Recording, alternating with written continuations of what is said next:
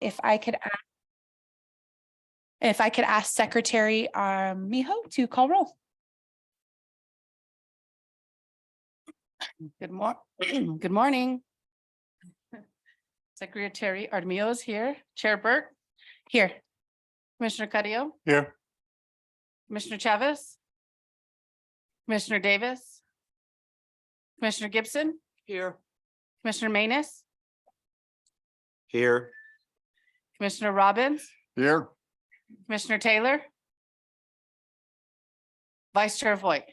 Here. We have 7 members present. Literally present. Literally. Physically present. Okay.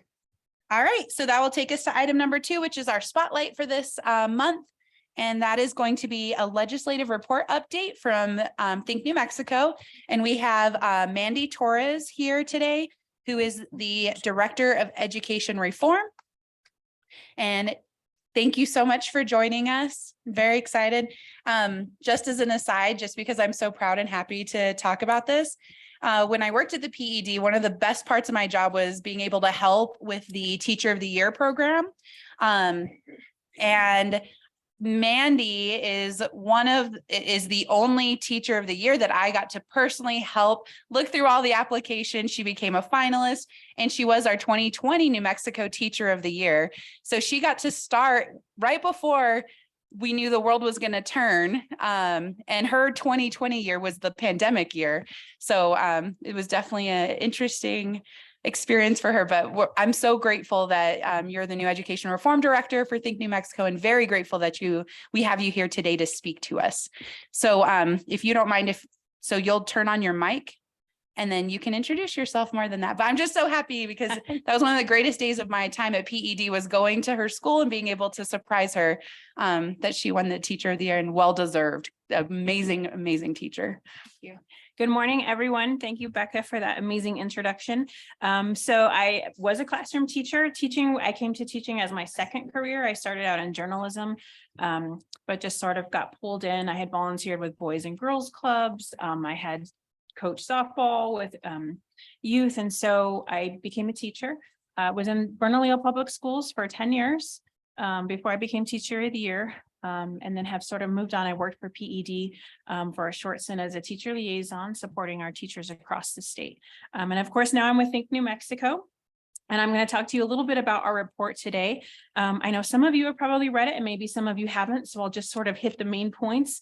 If you have any questions along the way, I'm going to go through 10 points, so I don't expect you to hold all your questions till the end of all of these points. If something kind of bubbles to the top for you and you want to ask or you have a comment, please just jump right in. So I've only been with Think New Mexico. All right, Commissioner Correa. I just have an opening comment. I think it's brilliant. Read it word for word. Great. And if anyone here hasn't had it, then definitely request that you get also on their mailing list. I think we all got it. We got it. We got it. It was Part of our great. reading materials. Okay, cool. Brilliant. Yeah. So I can't take much credit for it. I just started in October, the end of October with Think New Mexico.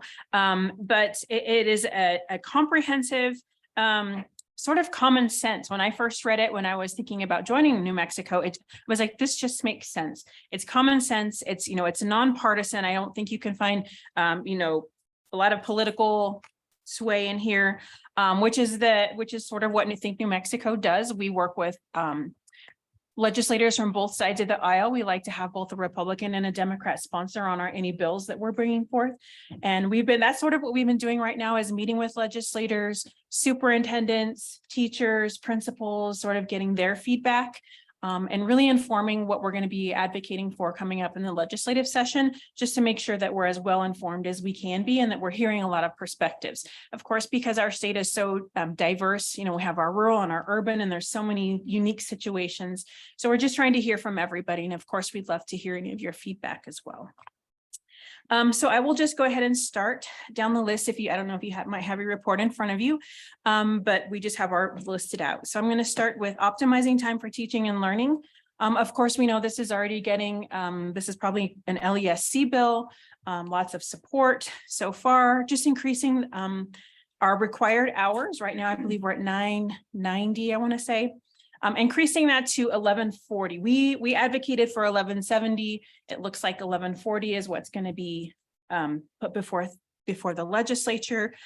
We really just felt like we know that this is something that can move the needle for our students. There's lots of research that just says more time is going to be beneficial for our students. And of course, we would like to incentivize districts to adopt a balanced calendar, which of course some of our districts already have. Of course, Las Cruces is in the middle of that. I've been talking. It's where I'm from. Okay, yeah. So, and I've been talking to some teachers down there, and I just talked to one who was also a former, or it was a teacher of the year. And he was like, man, he's like, I really hated starting in July. He's like, I did not like it. But he says, I'm really loving these breaks and this time to just step away for a little bit. And so, and I think we've heard that around the nation, lots of school districts around the nation are adopting that. And I think there's a little bit of hesitancy to start it, but once they get into it, I think they're kind of starting to sort of like it. Can I just say, we had two schools, I guess about 4 years ago, that piloted, well, it was probably more than 4 or 5 years ago, piloted it. And it was a little bit tougher because there was only 2 schools in the district. So that creates challenges with families. sure. But oddly enough, they stopped doing the program because they said that the test scores they didn't have data that, and I was really disappointed. I just don't think they gave it enough time. Yeah. So I was really glad when, they went back this year to doing that, because Sure. it just makes sense. It does. And it really sort of lessens that big summer slide that we see with students, especially for our lower income students who don't have maybe the enrichment opportunities that some of our wealthier students might have during the summer. And so we just feel like it's just what we need to do at this point. And I think the legislature sort of is agreeing at that point that they've just left a lot of money on the table. We have the money to do it right now. So let's see, we have to do something. As a report, we outline on a report, Mississippi, they were down there at the bottom with us for so long and they were able to move up. So we should be able to do that too. And so we need to try some different strategies to get us moving up, just like Mississippi did. Any other questions or comments about the extended learning? So Ms. Torres, what I'll say is you are extremely kind and generous with your time, but I'm not going to be as much. So I'm gonna have you actually just go through it and then do questions at the end, At the just end? because I'm worried about time. Okay. So, and I know how we can be, and like we'll never get to anything Okay. if we do it in between. So I'm gonna have you go through Okay. and then we'll do questions after. Okay, that works. Okay, so number 2 is, so we want more time, but the difference is you have to have that time in front of a quality teacher, a high quality teacher. And so our second point is to improve teacher training. And so last year, the legislature funded teacher residencies. I believe it was about 15 million, but it was not recurring. And so we're advocating for that money to become recurring, and so that we can continue to fund these teacher residencies. And we would also at some point like to see that grow so that a residency is available to every teacher, new teacher who wants it. Of course, we have to give our colleges of ed time to get that all in place. And so kind of phasing it in is what we would like to see. But for sure, we really just want that. The time in the classroom is so important. You can read about teaching all you want. You can read about how to teach math and how to teach reading, but it's not until you're actually in the classroom working with students until you can really begin to feel what teaching looks like. And so we want those teachers to have that residency. I did 2 years actually. When I switched careers, my master's program was in elementary ed and special ed. And so I did 1 year in a general elementary classroom, which was my student internship, which was required through my college. But then I stayed on at that school and I worked in the special education resource room for that second year, because I thought if I'm getting a master's degree in both of these, I need to have experience in both. So I actually sort of created my own 2-year residency. And I can't tell you how invaluable that experience was, for sure. So we want our teachers to have as much time as they can in the classroom working with kids before they're in front of their own classes.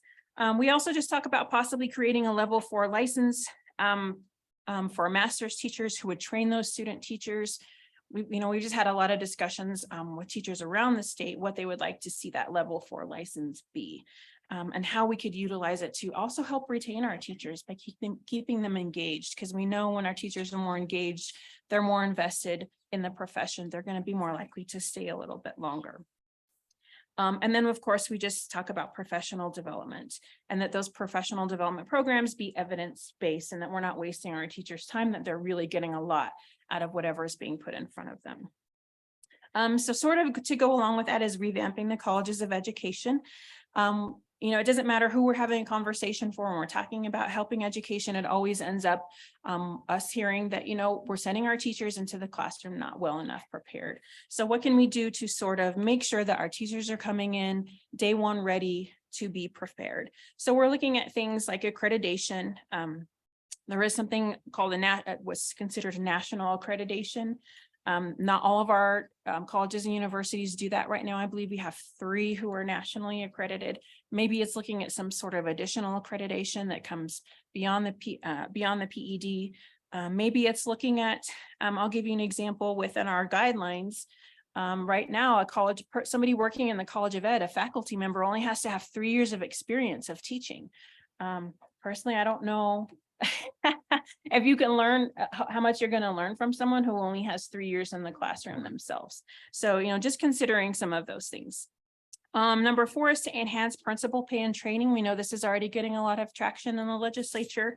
You know, people think that the number 1 reason why teachers leave is salaries. It's not. We're grateful for the salaries. We would like to see them continue going up. Usually the first reason is because of workload and working conditions. And usually the second reason that we hear is because of lack of effective school leadership. And we are actually ranked in the top 10 for principal attrition. We're going through a lot of principals very quickly. And it's unfortunate when I talk to teachers, you know, I hear their frustrations and they're like, well, you know, we'll just have to wait it out. They'll be gone in a year or 2 anyway. And that's not a good thing for our schools. So sort of like the teacher residency, we'd like to have principals be able to have a sort of residency. And kind of what happens now is we want to move our best teachers into principalship, those that are interested. But when they're doing that training and their schooling, they're still in the classroom teaching. And, you know, they still have their families at home and they've got to do these extra hours. And so maybe they're not getting the best out of that experience of, you know, having to do their training. So we would like them to also have a sort of residency where they get that time to really focus on how to be a good principal. And of course, we'd also like to increase their pay with the increase in level 3 and the salaries. You know, some of our level 3 teachers, you know, are pretty close to making what a principal could be making. And so we really want to make sure that our principals feel loved and respected, and that they're staying and that they feel, you know, that they want to stay, that they have a reason to stay, especially because they're also working more than teachers. They have a longer contract than our teachers do. 5th on our list is school board quality. So the first thing that we were looking at was increasing school board member training. Right now, it's only at 5 hours required in statute. We think if you're going to be on a school board that you should have more training than 5 hours. And we'd like to see it varied over different things between budget, law, and really a larger focus on how school boards can really make decisions that affect student outcomes. I think a lot of times, you know, people get caught up in, oh, we have to learn how to train and evaluate superintendents, and really putting more focus on how a school board can actually make decisions that are going to affect student outcomes and really digging into data. So we would like to see more of that. Originally, I think in the report, we said 24 hours. We've talked to a lot of people. I think we might be changing our mind a little bit on that. And just really looking about what that, you know, how could we just have better training for our school board members and making sure that they are well prepared and understand the importance of their role. We would also like to require school board members who violate nepotism to forfeit their seat. So right now we have this statute that's against nepotism, but there's really no consequence for it. And so we feel like that there should be a consequence. We would also like to make sure that every board member discloses their political contributions. Right now, it's only required in districts that are of 12,000 or above. We just think everybody should have to disclose who's giving money to their campaigns for school board. because even at the smallest districts, there are, you know, some pretty lucrative contracts that can go out to people. And so we'd really just like to see from everyone who's giving to their campaigns. And we'd also just like the board meetings to be webcast and archived so that anybody can have access to them. Number 6 is right sizing to smaller district schools and classes. First on there is deconsolidating APS, which we know is quite a heated debate and a complex debate. It's not something that we're going to take on this year, even though it is in our report. We're just going to sort of hold off on that one. We would like to districts to incentivize smaller schools. You know, we just have these large schools, and I'll give you an example. My daughters go to a school, and I looked it up. It's the 10th largest elementary school in the state, and there's about 700 students there. And it just feels very big and not like a tight-knit community. And I'm a little biased because I grew up in a rural part of Colorado where everybody knew everybody. Your teachers knew your parents, and they saw them regularly. And so it just feels like maybe we would stop having so many of our students fall through the cracks if we could have smaller schools. And so there was a professor out of UCLA who did this study on the economies of scale and basically found that, you know, once you get too big, there's really not benefits to having the larger schools. And so he found that 900 for high schools, 400 for middle schools, and elementary was sort of the optimal number of what we could be shooting for. So we would like to see those smaller schools happening. We're also talking about class size. We would like to get rid of the waivers. And I was doing research, and Delaware is also sort of going through this, where they just say, well, these waivers just get approved no matter what. We're really not looking more deeply into these waivers. We're just saying, okay, you have too many kids. Well, you know, that's fine. We're just going to approve your waiver. So we would like to see those waivers go away. Right now, we also have average class sizes. We would like to get rid of the average and just have a cap on class sizes. New York just did that, where they actually capped high school classes at 25, which is pretty amazing. I think our high school teachers would love something like that. You know, we also are looking at sort of tiering the cap sizes. So if you are in a high poverty school, you have to have smaller class sizes. Boston is doing that. New York is doing that. St. Paul and Minneapolis are doing that. We feel like it could benefit our students here. And so we're gonna be advocating for those tiered systems based on the poverty in your school. Let's see, maximizing the benefits of charter schools, which of course this speaks to you all. So what we would like to do is make it easier for charters that are doing well to replicate and expand. For example, if we use MAS as an example in our report of how they're doing well. Right now, if they wanted to say move into Rio Rancho, they would have to open a whole new charter.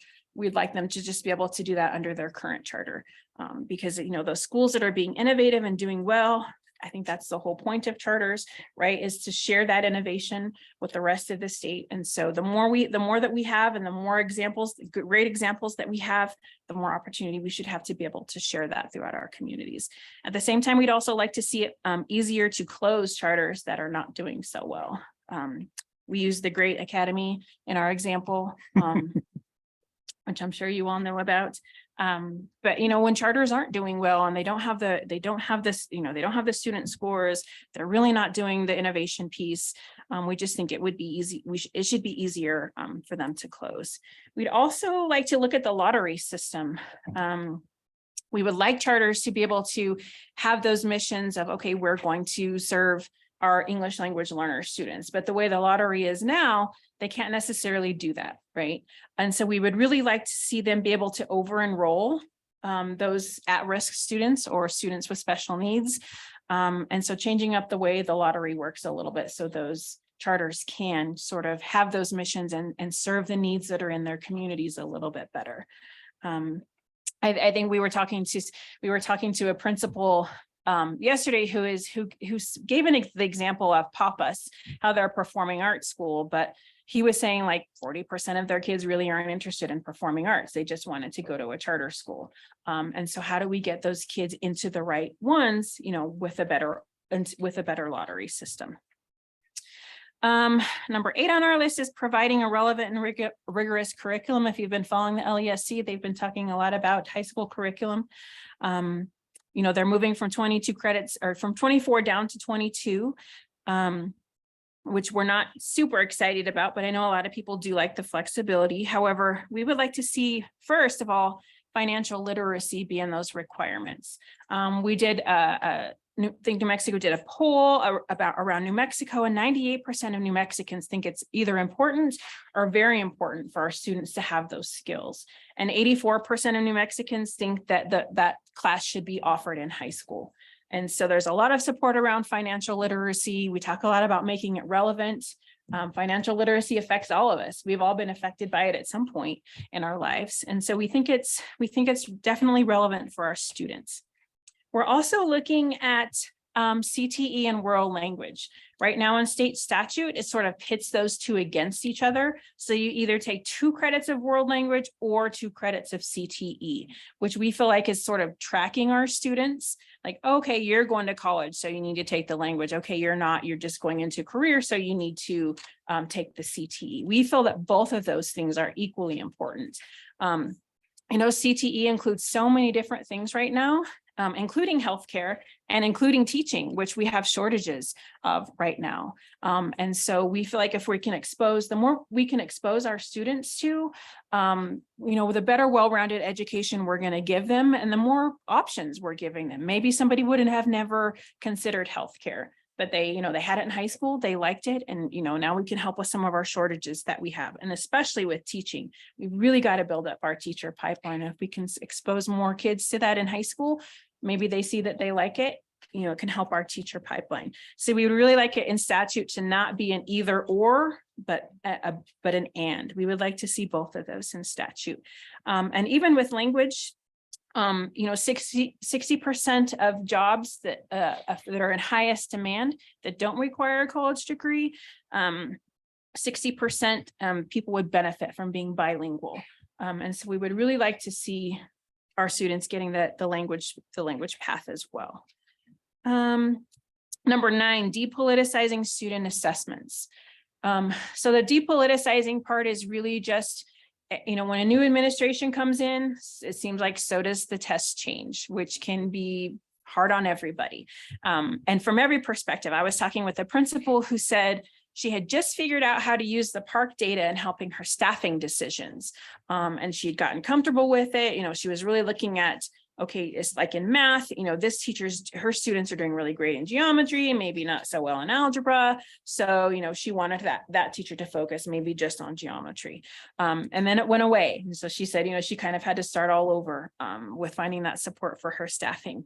As a classroom teacher, I can tell you that it wasn't useful. We would test our students and then we would get the results, you know, after those students had already left our classroom, when there's nothing that really we can do about it. Sometimes they had left our school, sometimes, you know, they had gone on to other places. So it really wasn't useful. And so there's a lot of talk, and I know parents talk about it too, of like over testing our children and not really being happy with standardized testing. And we do sort of test our students a lot. You know, we have school districts will do their own sort of quarterly assessments. We have assessments, I don't know how much you know about it, called iStation and MAPS. And we just do all of this testing so that we have the data, and the data is great. But we'd also like to be able to have longitudinal data. So we want to make it harder to change the test so that we can really get that year-over-year data. And we'd also just like it to be more relevant and just really have one test that can give us everything that we need. So we think if we make the test interim, having a beginning of the year test, a middle of the year test, and an end of the year test, it really focuses more on growth, which I think is what we should be focusing on. The current test is really just about evaluating systems rather than helping our students. But if we can have a test where we can get data back right away, so we can help our students while they're in our classrooms, we think that's going to be the best way to use assessments. And then the last one is paying for these reforms. So the LFC did a report showing that central administrative office spending had grown at 55%, while classroom spending had only grown at 20%. And by central office, That is what we just mean central office. Everything else that falls under classroom spending would be like principals, social workers, counselors, all of those things where there's more like site-based, where there's a more direct impact on the students. And so we really like to see going forward to make sure that that spending is growing equally. And of course, we've talked to smaller districts where, there's only a few people and maybe they hire one person and that's, that increases their central office spending by 25% because there was only a few of them. And so maybe we might look at just having it for larger districts, but we would just like more of that spending to get to our classrooms.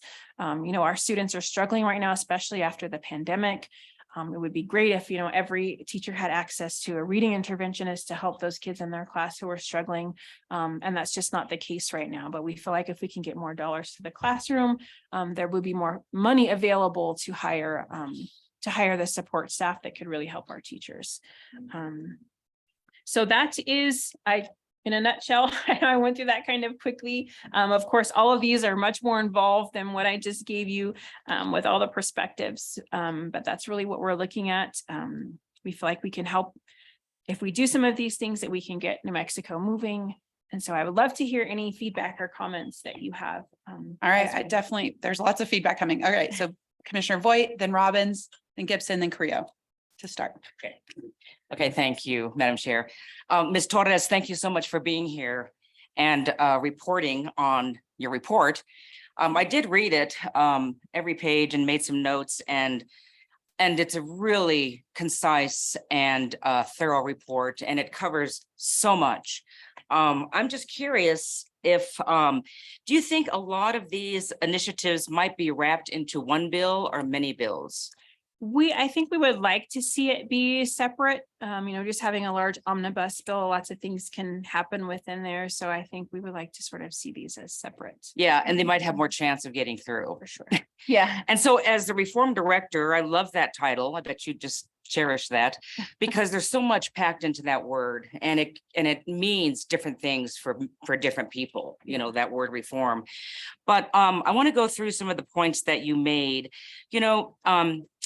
A balanced schedule makes so much sense. And as you know, there are numerous charter schools that run that type of schedule. It used to be called a year-round schedule. Balanced schedule sounds less taxing, but and it's true when it comes to that 2.5 month of learning loss over the summer. A balanced schedule makes so much sense. And I think teachers get more replenishment with the balanced schedule. So I'm glad to see that as a proposal.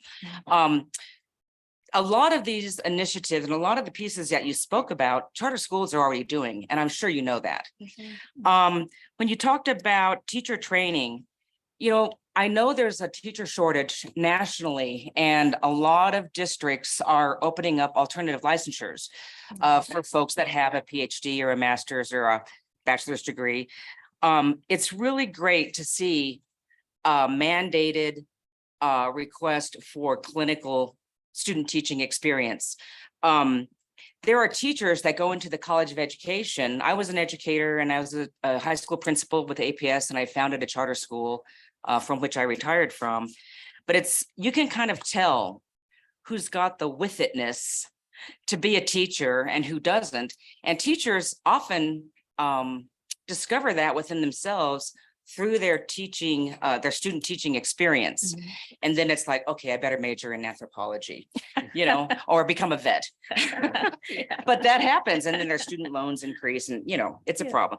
But it's good to have a really in-depth, rigorous student teaching experience. And that can really decide whether you should be a teacher or not. And I think even beyond that, when teachers are hired in a school, what we used to do at my old charter school is we would have the teachers come and interview in front of the kids, and they taught a lesson, a 20-minute lesson in front of students, and the students helped us decide, did that teacher have it?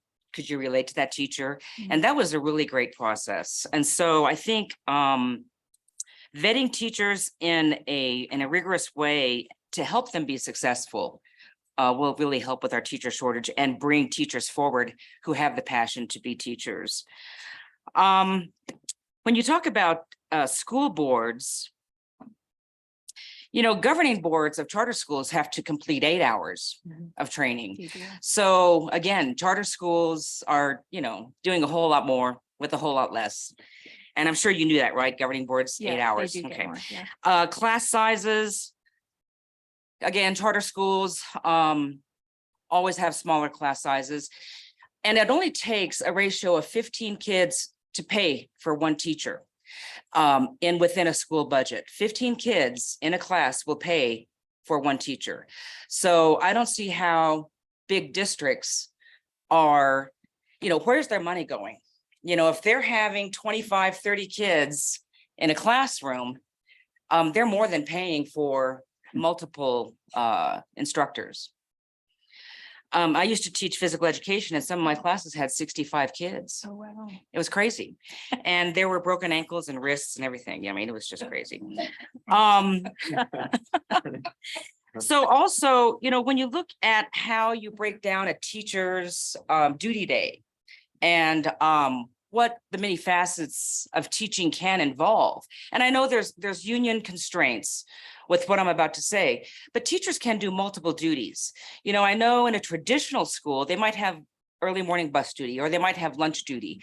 But if teachers are able to have required collaboration time with their peers to design curriculum, to design their own curriculum, not a curriculum that's going to be delegated to them by legislators, but their own curriculum that they know is going to help their students meet the standards and expectations of education quality.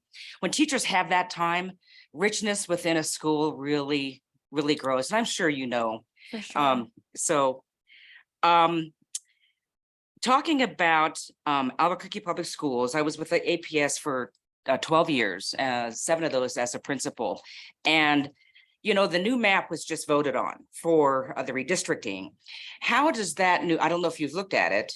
You probably have. I haven't seen the new map. no. Okay, well, it was just voted on last week. It's number E2, the new map. Of A through H, it was E2.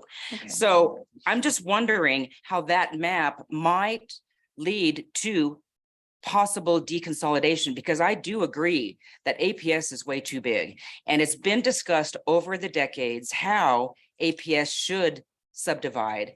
And I really think it's too big. And I think that's where the dollars fall through the cracks and the kids is when a district becomes that big, how do you manage? When I was at Valley High School, we had many grants, CTE grants, and there was money lost at the headquarters of APS that was slated for our grant money. So I mean, those are just small ways of how things get lost when a district is too big. But I really feel that the deconsolidation should happen. Now, would that be a legislative piece in the upcoming session? I don't think it's going to happen this year. I think there is interest. And of course, we're interested in Good. it. I just think that we're going to sort of hold off on that. Maybe we'll start looking at it again next year, but we're not dropping it. It's still Good. there. Good. yeah. Thank you for that. I don't want to take the thunder from everybody else. Charter schools also are serving an increasing number of students with that are special education and ELL.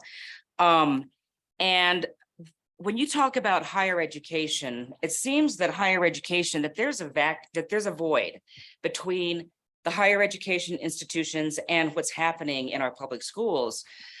How would you feel about some type of program that could be added on to a regular education pursuit at the higher ed that would allow teachers to also get a special education endorsement?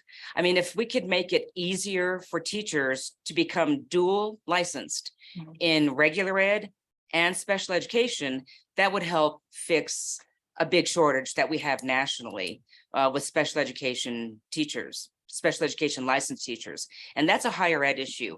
More and more kids are going to be identified maybe rightfully or wrongfully, as special education, especially post-COVID, because of the trauma that was associated with loss, with family loss, with isolation and things like that. So it could be really proactively addressed by having an easier path towards a special education license for teachers. For sure, which is what I did. My master's was integrated, it was elementary and special ed. So yeah, Nice. it was great.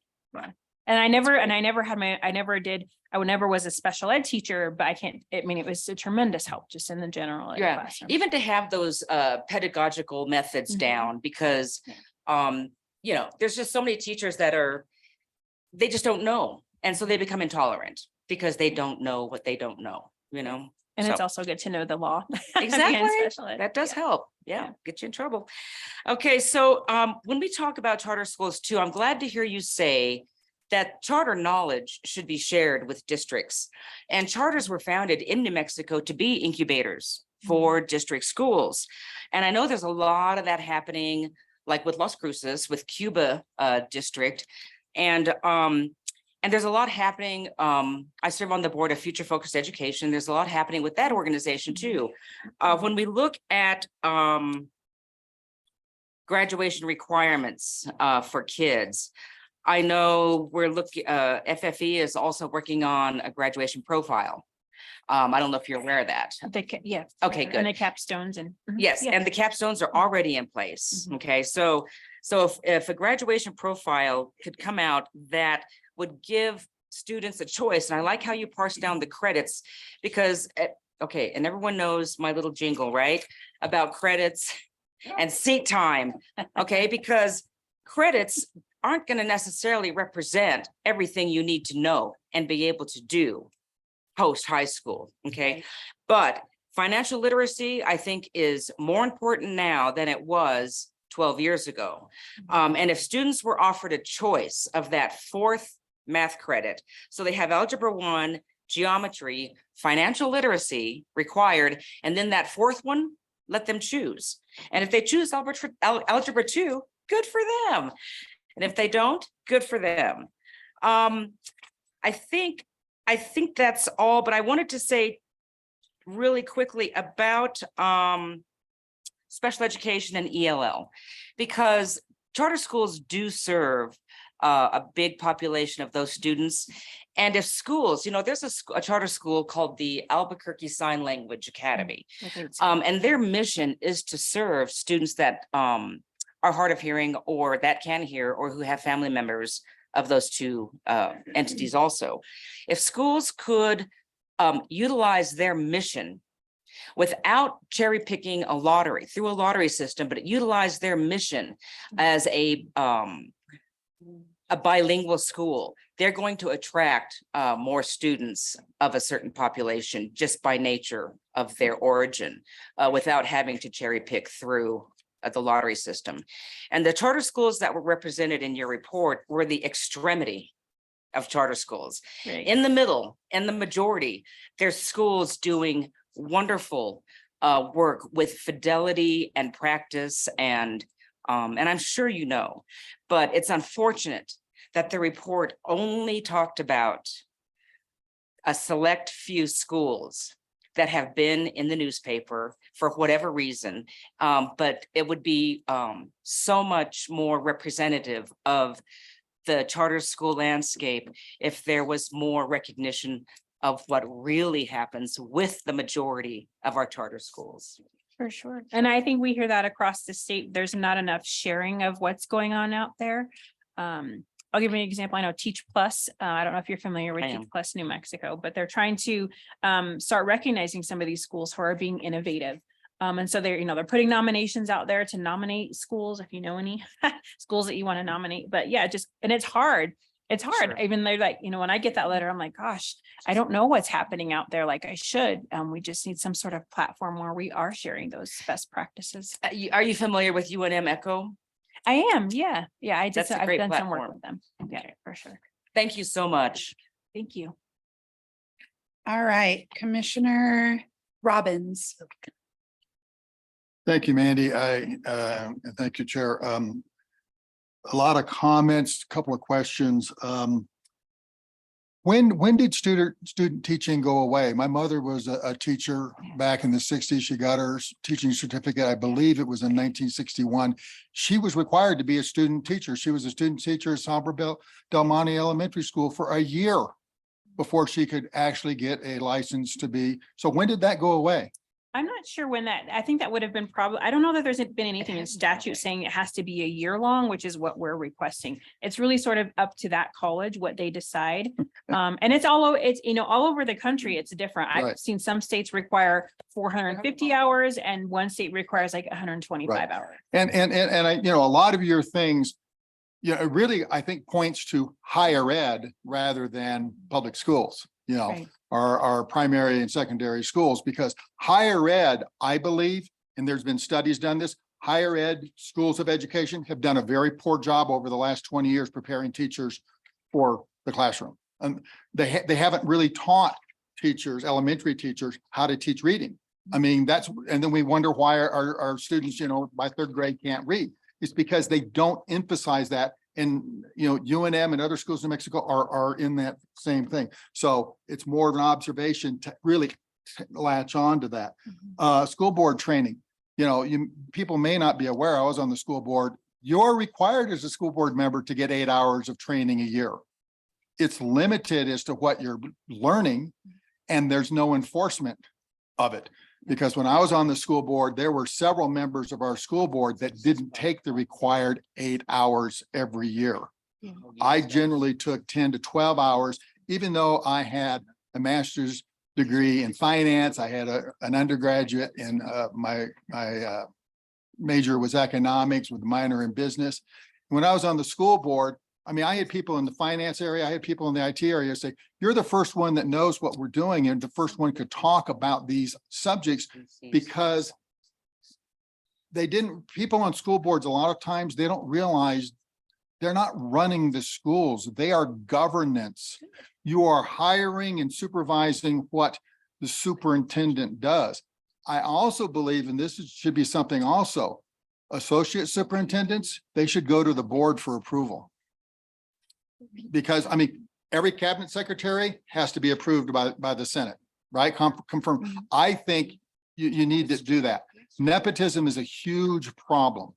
When I was on the school board, an individual of the school board allowed his wife to park in the school board parking underneath the APS building. And I asked him, I said, do you allow anyone else to use your parking place? And he looked at me and he says, no.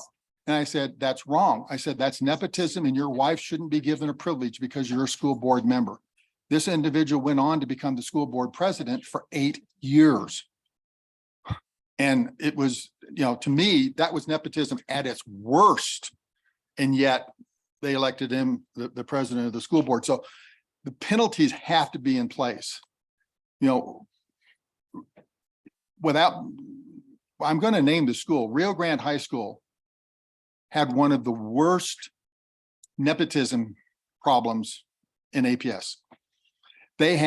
Not only did they have close relatives working in the school, they had relatives supervising relatives, and the board was refusing to do anything about it. And even though there were nepotism rules, they didn't want to enforce it. So that's the other problem, is you have to have school boards that are willing. And if they don't, then there has to be some other mechanism to take things. APS had an internal audit function. They did away with it. They have no internal audit function. They don't even hire it out. They say, well, we have the finance area does internal audit. The internal audit function cannot be in your own finance area auditing themselves. And what their function is making sure school secretaries were spending monies that were coming in from PTA and everything appropriately. That's all that they were able to do. But they did away with it. And I talked with legislators saying, I think any school, and you talked about a 12,000, that you have to have, what was on the financial contributions. I agree, make it for everyone. But I think the larger school districts especially, but maybe all school districts, because they can hire out their financial auditor can perform a financial audit, internal audit function. But I think school districts of 15,000 or 12,000 or more, they should have a permanent full-time internal audit function. APS had 5 individuals. They did away with it. And they took 2 people and put them in finance to monitor, secretaries at schools. And lo and behold, guess what happened? We had the problem with a state legislator who was supposed to be doing the CTE type stuff and career and technical education. And we have this huge case there. And it all started after the internal audit function was eliminated. Yeah. And it really goes to when you don't have oversight, people are going to do bad things. The lottery system,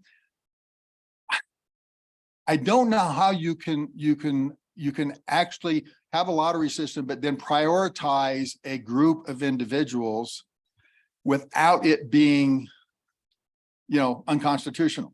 To say this class of people, we're going to give you special privileges over this class, because again, you get into civil rights issues and things like that. One of the big problems of why a lot of students, and we heard this just the other day from a school in Gallup, transportation. Parents who want to send their kids to a really good charter school, if they cannot afford to take their kids and that school doesn't provide transportation out of its SEG, or if it can't hire and, it can't run its own transportation buses, if they can't do that, then really it's the parents, and the school said only the parents that can afford to transport their kids are going to be able to go to the charter school. So that goes into the transportation issue, not into, to me, to the lottery issue. It goes into the transportation issue because they're closely linked. Healthcare, you talked about having more healthcare. Albuquerque has a career in I forget what it's called now, but they actually do have students that go to it. It's right by Albuquerque High School, and they have students coming out of there that can get their LPN license. They come right out of there and everything. A school district like Albuquerque or Las Cruces or Santa Fe, large enough that they can do that, and you have enough of that base. If you start saying, well, every school district in New Mexico, and there's 89 of them, has to provide healthcare training, guess what? You don't have enough teachers to teach nursing at the college level. My daughter, living in Albuquerque, moved to Roswell to be able to get into the nursing program there because they had openings there. Yeah. And it was going to take her 2 to 3 years just to get into the nursing program at UNM. And I've known several people who said, forget it, I can't wait 3 years after I finish my prereqs to apply and then wait 3 years because you've already started a career in something else. So again, we look at building capacity, but we don't build it in the right ways.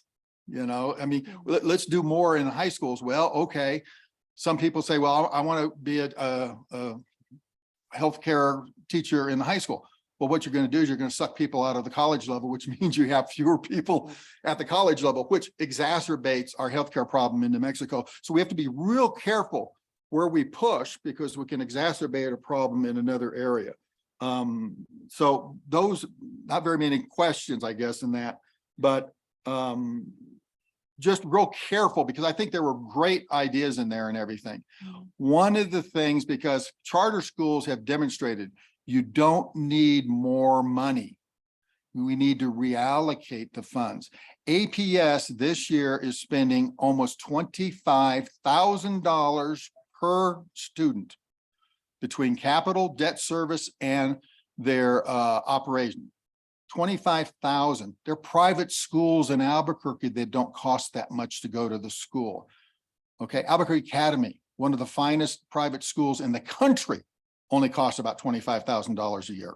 Now, granted, they have an endowment and everything, but they technically don't even have to charge because their endowment's something like $750 million. They could get by without even charging a tuition, but they do. We need a reallocation because one of the things that I've seen, I sit on the PSCOC dealing with capital dollars, is we have some school districts that are spending $2,000 to $3,000 per student per year on debt service and capital. APS is closer to 6,000. We rebalanced our SEG right, for operating money. And I think there has to be a rebalancing because you're not going to, one of the things that has prevented the breakup of APS, well, how do we deal with the capital? And I said, guess what? If you pull it together and if you do it in Albuquerque, why not do it across the state? You can equalize. And again, I headed the capital committee for APS for a couple of years. We have to stop building, $200 million high schools. There's no reason to do that. Not just because of the size, but because of all the fancy things they put them in. We have wonderful charter schools that they're using some of their SEG funds. And even if they didn't have to, some of them don't have to, they're fortunate, but they're using SEG funds and they still provide an excellent education in what would be considered slum standards by APS standards or some of our district schools.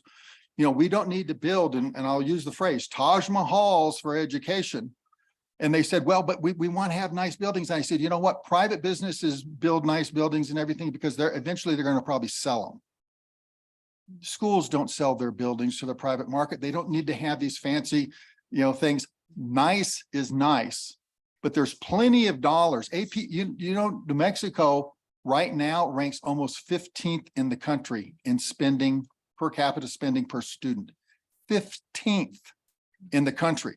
And that's not even adding in all the capital, but it's 15th in the country. We went from 38th to 15th, and yet we're 50th in results. So dollars don't mean, and everyone says throw more dollars. No, we need a real thorough evaluation of where the dollars are going. What you talked about administration, but capital is another thing. Because when we build these big expensive schools, they cost money to operate. And that's SEG money, which takes money out of the classroom. When we have big fancy administrative offices and things, it takes money out of the classroom also. So I think LFC has done a decent job. I wouldn't say they've done an excellent job in identifying things because the first response, and now with $3 billion extra dollars in the state, they'll say, we'll just throw more money at it. You don't need to throw more money at it. You need to spend the money wisely on the needs of the students. And, I applaud Think New Mexico for the paper that you put out, the report. It's excellent. Some refining, but again, there can be unintended consequences by emphasizing certain things. Requiring students to take, this is the last thing I'll say, requiring students to take 2 years of a language. My oldest son took 3 years of Spanish and he cannot complete a full sentence in Spanish. 3 years at La Cueva High School, one of the quote best high schools in the state, right? He was 3 years of Spanish and he cannot complete a full sentence in Spanish, nor understand. And I'm like, how were you able to pass and get 3 years of Spanish and you can't? He said, well, no. So again, requiring it doesn't necessarily produce excellence, because I think when we require it, sometimes students go in there. And then if we say, okay, we're not going to have tests of proficiency and student achievement, then what you've done is you've lowered standards. And that's probably not the goal or the intent.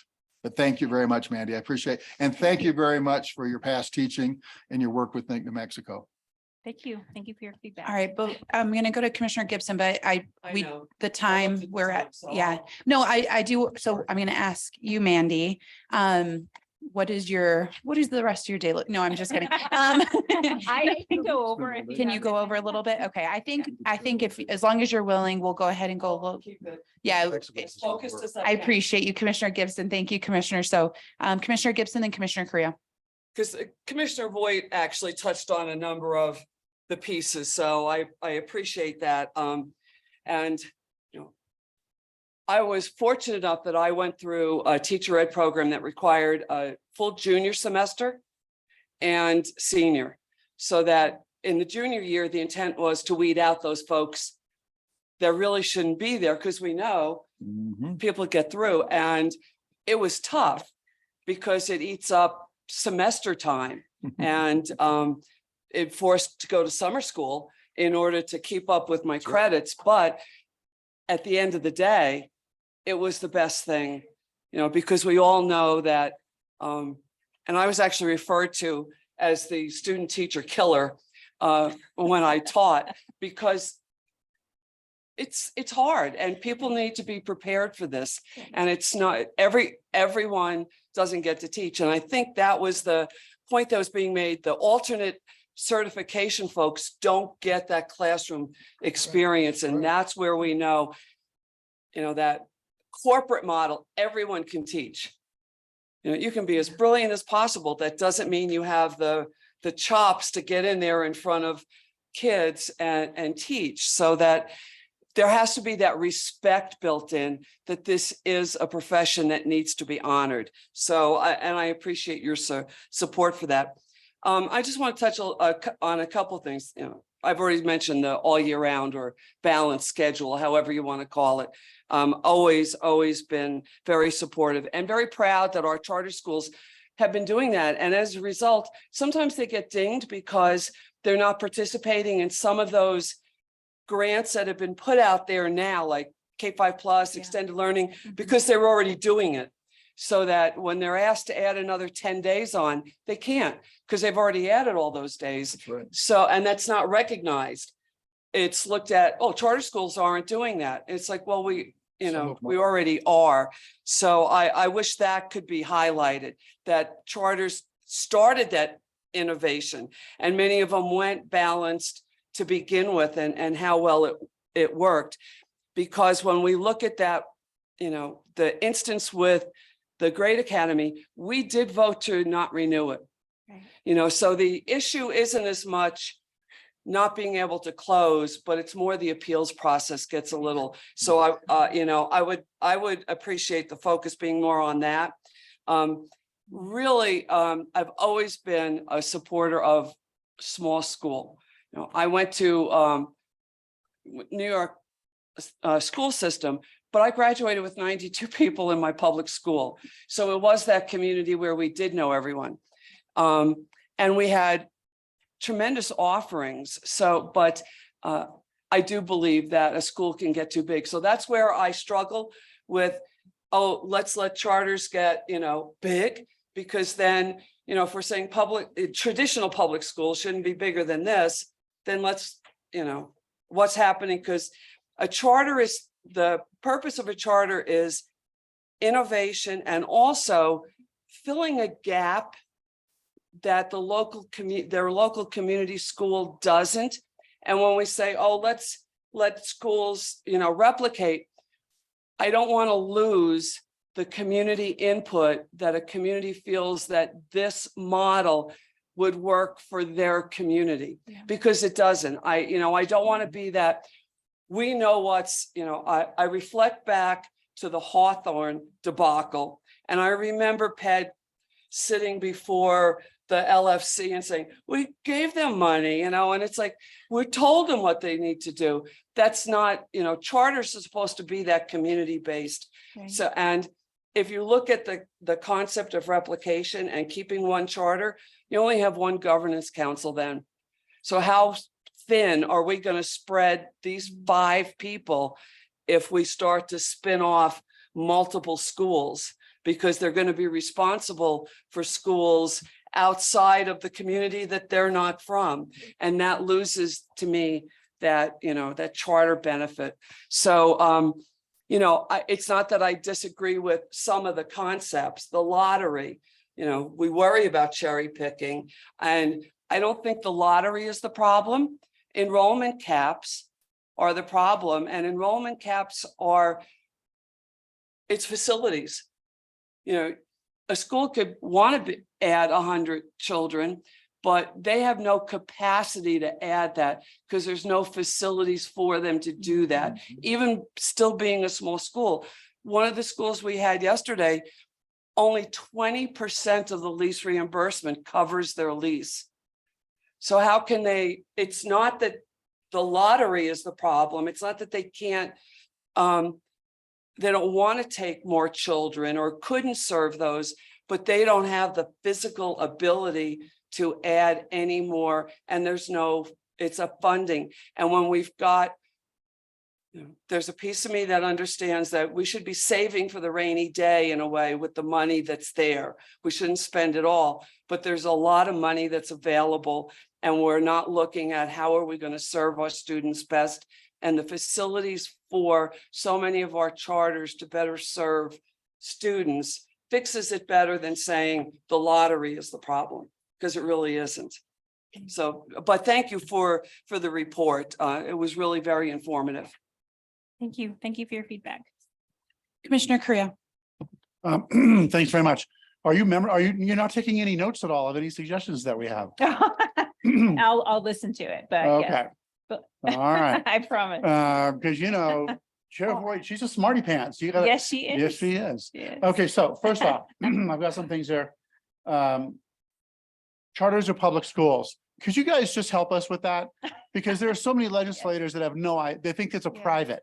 They do. Yeah, we've heard And we just have to constantly remind them. So every time you and Fred are walking the halls across the street, remind them, these are public school kids. And you'd be surprised how many people don't know that. Charter expansion, just because of what Commissioner Gibson said. I have no problem with the idea of expansion, but they do need to have a separate board. There needs to be a way that that's worked out, so it does become more of a community school. Yeah. Because I know Explore, they've moved, it's a great concept. They're now in 3 places. They may end up being in 4, but they're all different communities with different needs. And I would try for you to work that into whatever you want to do with that. On the transportation side, it was heartbreaking to hear yesterday. This whole week just seems a blur, from Hojo Academy and Gallup, how Gallup McKinley schools will not help them at all. Buses go by, would pass by their kids if their kids were on a corner rather than pick them up. And there's got to be just some way that Representative Lundstrom and others can consider the Hojo kids just like every other kid. It is just so patently wrong that they're allowed to do that. I would say with board members, you complete your CEs or you're off the board. It amazes me, when I was at Santa Fe Public Schools, there was one year where 2 of the board members had completed maybe 1 of their courses, and they were just like, the NMSBA is not going to do anything about it. It's got to come from above. And I would just say, don't complete your CEs. You'll be given a 30 days notice and then you're out. Yeah, we've heard that too. I have 0 patience for all this BS. And then we 2 days ago, a school came before us for renewal. There was a 5-year, it was their first renewal. It was Altura School. Oh my God, what an amazing school and what they've done. Somebody posed the question, I can't remember who posed the question to them. Has anybody from APS ever come to visit or asked you about your school and how come your math and English scores are off the charts relative to everybody else? And they said, no. And it's just amazing. You can't legislate somebody to come visit a school. Yeah. It's just districts, I think, are all too often not willing to look at their weaknesses and go look out for help, outward for help, and even out of the state. Okay. Let's see, making this easier. Lottery reform, I kind of like the way it is. Let's see, balanced schedule. I don't think that should be legislated. I think that should be left to the districts. And, and you might find in some smaller districts, maybe that they don't want to do that for whatever reason, because the majority of their population, because some of these districts, they only have like 200 or some of the 200 people, let alone like 60 kids. Yeah. And so their needs might be just so different, especially farming and ranching communities. I just think sometimes we need to realize that boards are elected for a reason. So maybe kind of look at how you do that with a balanced schedule. I love the idea of it. And I mean, I would have loved to have been a part of something like that. And I didn't usually think that way. I wasn't a year-round school person at all. But this is balanced schedule. And that it just make sure people don't use the year-round phrase, And I think that's what what's the LESC is proposing is to have that, so that districts have that flexibility. It's just, we're giving you the base hours, you figure out how to make it work in your There you go. community. Yeah, I mean, in districts like that and boards like that, the more because that's why they're there. Yeah. You know, all right. So you're getting on an airplane at the airport and you have the choice to get on two planes. One, the pilot has 10,000 hours of experience and the other, the pilot only has 1,000 hours. Which plane are you going to get on? The 10,000, of course. I am really disappointed in New Mexico. I know we have a teacher shortage, but we're letting people in front of our children that have no business being in front of our kids teaching just because we're desperate. And pumping people through these programs, having alternative licensures where, yeah, a lot of these young people probably will not be at those schools after 2 or 3 years Right. because they really don't have The training and support. the training and, but those skills, it's a special skill to be able to deal with kids in Yeah. front of a classroom. Yeah. And I mean, I was a permanent sub at Atalaya and it's all Fred's fault, by the way, that I'm even here. I blame it on Fred All 12 the years time. ago. Yeah, for getting me involved in running for the board. But I want us to be super careful with that. What are the guidelines going to be before someone actually is able to get in front of a classroom on their own? Yeah. And there's lots of ways to get there, but I want the pilot with 10,000 hours, you know? Yeah. So, And I'll just say, we're also going to advocate for having a more rigorous, if you are going through an alt licensure process, that it's more rigorous, Mhm. that you do at least have a week of intensive training before you go in. And we're sort of looking at the CES, their LEAP model. And I think that's probably the most rigorous that we've seen as far as alternative licensure prep, but really sort of having some sort of baseline of support and training that has to accompany our alt licensure teachers, because almost half of our teachers are coming through that route. And so we've really got to step it up and make sure that we are, and not just for our kids, but for those teachers too, because they're burning out. They burn out so quickly when they're just so overwhelmed with everything. And those alt licensure teachers, a lot of them leave within, the first 2 or 3 years. Yeah. And then what have we done? We know some teachers can do it. We know some step right in. Representative Romero was an alt licensed teacher, as was Gwen Warnament, and I believe in John Senna over at LESC. So, some people can do it, but we just have to provide more support. So we're going to be advocating also for more support. We do need more teachers, but we don't want to lessen Right. the quality of our teachers. And and I'm sorry. and that's just an argument that's happening all over the nation. A lot of states are looking at sort of lowering their qualifications and some are about equity. For example, if you lower the GPA, it might be more equitable because you might have a teacher candidate who's also having to work a couple of jobs while they're in school. So they may not have the best GPA. That doesn't mean that they're not going to be a great teacher. But I think there are ways that we can sort of be more equitable to our candidates, but we also have to have more accountability in the way that we're training them. And it's more about observation, certainly not a GPA. I would suggest going back even one step and having a buddy system before someone even starts a program. Mandated that they have to follow somebody for a certain number of hours and be in a school and be in a classroom, see how much work it takes, what the prep takes. And, you go to a high school, like people want to check out Santa Fe High, or you assign them with a buddy. And I remember I'd always make sure at Santa Fe High that when Carl Morano was principal, that the buddy was a really good buddy, somebody that was in honors and not just a slacker.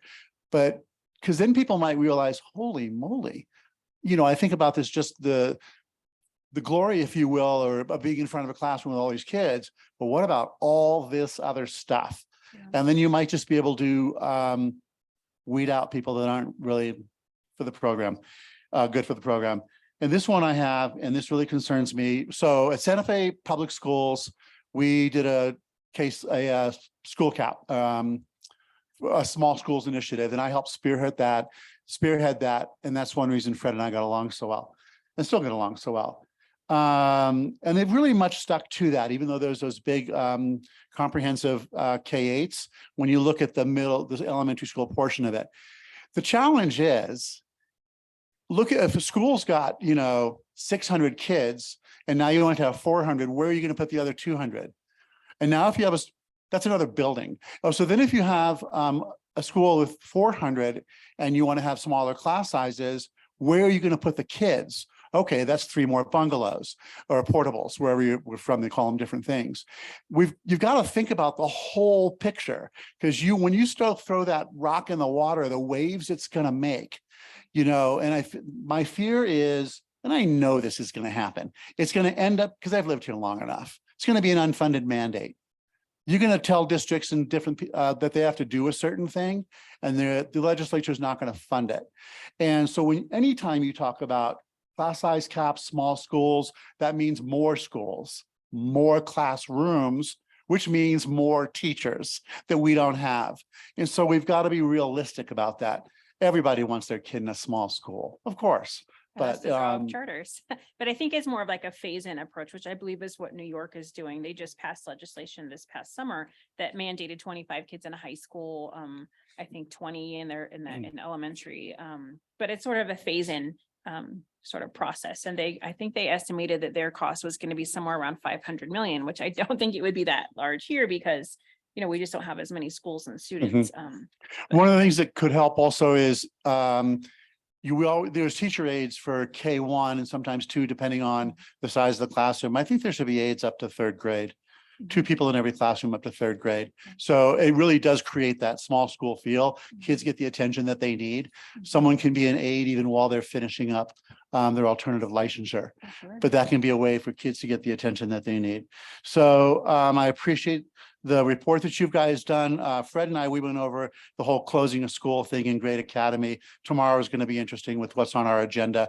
It's very difficult to close a school when people the school's not performing, and very difficult. And I agree that there's got to be a better, okay, my experience. We've done it. I know you've done it. This is my experience in my 2 years sitting here. Okay. Yeah. All right. Thanks. Dr. Travis. Hi, Mandy. Hi. I'm not going to keep you here too much longer. I have lots of thoughts about the report, especially the ones that relate to charter schools and the lottery and replication, et cetera. Instead, I'm just going to invite you to give me a call sometime.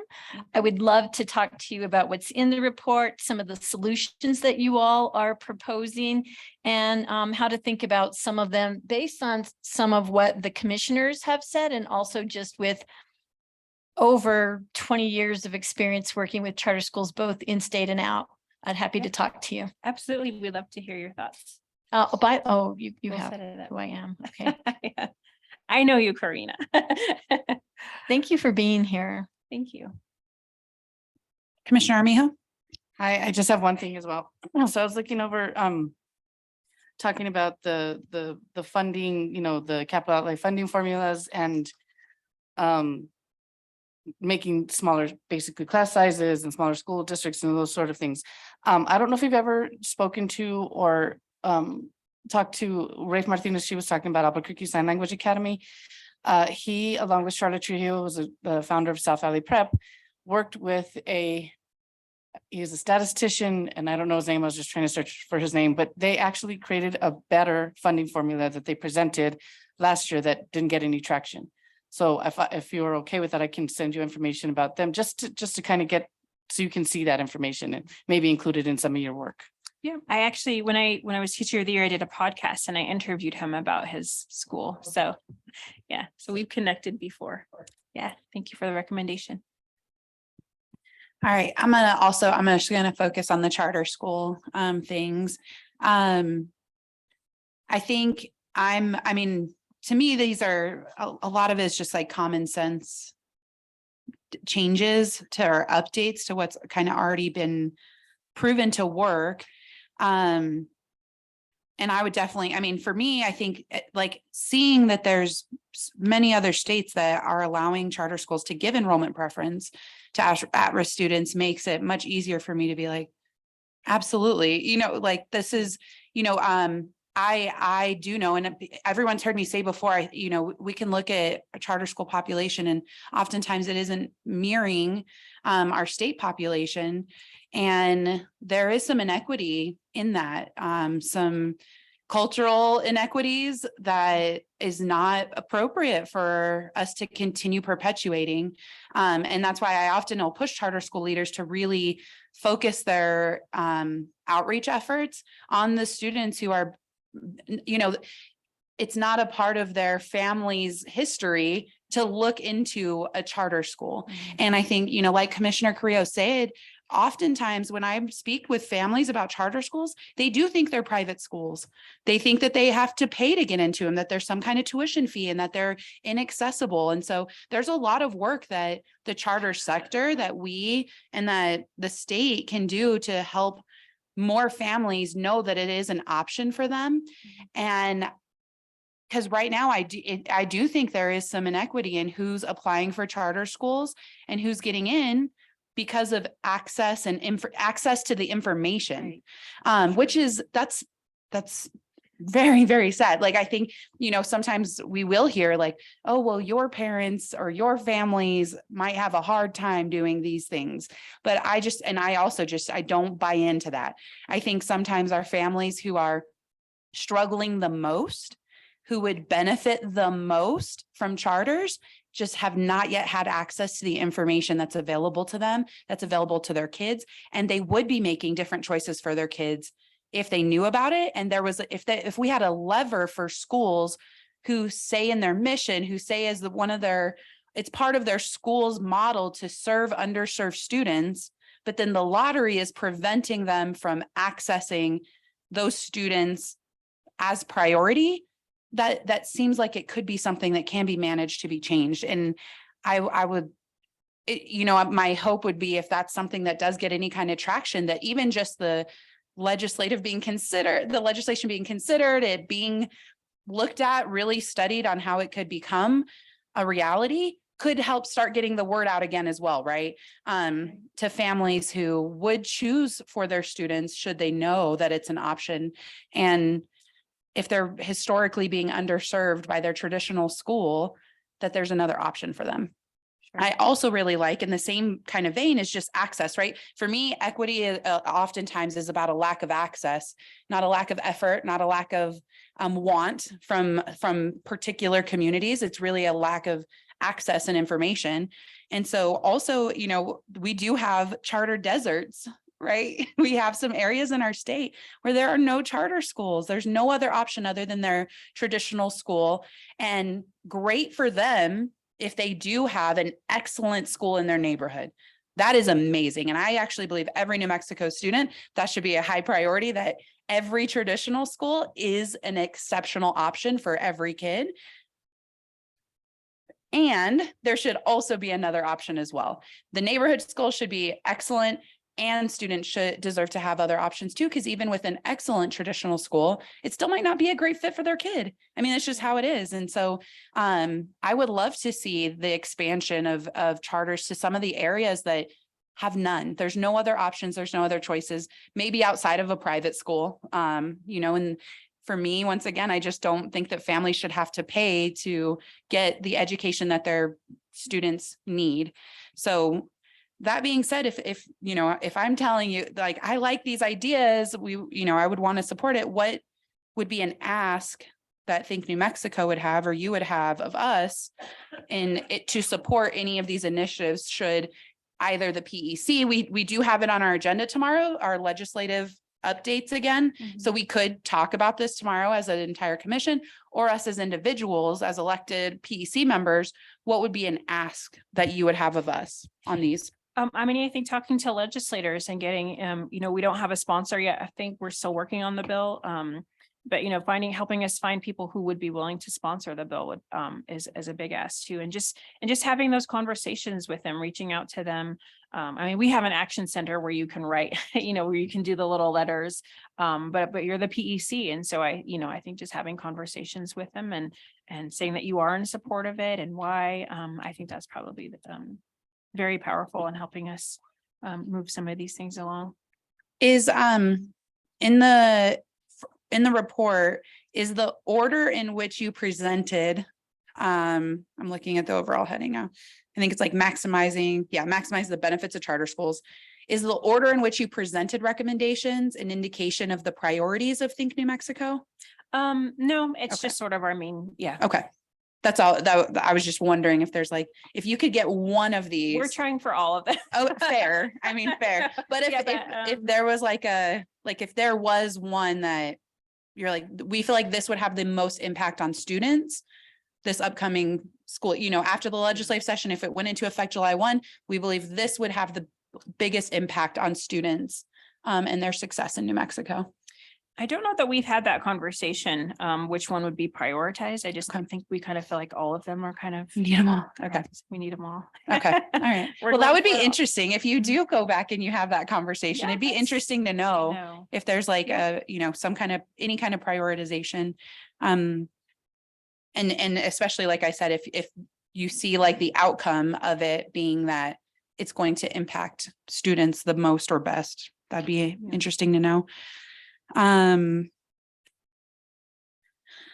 Yeah, I mean, I'm very interested. I'm definitely, I'm interested to bring this up tomorrow and have a conversation as the entire PC just about some of these initiatives. I know some of your report is much more specific to charter schools than others, but really, like, as the commissioners have touched on, every piece of this touches charter schools. Right. It all impacts charter schools. And I also agree with what the commissioner said, is some of these things that our recommendations, charters are already doing. They're already models for that, which is great because that's what they're supposed to be doing. They're supposed to be models for new innovative things. So yeah, I think if I'm also wondering, especially if you talk to Director Chavez or as you go through and you're trying to present this, if you want to include some of the charter schools that are already doing some of these things, it could be not only supportive of, the intent of charter schools is to share what they're already doing, but you could get some data to show that it's effective already in implementation.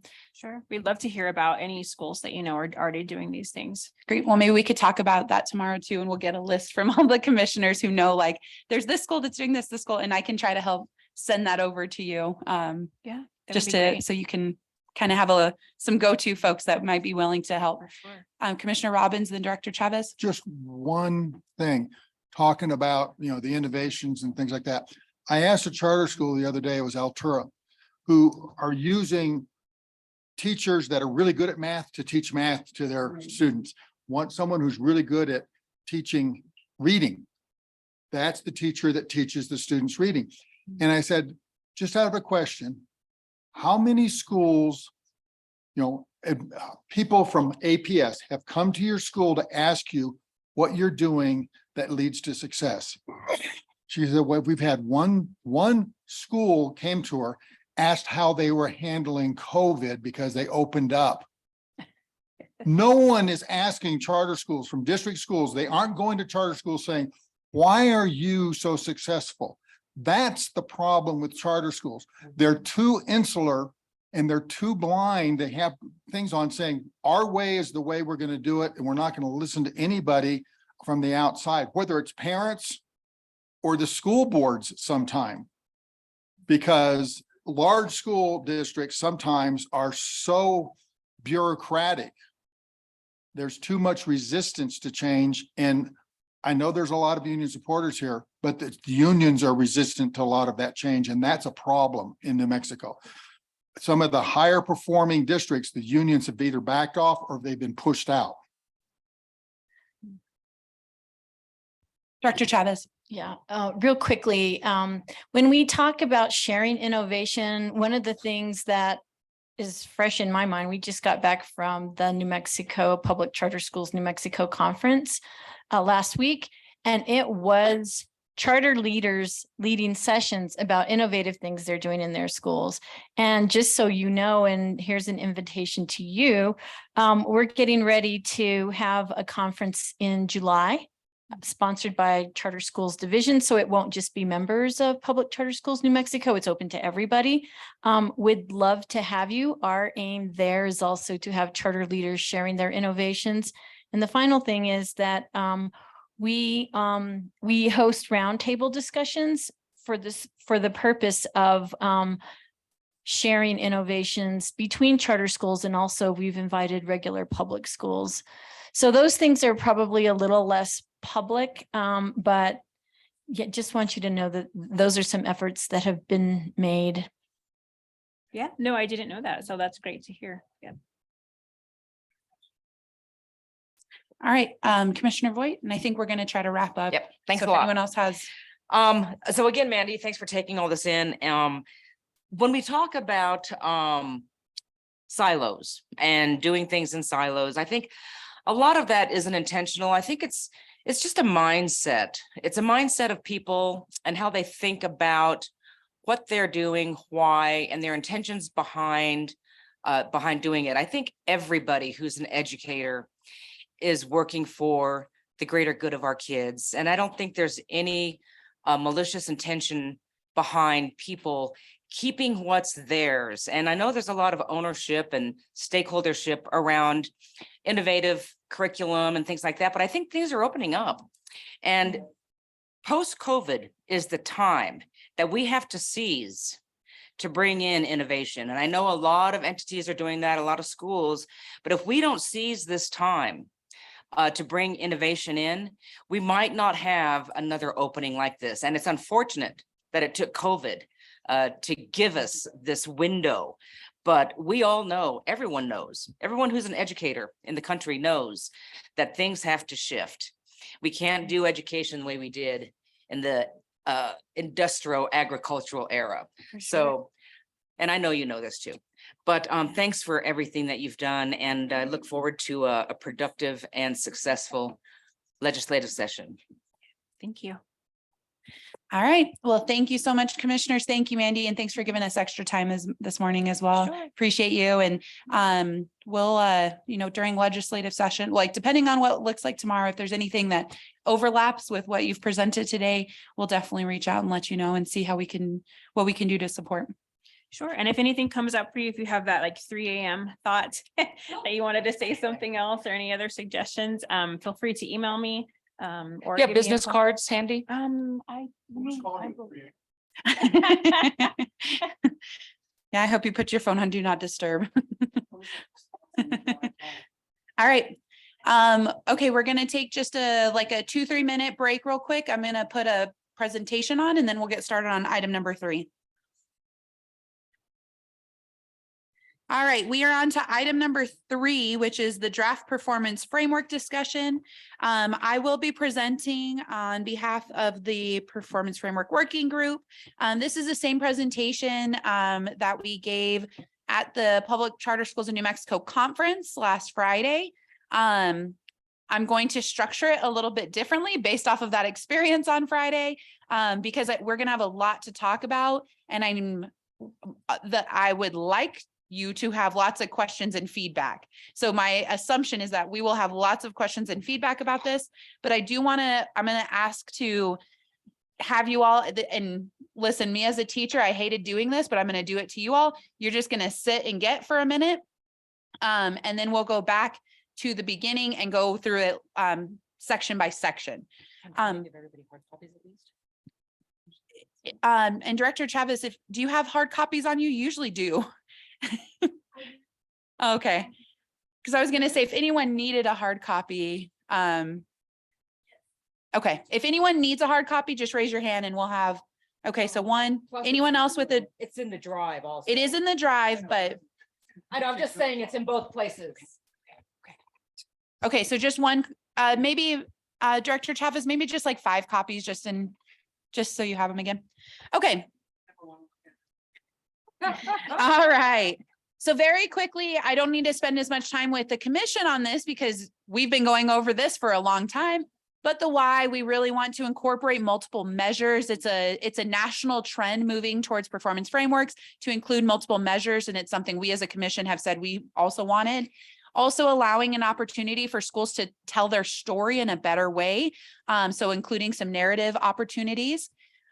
Big for the commission is transparency and clarity. So for both sides, both for the school, transparency and clarity for them, for us and for CSD, that we're all on the same page, fully transparent. There's nothing that is being measured or looked at that isn't clear and transparent to all parties involved. We also know the current performance framework just has some outdated information. Very simply, there's some items in there that are outdated. So we needed to do this anyway, just to update. And then once again, we're trying to balance quality and compliance, not having more of one than the other, that both are important. And we're not focused on compliance only. So we did have two different facilitators that helped us. At the first of the year, we had Future Focus Education. Then starting in the summer, we had the National Charter Institute join us, and we've really been able to move through to where we're now able to present to you the academic portion of the performance framework. So today we are going to be focused on the academic portion. And then once again, we're proposing moving from SMART goals to RBA. So when we get to those mission goals, you'll see that that shift has been made from, instead of doing a SMART goal, it would be an RBA goal. Yep, right here. How much did each charter school do? How well did they do it? Is anyone else better off as a result? Results-based accountability. Okay. All right, so here's an important timeline. This was presented to the charter schools that attended our session. And so I want to make sure it's up here for you. Once again, it's in your drive as well.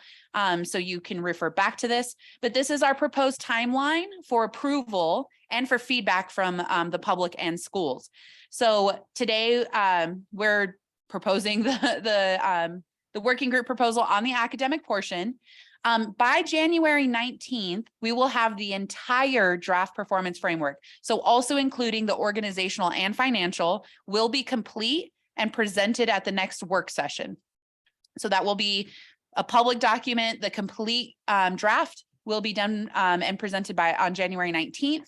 That would be the first reading. We have then determined that we would like schools to give us their feedback by February 10th. We have also already talked to some external partners about doing some possible evening sessions for school leaders to be able to participate more fully in the feedback process during these couple months. Then that feedback would be considered and incorporated into the second reading of a new draft on February 16th. Then just depending on how that reading goes, if there's additional significant changes that need to be made, we are proposing to hold March 8th as a work session date in which the performance framework would be like an all-day work session and really be able to go through it, incorporate feedback that should be incorporated, and really take a look at it to create a really clear final draft.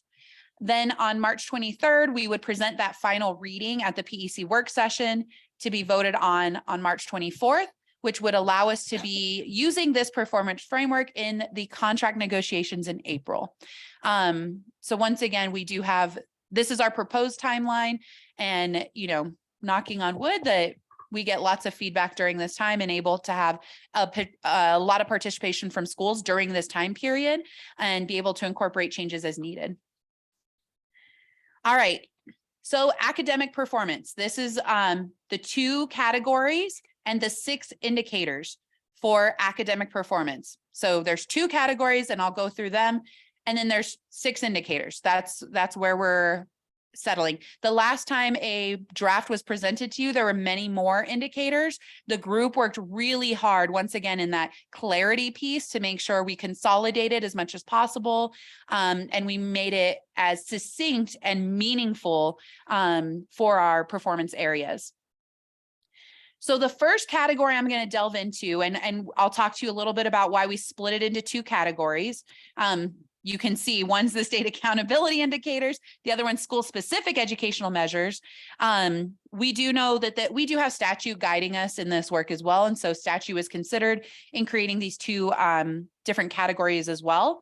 But 1A is going to be the state accountability system. We know the state accountability system incorporates many, if not all, of the requirements from the statute. And so this is option 1 in 1A is going to feel very familiar to schools. It's what we're currently using, the state accountability system. So option 1 is going to be that the school chooses during their contract negotiations to say, we want to use the state accountability results. And we specifically left it general enough to where if the state changes their accountability system, that still follows the school. So we're trying to make it to where we're not holding it to where we have to come back and update this if PED changes something that's outside of our control. So they're agreeing to use state accountability results, whatever that may be, as their rating for this particular indicator. Now, this is where we're adding in options. And I can tell you for when we presented this to the school leaders, this is where their brains were like, what? Like, they're not used to having options here, right? For the history of the performance framework, it's been, we're using the state accountability system. That's all you get. And whatever you get on that is what the rating will be. We are allowing schools to decide what might be best for their school and providing a couple other options. So what's going to look different and unique in this draft is going to be option 2 and option 3. I'm going to quickly explain them. Option 2, should a school choose option 2, it would allow them the opportunity to use the state accountability data to receive a rating, or if there's an indicator in the state accountability system that they can show in an alternative measure that they were able to meet as agreed to in their contract, they can use an alternative measure to show proficiency, to show growth, whatever's decided and negotiated in their contract. They can use supplemental data to also show those indicators that the state accountability system shows. So once again, it has to be negotiated. It cannot be a year to year. Oh, we want to show you our NWA data this year, but not next. It's going to be during their contract. Once they choose it, they're going to use that throughout the term of their contract. This is also supported in statute. This is very similar to what Vista Grande is using. Then we have option 3, which is the state accountability system, that we would not use this assessment results from the state accountability system at all.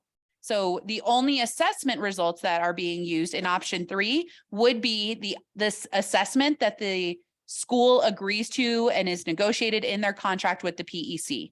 So it's a completely separate assessment. You can see we are trying to make sure the assessment is rigorous. But we do know that there are other assessments that schools may feel like better represent their school. And as long as it's rigorous, as long as it's determined that, it's not abdicating any accountability, it could be negotiated that a different assessment could be used for 1A. So those are the 3 options: state accountability assessment and another assessment, or a completely other an assessment. Once again, all this would have to be negotiated in the contract negotiations and would live through their entire contract. The next one is outcome for student groups. So once again, this is mandated by statute that the student groups are looked at by the PEC for charter schools. So this would be, once again, we're providing options. It's going to feel very similar to the first option. It's just over a different group. The indicators, instead of going to be the accountability indicators of the state accountability system, it's specific to the outcomes for special student groups. Once again, option 1 is that you're using the state assessment. Option 2 is that you can use the state assessment and you can provide supplemental growth measures as negotiated in your contract. Or option 3 is that you do not use a state assessment at all, and you're using a separate assessment that the PEC, once again, negotiates and agrees to in the contract. Now, in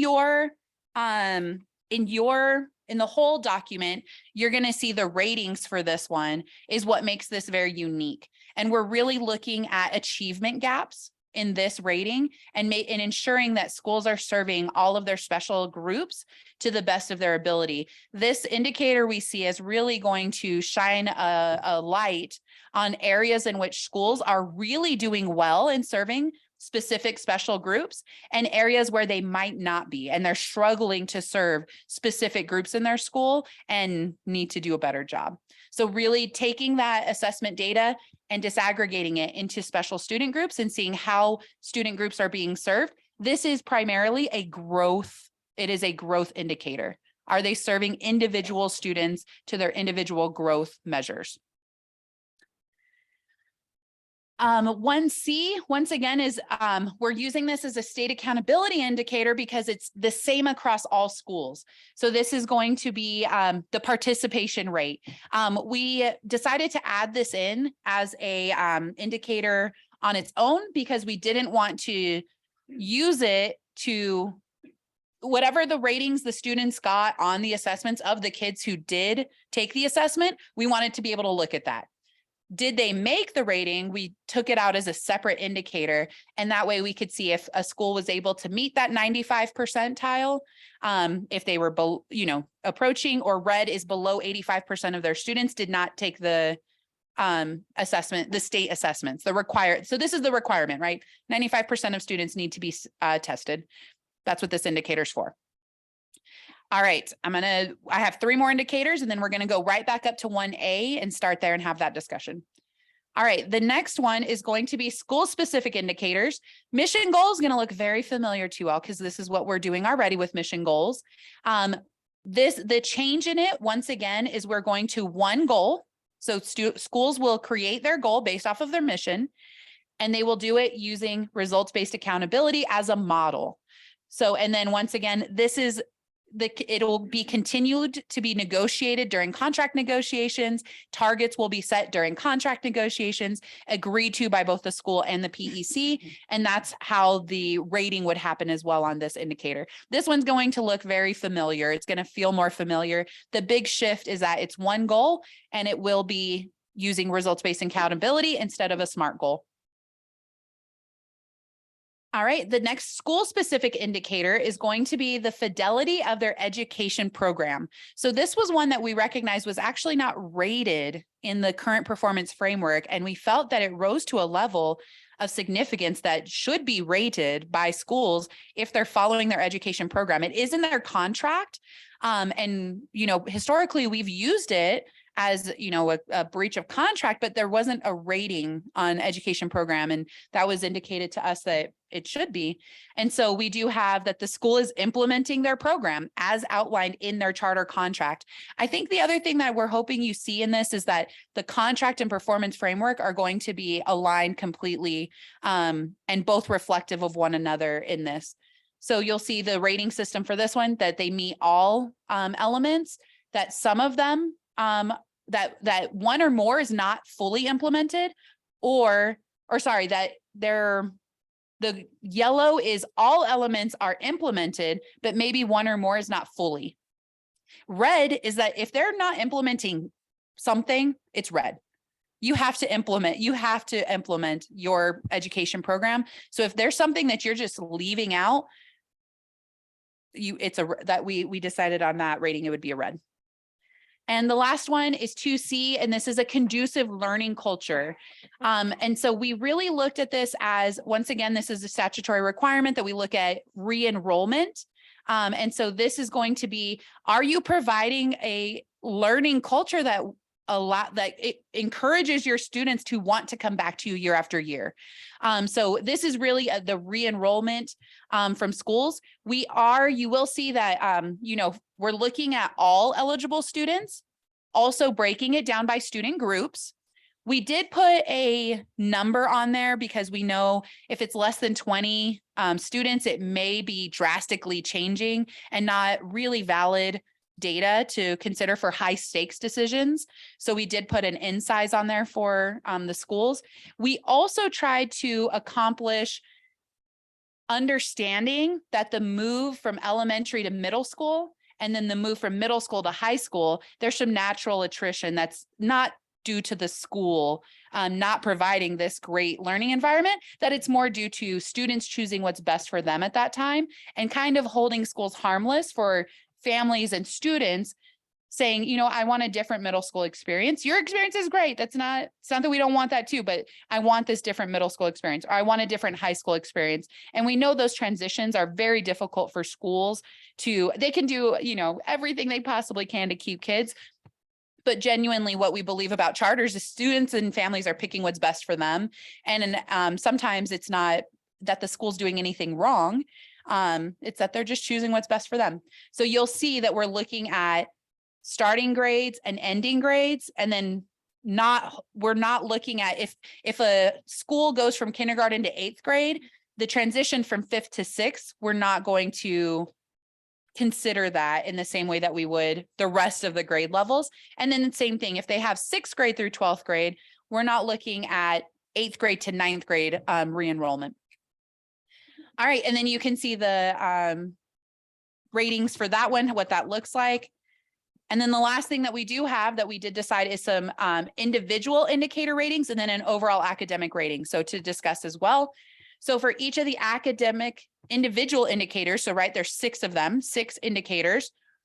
This school can either meet or exceed, working to meet or does not meet, and which is considered a red flag. And then we decided that for the academic portion, that schools would receive an academic rating overall. So each indicator would receive red, yellow, green, but then overall the school will receive either on track for renewal without conditions, on track for renewal with conditions, or not on track for renewal based off of their academic performance alone. We're also, so once again, focusing in on the academics for today. Does everyone know that the PowerPoint's in their drive? Yep. All right. So that's what I have. That's the very quick, we do want to get into the nitty gritty of everything. So I'm going to go back to item 1A, and I'm going to ask commissioners if we can, if you do have an overall overarching comment, feel free, but if you can keep feedback, questions, comments to each indicator.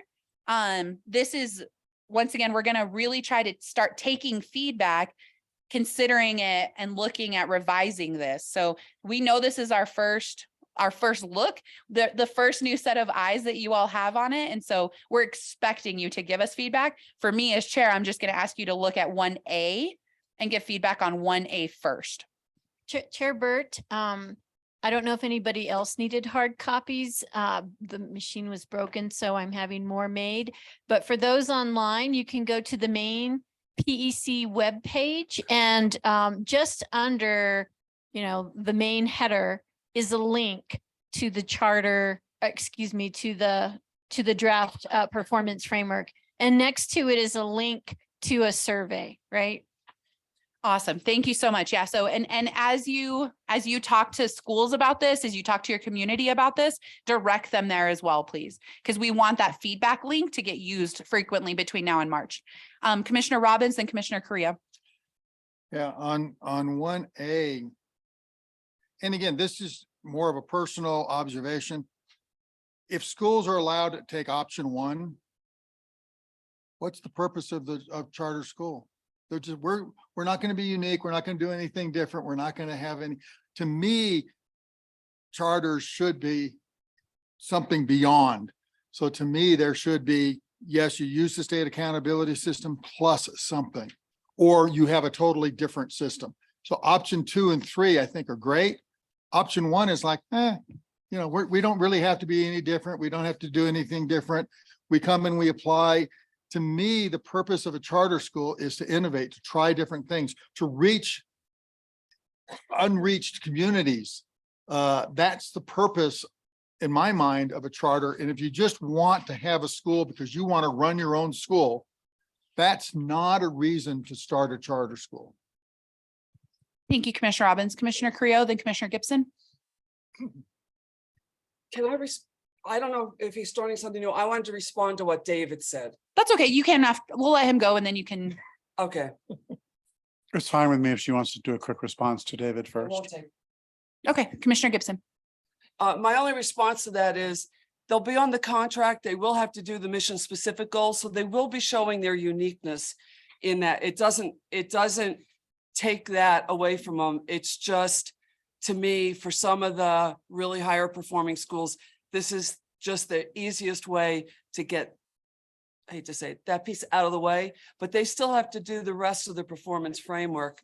So their mission specific goals are there.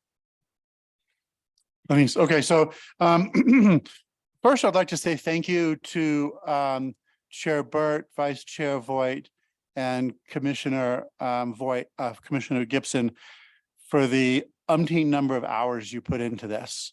And I was with you guys in the beginning and I just couldn't do any more for a variety of reasons, but the work you put into this, thank you very much. And I hope that all the charter community appreciates it. So they have a choice between option 1, 2, and 3. What is our position if they say, something, we'd kind of like to tweak this and make our own option 4? So What that is would be our option 3.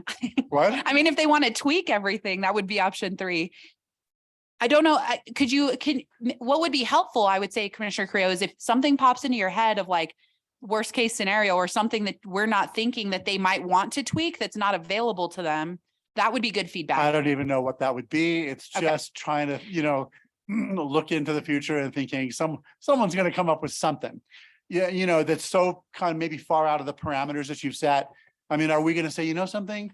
We've given you with option 3 a lot of different leeway here. So what about this doesn't work? And then we can explain, well, it's right here. It works here. It works here. So we're not allowing people to just, Yeah, we still have statute to follow. I think that's Right. ultimately what guides all of this is their statute that must be required. We are obligated to follow statutory requirements first. So I think the like far off we would come back to statute and require statutory requirements. okay, we're only on 1A right now, right? Just 1A, comments on 1A. Got it. Okay, thank you. Okay. I'm done. Commissioner Gibson. So from some of the feedback from last week, I was a little concerned because when we spoke as a group, we talked about the fact that schools need to understand that if they take option 1, they take option 1 for the duration of the contract. And schools start talking about, well, we can amend the contract. And the conversation went towards, well, yes, you can amend the contract. I think there has to be clarity that it's either you take option 1, 2, or 3 for the duration of the contract. And yes, there are areas in the contract that can be amended, but this is not I'm going to do option 1 this year and option 2 next year. And I'm going to amend my contract. And then, now I want to do option 3 because I got a notice of possible non-renewal in my second year. So I'm going to try option 3. That schools can't, we're not playing checkers here during the course of this contract. This is I just want to say towards one of the new schools felt uncomfortable with this. But to me, if you're a new school and you take option 2, you're not losing anything on this because you've got option 1. And if you want to add, you can add. So if I was a new school, I think we address new schools really well through option 2. Yeah, I agree with that. And actually, I think the only thing that the schools brought up about amending that I am interested in having a further conversation about is if they lose or change testing vendors due to various reasons. I mean, we did not contemplate that, like if they go in their contract and they go, oh, we want to use this assessment, we agree to it. And then the vendor goes out of business or the vendor raises their prices significantly, prices them out of an opportunity, like what does it look like if the assessment that the school chooses has a legitimate reason for being changed midterm somehow? And so we've always allowed schools to amend their contract when instances like that took place. That's not gaming. But I think we don't have, we don't want them to game. Yeah, exactly. We Right. don't want them to game the system, but I think we need to still make it, we need to make it ultra clear. Right. In those instances, especially since they got brought up, right? Like, that you would need to provide clarification onto why. And if it's that you received it does not meet or not on track, and that's what you're like, we realized it's not a good test for our kids. That's not acceptable. And But to me, I don't even think they should be able to put that amendment in. right, exactly. That Agreed. it's not, we want clarity on this. The only Agreed. reason they could amend is if there was a issue with their vendor. Yes. The vendor no longer aligned with New Mexico standards, and that has happened. Yep. To me, that's a fix we have to accommodate. Yeah. But that anything else, I think CSD should say, sorry. Yep. This And isn't. I think yeah. so it does seem like we might, if, with the passage of this, we could need an amendment, right? Created in a form. And I think we need clarity on that form as to when it's even allowable to even be presented. Correct. Yeah. I agree with that. Commissioner Manus? The information packet that Director Chavez passed out, is that the more detailed version of this? Yeah. So, in all transparency, I don't like PowerPoints to have a bunch of stuff on them. And Right. so having the, yeah, please look at the green, yellow, red on the side, because that also needs to be considered and looked. But it was going to be so difficult to make those slides look anywhere. Understandable. Yeah. The question that I had was related to the option 2 on the packet. For the green, meets exceeds the school or the or option. The school is between the 26th and 50th percentile of all schools on the state accountability system and is above the national norms. Is there, or have there been situations where schools are at the 26th to 50th percentile, but they're above the national, or how does that work? Great question, because this did come up with the schools as well, like how these ratings were considered. I think overall, we're thinking that's probably unlikely for that to happen. Nothing's ever impossible, right? But unlikely for that scenario to happen. But I do think from talking to schools, I think the same kind of like, how exactly does all of this work out came up. And I think the direction to the schools, number one, because they're like, well, how would this work out for us? The direction is go look at your historical data and see how it would work out for you, right? If look at your state assessment results, look at your interim assessment that you're using in your school, see what it looks like for you. If that's not going to look good for you for option 2, but the state accountability looks good, just do option 1, right? But I do think there did seem to be some confusion and lack of clarity in the language around this. That we received from the schools, from Mr. Paul, that we will need to go back and really take a deeper dive into these. I think, the difficult thing about this, we don't know because this has never been done.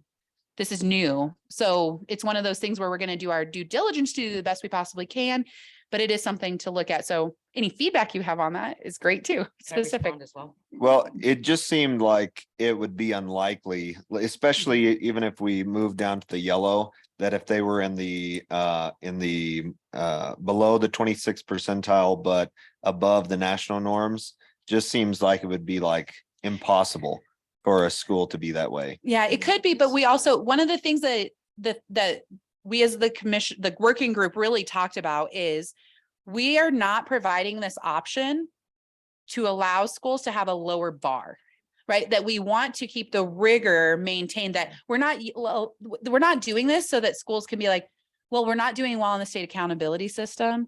So here's this other thing to show you, and the bar's lower on this other thing, that we really have to maintain rigor in both options. So that's also part of the thought process behind it as well. Commissioner Voigt did want to respond real quick to Yeah, that. thanks. That's a really great point because, and it was brought up by schools too. So you get it. I think something that the schools are going to do, the schools that are proactive, they're going to plug in their data and see where they fit or where they come out, green or yellow. I know it's going to be green or yellow for the most part, and then give us feedback. So just looking at this, the framework itself, and saying, oh yeah, this looks good, or I don't like that, is really hard just by doing a glance at it. A school would really need to put in their data and give us some authentic feedback. But that was a really good point. And I think that between the green and yellow, they kind of balance themselves. Can I make one more point? Yeah. So I guess if we're trying to make an accountability system for all schools, Mhm. and I know that this may sound like I'm preaching work to CSD, but there is data available for maybe us We need to it for us, yeah. plug in. That way we know, does this actually work? And I know that's more work, but I agree. Commissioner Gibson? So I think I'm going to answer part of that. I think the difficulty is they don't have the growth information for each individual school to plug in. That's where, so we did ask each individual school to do that, to see where they fit. They've got the state data, but they don't have the or part for it. So that's where it gets a little nuanced. But like I said, we did ask each school to try this out, plug their own data in and see how it fits. Because I think it's possible that maybe someone that's 49th could, because the state assessment is a single day snapshot. And the rest is, a year's worth. So it's possible, but I don't know how likely. I think we have to have a further conversation based on some feedback about the green part. High performing schools felt like they're being lumped in with everyone else. So, and that's, should we just not celebrate that you met or exceeded? But I get it. They want to be recognized because they really exceeded it. Right. So, and it's kind of like the national norm to go to 3. And that's why it got lumped in, but we want to make this representative of our own schools and what they feel they need. So it is a further conversation. Yeah, I do. And I know I will say we got lots of really good feedback from schools. After they understood that it was better to have more options. I think at first they freaked out, like, why are you giving us options? What are you trying to trick us into doing? And then once, actually, I think it was Matt Paul, thank goodness, it was like, hey, they're giving you more options. Like, that's good. Like, we could just go with one, like option 1. That's all we're giving you now. Like, they're giving you more options. It's a good thing. And then once they we're like, okay, maybe this isn't a trick. We got good feedback that they're like, okay, I could see that options might be good for us. Director Chavez, did you want to talk? And then Commissioner Robbins. This is in response to Commissioner Manus's comment. And I think that Commissioner Gibson is absolutely right. But just so you know, I'm right now working with a school who said that they were going to run some numbers and we intend to talk. I think it's a good question. I really like the idea of dry runs before this is finalized. Awesome. Thank you, Director Chavez. Commissioner Robbins. Well, I'm seconding in a way what Commissioner Gibson said, that, if you're above 50%, so meet and exceed, it's like, okay, because putting meet and exceed together really isn't celebrating excellence. You could be the best, but it's like, oh, but this school that's 51st percentile, they're recognized just as much. And so that's a concern I have. But if they were to choose option 3, this is the thing, option 3, meet or exceeds is 70%. Meet or exceeds is 70% or 69 to 50%. And red is you're below 50%. Whereas if you're choosing option 1 or 2, you have to be below 25%. But if you're choosing option 3, which would probably be the most rigorous, really would be the most rigorous. But if you're, if you're below 70%,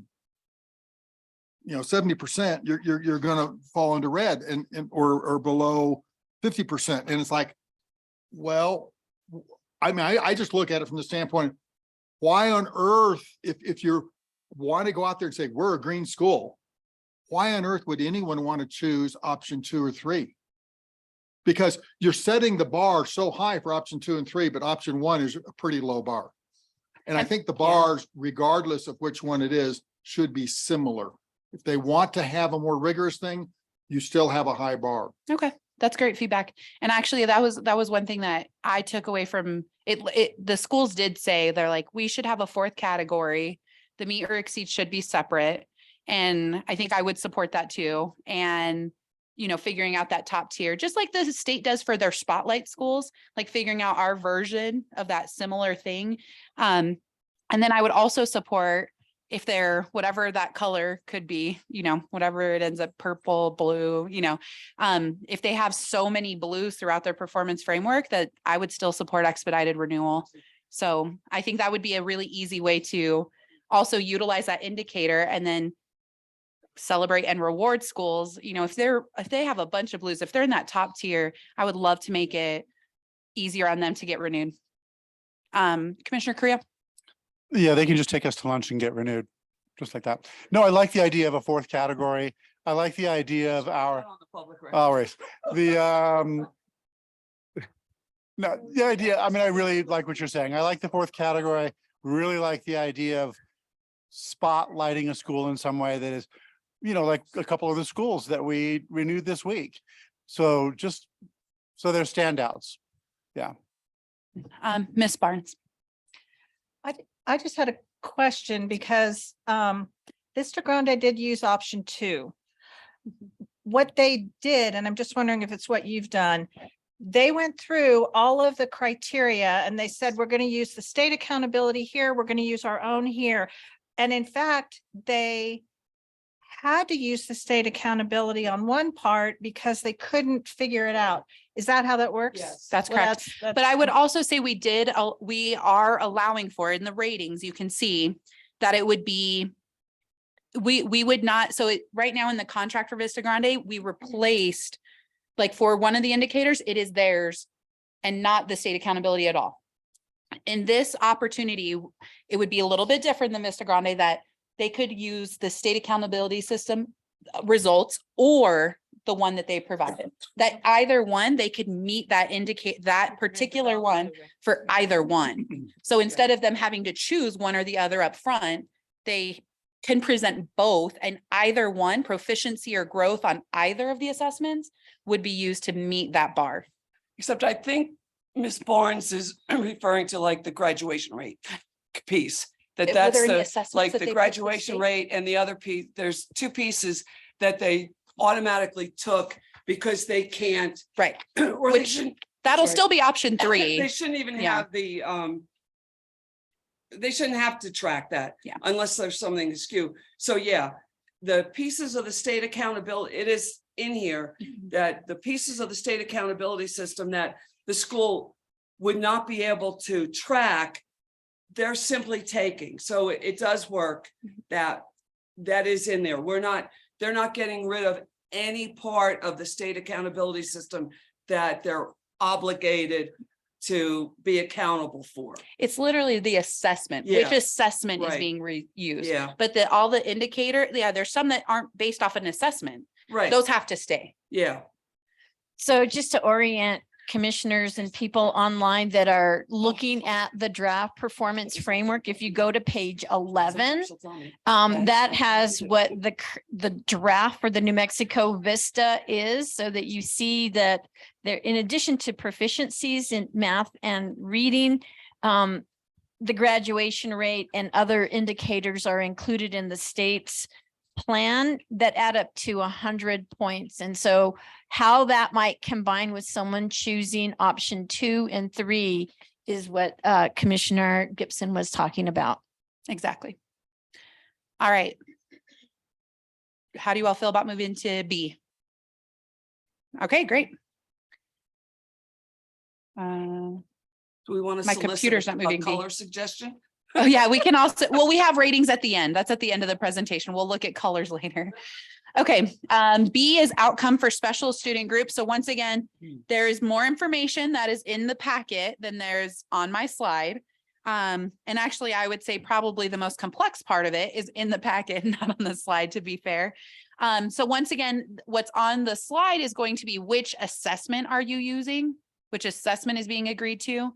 The rating system for the student groups is in your packet. So you have option 1, which once again is going to be the state accountability system, that assessment, how the PED rates those items.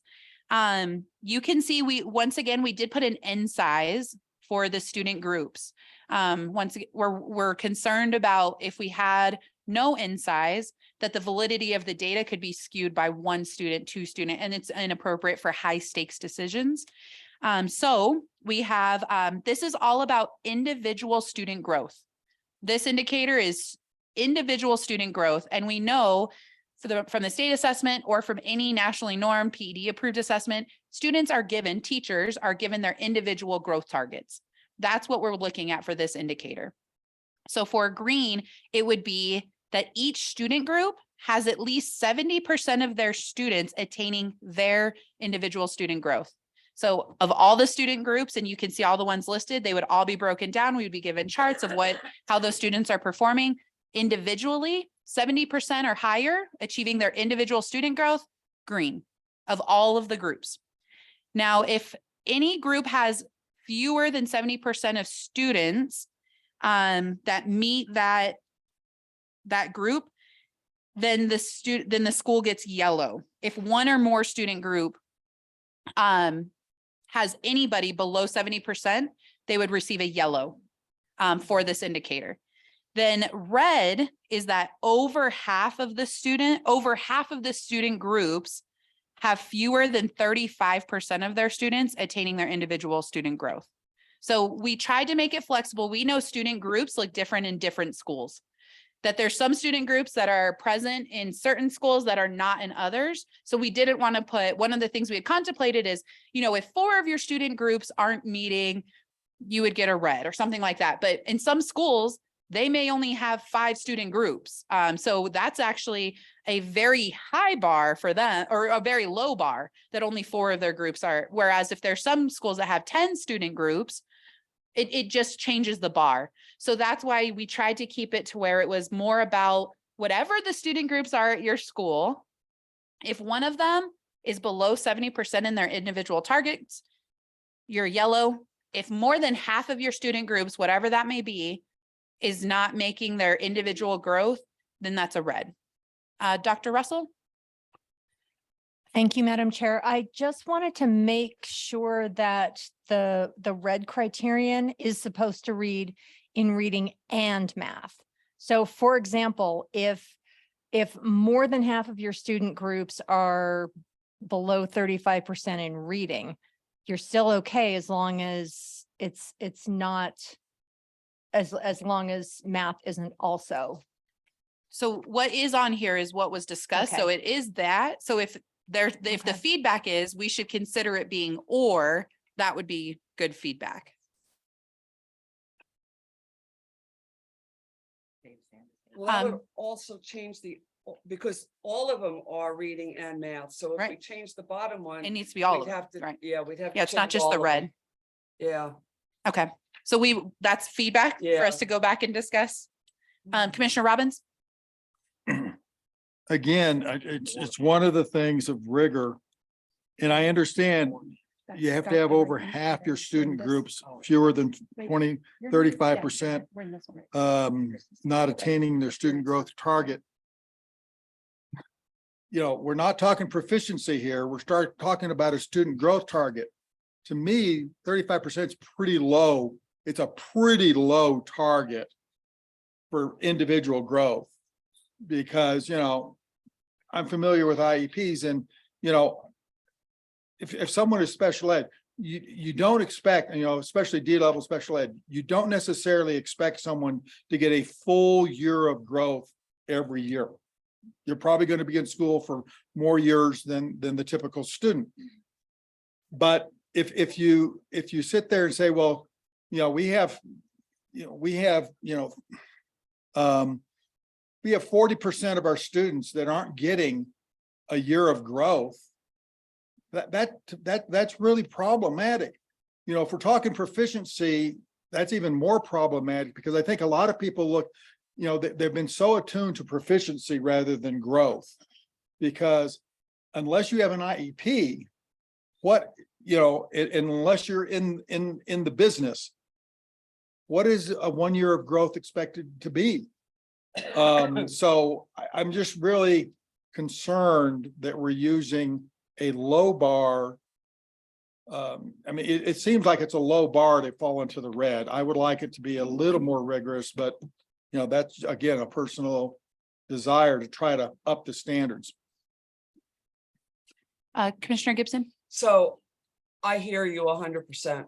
And we spent a lot of time talking about this and struggled with a lot of numbers. And I have to say that this was, I think, one of those areas that the facilitator who's done national work really guided us to this based on experience with multiple authorizers and national data. I know if anyone looks at it on paper, it does look like you've got a low bar. It does. But we kind of through a lot of persuasive feedback from the facilitator, this is where we landed. And I have to say, this is one of those areas where I would really appreciate the schools doing a run so that we would, because you don't know. I mean, we did this the last time we did the performance framework. We thought we did a really good job. We did a run and it's like, oh my goodness, this is awful, you know, and schools landed where we never thought they'd land. So, and this is the scary part of doing any of this. But I think there has to be a small project done to help schools run their individual numbers so we get the appropriate feedback before we make a final decision. Because I see it and I hear it, but then we kind of listened, and this is where we, I'll say, temporarily landed, you know? Right, so, but thank you for that. I do fully appreciate it. Commissioner Voigt, it's the same topic. Yeah, that was a tough one. And like Commissioner Gibson said, we struggled with this. Yeah. But you know, it just came to my mind that some of the schools that just renewed had high special ed numbers. And so I'm going to reach out to one of them to see if they would be one of the dry run samples, because we really can't tell until we get relevant data from our schools. But yeah, the facilitator, I mean, we wanted to do at least 45 or 40 or something, but she was like, you know what, you're going to set your schools up for failure. Yeah. And she's got a lot of experience nationally with authorization, with measuring metrics of charter schools. And so we said, well, but you know, since this is the early stages and we're getting feedback, I think we still have some room to dive in and look at our communities. Commissioner So, Gibson. I'm wondering if, so I mentioned, if this is something where public schools in New Mexico could help us with in terms of funding a small little contract grant project to, you know, get people. And also, this is probably information that the Cypress group has from their individual groups, which are smaller schools that are in that little consortium. So that Rafe probably has this information because he did this work for the last legislative session. So I think Rafe would be able to help us with that group of schools. But I think, you know, because this needs to be done. And I hate to put a lot of, at this moment in time, when schools are going out on break, there's winter recess, to turn to schools and say, oh, and by the way, would you do this? If we can help do the lift a little bit and offer some help with it, that, you know, if they can just provide the information and someone else can do the runs and things like that and write the report, I think that would be really helpful. And we've got the money. Yeah. Director Chavez? Yes, thank you. So Commissioner Gibson, I agree with you that there should be a contract. I don't think Public Charter Schools New Mexico is the entity. I actually think we need to hire a statistician that can very quickly, because I know they're already full, and we're partnering with them on other things. And there is money in our budget to do some research. So I think we need someone seeking a PhD in statistics that we can feed some of the data to, and they contract directly with us. And any information that maybe Public Charter Schools New Mexico or Cypress Hill or anybody is gathering about this, it needs to come to us, because we are the ones that are going to be finalizing the performance framework draft and meeting to make those decisions. And so I think that Matt mentioned having this on the agenda with some of his constituents, which is great. But I would say, you know, that those are members of Public Charter Schools New Mexico, and this needs to reach a larger set of individuals, and we need to own it. So Rafe has that statistician. The Cypress Group, but Rafe has used them for even before the Cypress Group started. He's got that statistician. I don't know what his availability is, but he's nationally recognized. So if he could be the one. So do you want me to reach out to Rafe?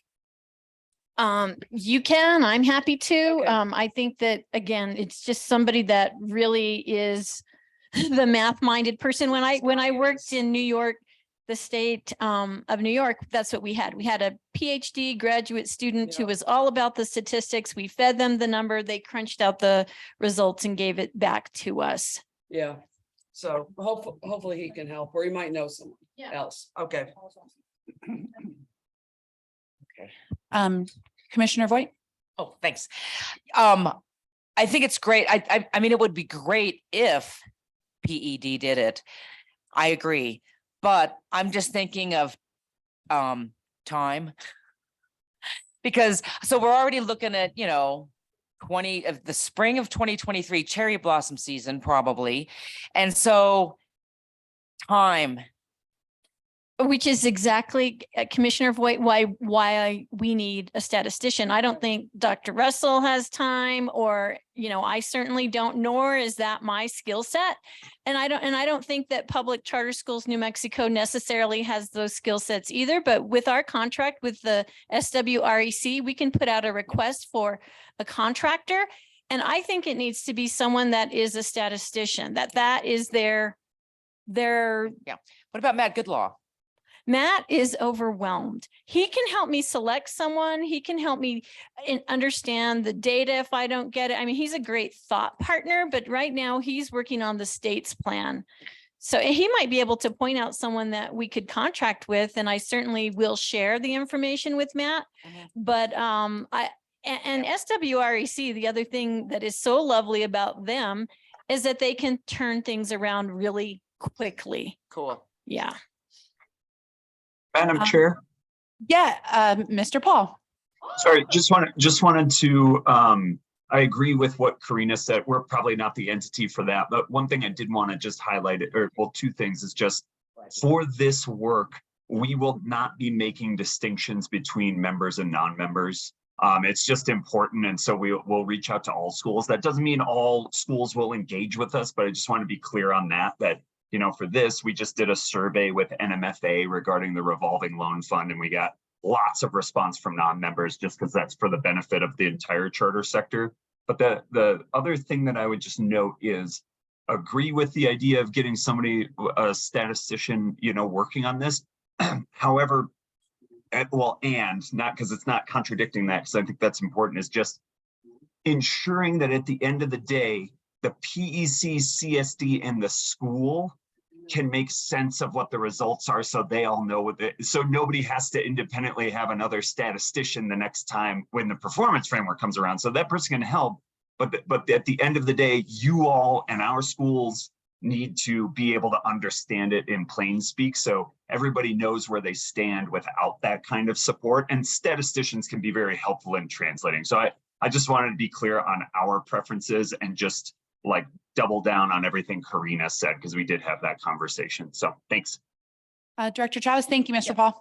Thank you, Matt. And I heard that you were going to bring this up in your member weekly meetings, and I don't get invited. So if you're opening that up to me, my team, the PEC, that's lovely.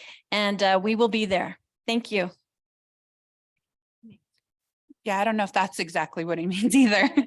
I don't think that's what that's referring to either. Maybe Matt can clarify. Somebody told me that there was a possibility that Matt was going to run some feedback sessions. So maybe Matt could just clarify how he's sharing this with his constituents and seeking feedback. And by the way, Matt, I don't know if you noticed on the PEC's webpage where there is a link to the performance framework and to a survey, but I'd be curious about how you're collecting feedback, Matt. Yeah, so a couple different ways. So one is because not all of our schools are PEC authorized, we are separating this from our normal weekly calls. I do think it's appropriate for us to have a mix of inviting CSD and PEC and a mix of meetings where it's just charter school leaders. Some charter school leaders are they're apprehensive about maybe sharing some feedback, and we often just serve as a place where we can collect that. But I think a mix of both, and these will be separated from those weekly calls because just because it's not relevant to all the folks who are on the weeklies. So that's great. I understand. I appreciate the need for folks to also want to remain anonymous in their feedback.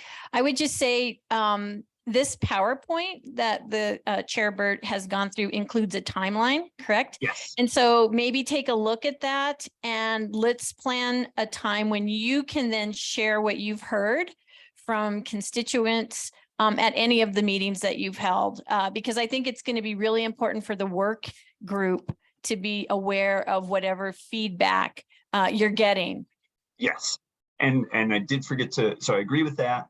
I did forget to mention that we're also going to put the our conference recap email will include the link to the survey. So Karina, thanks for highlighting that that's on the website. We will link that so people can just go there right from that email. And then maybe what I'll do, why don't I get you by the end of the day tomorrow, kind of the game plan for doing outreach. And I'm thinking of it in mind of being within your timeline, and you can suggest, improvements to that, both Director Chavez and Chair Burt, and you guys can share that with whichever commissioners are appropriate. Sounds good. Thank you. Yeah, great. And I just want to say thanks again, because as soon as the second I told, literally right after I presented the timeline, I was like, how can I help? Right. And I one of the things I heard from school leaders that day that we shared it too is, they looked at the timeline and they saw that we're asking for feedback, and we have it on the website. They could do it anytime. They can do written feedback anytime. However, if they want to come and have a conversation with us, they want to give us feedback in person, they want to talk with us, it's during their workday. And it's very difficult for school leaders to come to our work sessions and sit around all day and hang out with us all day. And that's the feedback I got from them. It's like, we would want to hang out with you guys. Like, we want to come talk to you. We want to engage more, but your work sessions are during our work day. And that's really difficult. So that's why, when I express that, we're like, we need some evenings. And I'm so grateful that Matt was willing to be like, we can help with some of those evening things, that are outside of the PEC CSD kind of work day, and make it more accessible to more people. So I'm so grateful. Thank you for your collaboration, Matt, and being willing to help support us in this, because it would be, I think we need as many community partners as possible to help collaborate with us to get as much feedback as possible in this time frame. Commissioner Voigt? Yeah, thank you. And I think that I think the most important piece about this feedback is to contain it in one place so that we don't have branches and branches of feedback. So thanks, Matt, for using the link for your feedback sessions. Absolutely. All right, so keeping going, anything else for 1B? So we do know it looks like, the main feedback we got is, let's take a look at these percentages. Let's run some figures. Let's get an REC contract with a statistician to help us do that work. Especially since we are on a short time frame, to really do some models of this and what it could look like, partner with some schools to do it. Is there anything else? And make sure those bars are rigorous, but we're not setting up schools for failure at the same time, that they're not overly rigorous and everybody's in red.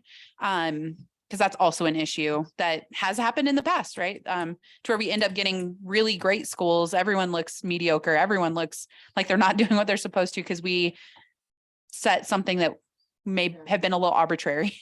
Okay. Anything else on 1B? All right. We're going to 1C, participation rate. Any comments, questions from commissioners on 1C? This is participation rate in the state assessment specifically. So even if a school does have, let's say they choose 3 on both of these options and they're providing a completely separate assessment, they're still required, every school is required to take a state assessment outside of the PEC. And so this is that requirement, making sure they're fulfilling that and not lumping it in to some other requirement. So keeping it separate to where if they don't meet that 95%, this is where they're rated on that, but we still use that data as we should in other indicators. Any comments on the percentages? Any comments on the ratings, on the indicator itself? Commissioner Gibson? I don't know if there's ever going to be a time in the next 10 years that the state's going to change the requirements. That's where I struggle with that percentage. If we put that percentage in, and we have to put something in, like if this, because we made 95% because that's what the state, if the state ever changed and they said, you know what, we want it to be 90%, or we want it to be, well, they'd never make it 100. Well, I never say never. So, but, you know, so that's where I struggle with putting a percentage in. If there was some way that we could put in that the green is Meeting the state meet the requirement. state requirement, and that's it. Yeah. You know, and that way, if it ever changes, and then we could maybe leave the 85% of the state requirement. Or we could Or say 10 something. percentage points below the state requirement and or then something like that. over 10%. But we're not putting the absolute 95 as the bar. Because I think this is You also, like that? I think it's 95 based Yeah. off the federal requirements, and then the PED is reflecting the federal requirement. Right. So yeah, I mean, it's a 'Cause the couple different federal entities requirement could that change. they might up it to Right. 98% Yeah. from now on, or Yeah. yeah, I see what you're saying. I would be supportive of that. And then just, I think because I don't mind the percentages that are here right now. Right. So I think I would just do 10% below the requirement The state is missing, requirement, is whatever it is. yellow, Yep. or 5%. I mean, I'm open to, if we want to, if anyone's like, no, it needs Yeah. even less, but, and then more than 10% below the state requirement is red. Yeah, I just And then think it's- it's safer to make it whatever the state requirement. I actually really like that. Yeah, and you know, this is one of those things of reading it 100 times. You see something different Yeah. every time. And that's, once again, it's one of those pieces where we're trying to make it to where we're not coming back and revising this Exactly. Yep. as things happen outside of our own control. Yeah. Okay. Okay. I would support that too. Okay. All right, now we're into school specific measures. All right, the first one is mission goal. So once again, the only change from the current mission goals as we do them now to this one is this is going to require one.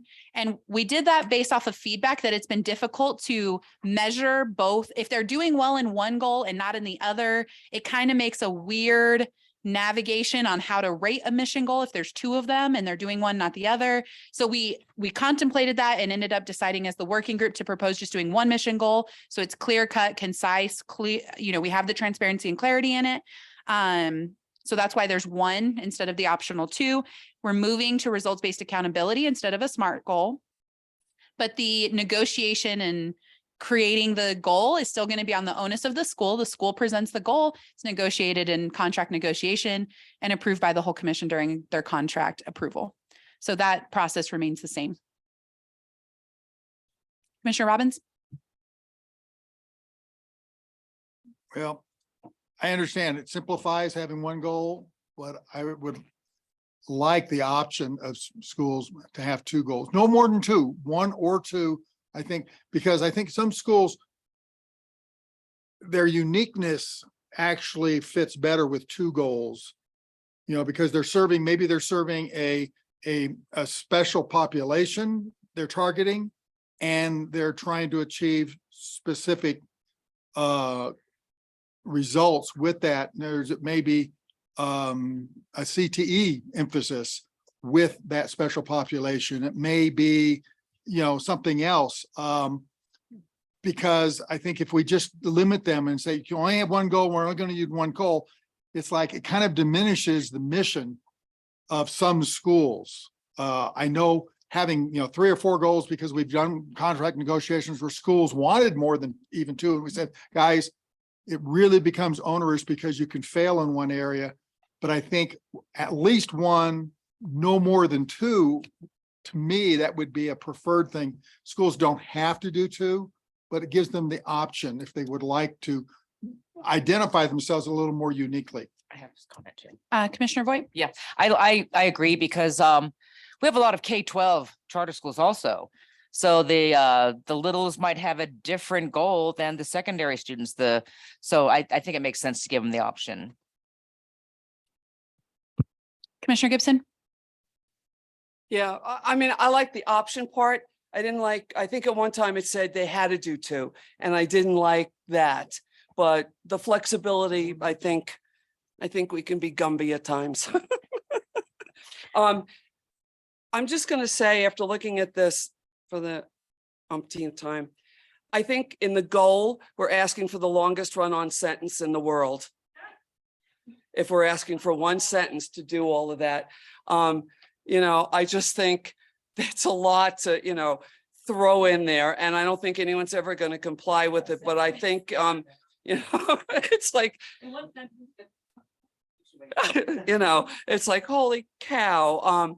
So yeah, I get limiting it. We don't want multiple pages, but I think I think we have to be a little reasonable in saying it has to be more than one sentence. It's going to be more than one sentence, Well, I appreciate your realism Yeah. in that. Yeah. Besides just we did good. There's my sentence. I'll say I'll also now, like, after hearing about having two goals, it does make sense. And actually the scoring portion of it being problematic, I think is easier in the way we rate this now, because we're not rating it out of, I think we don't need to rate it out of 100 points, right? It's either whatever color might be exceptional, like the exceeds, right? Green, yellow, red. It doesn't, and each goal can receive each of those. And actually, because of the way the final rating system is, it holds equal weight to both of them. Like if you aren't doing well in one of your goals, but in other, that counts as towards one of your reds, towards you may not be on track for renewal, just in the equal way that the other goal did as well. So actually, I mean, it creates to where both of those goals are equally as important and as high stakes as each other, because they're both equal to a flag per se, right? Like, or possible flag for non-renewal. Commissioner Creo, then Commissioner Gibson. Just wanted to say that I agree with that concept after listening to Commissioner Robbins and to what you said, splitting it up into two if need be. And then on the phrase, in one sentence, it can be briefly state or something like that. Commissioner Gibson. So that's, I think that piece of the overall rating is an important piece. And if Matt's still on, because there were a couple of schools when they were looking at this last week, they were still counting up to 100. This is 25 points. This is 25 points. And that's where we struggled when schools did multiple goals. Then it got watered down because the goals were only worth like 25 points. So now you're only going to get 17.5 for this one. It's not going to happen this way. So if that message can get out that this isn't rolling to 100 points, it's rolling to colors, and how many color, you've got all purples, all greens, it rolls up to that summative point, not a total of 100 points. It's going to be easier, I think, for people to see this and not, because some schools were afraid, well, it's only 25 points, so why should I do this? And it's not. Commissioner Manus. I think for the goal in the one sentence part, I think that while briefly is nice, I think it would be better to set a maximum word limitation or something. That way we're not, one goal could go on for a page if they're really wanting to describe it. With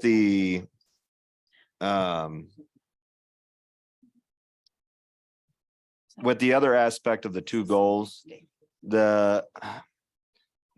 what I'm not necessarily, I guess, making a statement of what is or what should be, but something to consider is like you had mentioned, I think Commissioner Voigt had mentioned about the K through 12, that there may be different goals for the littles versus the older students, that should these schools be required, if they're doing a K through 12, to have two goals, because they're addressing two different populations.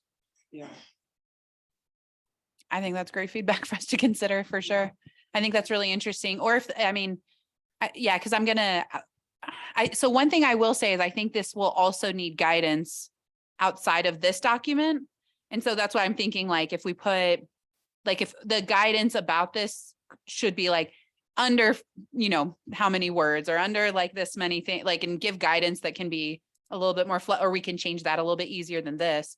But I'm also, I agree with you that, yeah, I mean, if it's a K-12 school or honestly, even a K-8 or a 6-12, like if you have multiple grade bands, you really should have multiple. And I'm just trying to think if there's any other reason why we would set that. Like, I really am trying to, like, I don't want to put a lot of mandates onto schools, right? Like, cause I want this to, them to own it, them to feel like it's theirs, like they have the autonomy to do what's best for their school.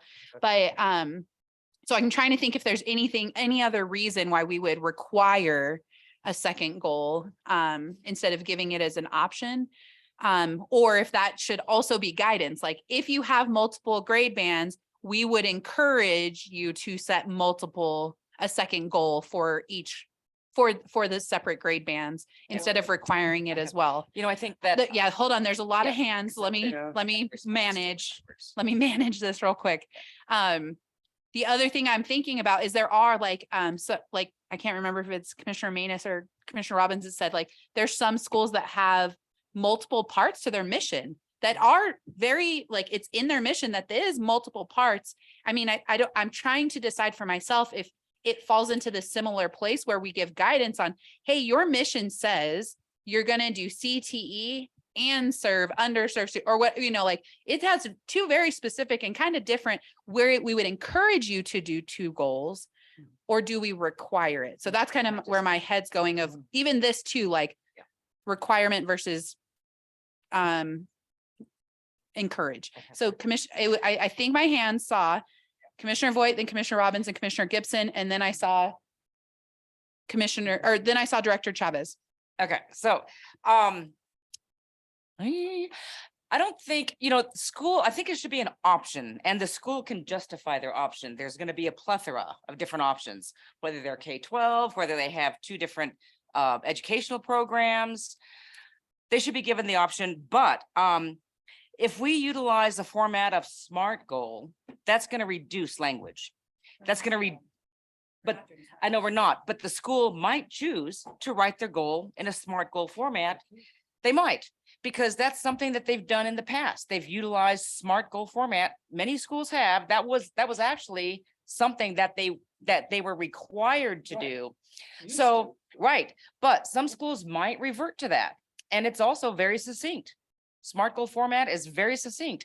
Even if they just do the SMAT and not the SMART, it's still very succinct, you know, using that format. So I don't think verboseness is going to be an issue, because that's really what comes in the educational program is that narrative.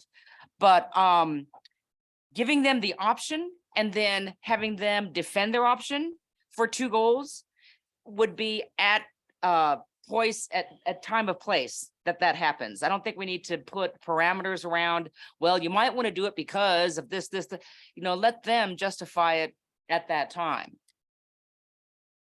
Commissioner Robbins and Commissioner Gibson, Director Chavez. Well, Chair Bird, I think what you said about, you know, if you have a K-12, I think having a goal for your K-5, a separate goal for 6, 8, and then another goal, because the uniqueness of the educational program is going to change. I mean, the overall goal of the school may be the same, but how you're delivering to each of those groups and how you're going to measure, I would think is going to be different. And that you would want something, because you're probably not going to be taking kindergartners on overnight camping trips, whereas you might do that with high school students. Okay, so, you know, if you have that type of an outdoor activity type thing, and you have a K-12 school, I think having at least one goal for each grade grouping up or no more than 2, I think giving that flexibility, they don't have to have 2, but I think they have to have at least 1 for each grade grouping. Yeah, Commissioner Gibson, then Director Chavez. What I was going to potentially put out there was guidance that their goals should be reflective of all of the grade bands served and the mission and their mission. So therefore, we do have schools that have a goal of creating good citizens and community involvement. And they have broken down that goal to the different grade bands that, you know, the kindergarten through third grade will do this, how many service projects, and it gets, but it's embedded in one goal. But I think if the guidance is that, you know, when you come to contract negotiations, all the grade bands need to be reflected in your, if you can do it in one goal, great. If you can do it in two, and not only grade bands, but missions, so that if they've got multiple, you know, components that can't fit into a goal, they understand that they need to come and be and show, because I wholeheartedly agree. You shouldn't get a green because maybe your high school kids rocked it and your K through 8 didn't do anything, or vice versa, you know, so that, you know, one group shouldn't be bearing the weight or make it easier. Yeah. So, but I think we can show still flexibility by just offering that guidance as opposed to saying you have to. It's kind of saying you have to. Director Chavez and Commissioner Creel. Okay, so Commissioner Gibson, that was an interesting comment, and I'm wondering if you're referring to option 1, which, you know, the state does have certain grade levels that get tested. And so are you saying maybe it needs to mirror, or are you talking about mission specific goals and basically requiring that all grade levels be included? Because that might be complex for some schools. I do think that Commissioner Robbins' comment about could there be more than one, you know, as long as the point system adds up, you know, it would like lessen the high stakesness of any one goal if they had two, right? Potentially. I think that that's something that could be incorporated, but I think like saying it has to be all the grade levels that served could add some complexity to it.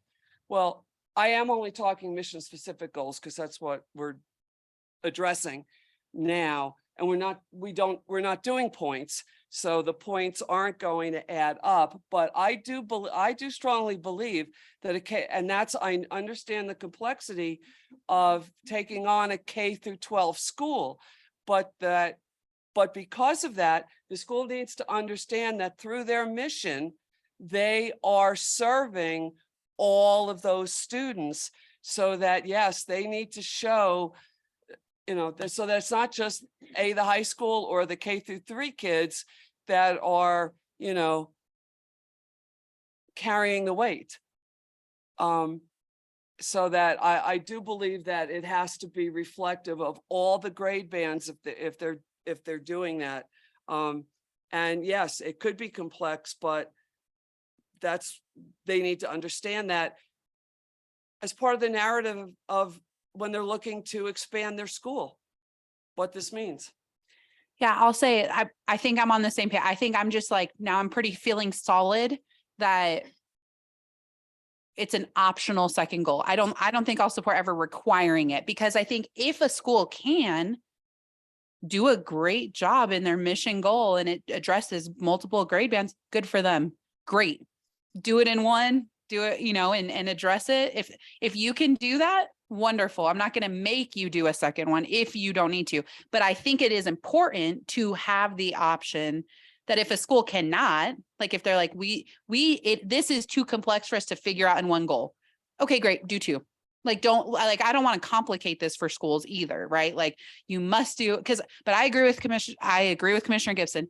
We do need to require, and I don't know if it's in here, and I don't think it is, and we need to make sure I actually would like to see it in here better, that all grade bands are addressed.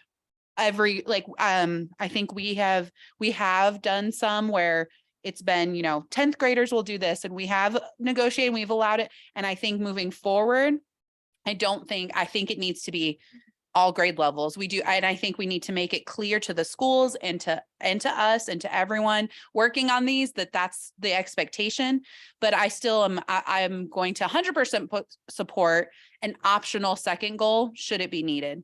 But let's let the schools figure out the complexities, right? Like, why tell them it's going to be complex and you have to do it this way? Like, if they can make it not complex, make it make sense, come negotiate one single goal that spans kindergarten through 12th grade. Awesome. That's great. I'm not going to make it more complex for you, but so I think that's kind of where I'm standing. And I think we will need to be thoughtful in the guidance document and the process of how this looks. It is going to be a transition moving from SMART goals to RBA. It's going to be a transition. So we're going to need to have really good guidance and training and help and support for schools as they do this. And so just making sure the guidance document addresses these things that we're talking about, I think might be a more appropriate avenue for some of the things that we're discussing, to where we can modify the guidance document, leave the performance framework as is, modify the guidance document as we learn more about this and as we get feedback from schools who've done it for the first year with us. We can modify the guidance document a little bit better and leave it more flexible on this. Commissioner Voigt, then Commissioner Manus. Yeah, thanks a lot. And I think I wanted to retract what I, Skip, sorry. You oh, was skipped Steve, was Commissioner Carrillo's Carrillo. hand up? I've never seen your hand up, so. You said- You even said it. You said my. Oh, so sorry. It was after Karina. I'm Okay, so go sorry. ahead. I remember now. I'm so sorry. Commissioner Carrillo, then Commissioner Voigt. That's my fault. Yep. Okay, so there's, I like the idea of they may have two goals. That's great. So we're not using points. What are we using? RBA, right? Results-based accountability.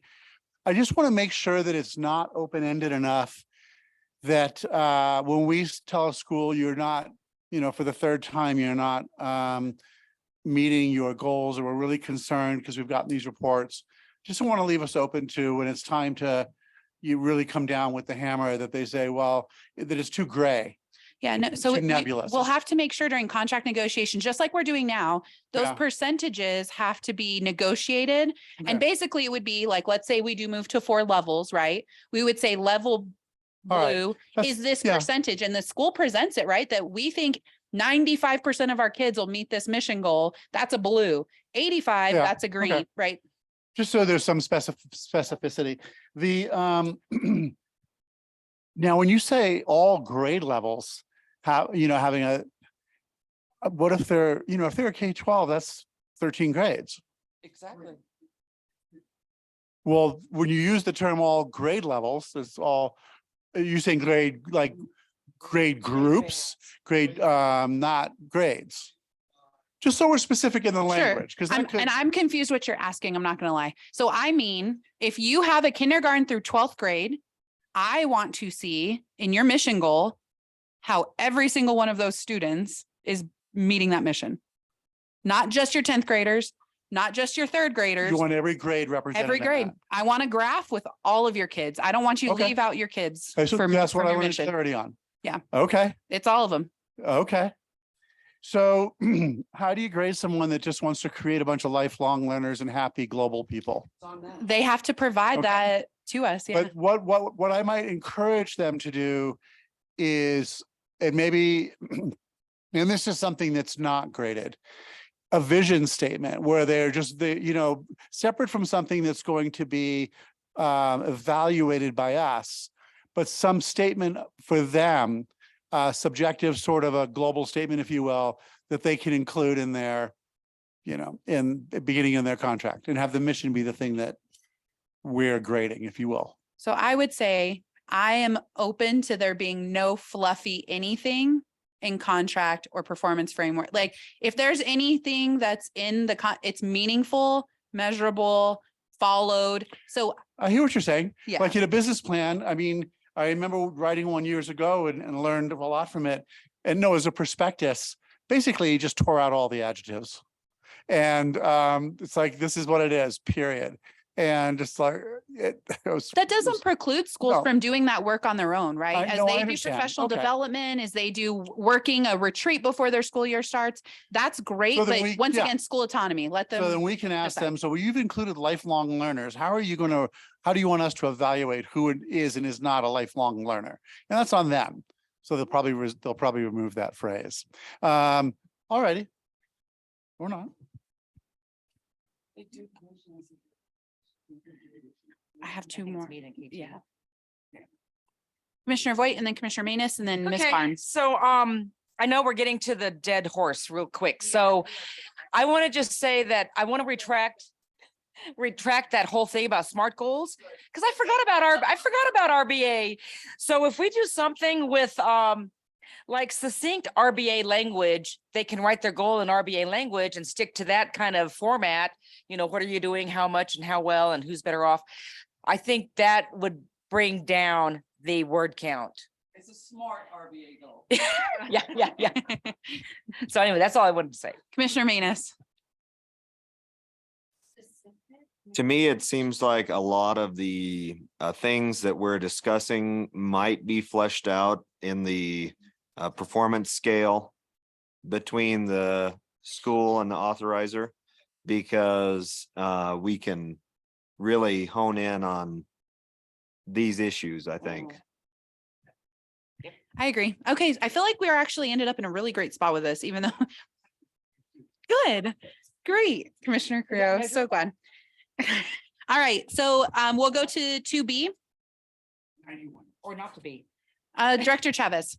Back I to- just want to say one thing, and that is, as we're getting ready to enter into contract negotiations, I do think that schools are going to need some support prior to walking in. And so the Charter Schools Division, once we have finalized some language around expectations for the goals, we're happy to host the schools prior to them meeting with the PEC. And I think we can talk through the worksheets idea of like, how are you going to track this? How are you going to measure? What is the timeline, et cetera? I would like for us to have that so that you all don't need to spend that extra time and maybe contract negotiations can go quicker. Yeah, definitely. And I mean, yeah, we could definitely 100%.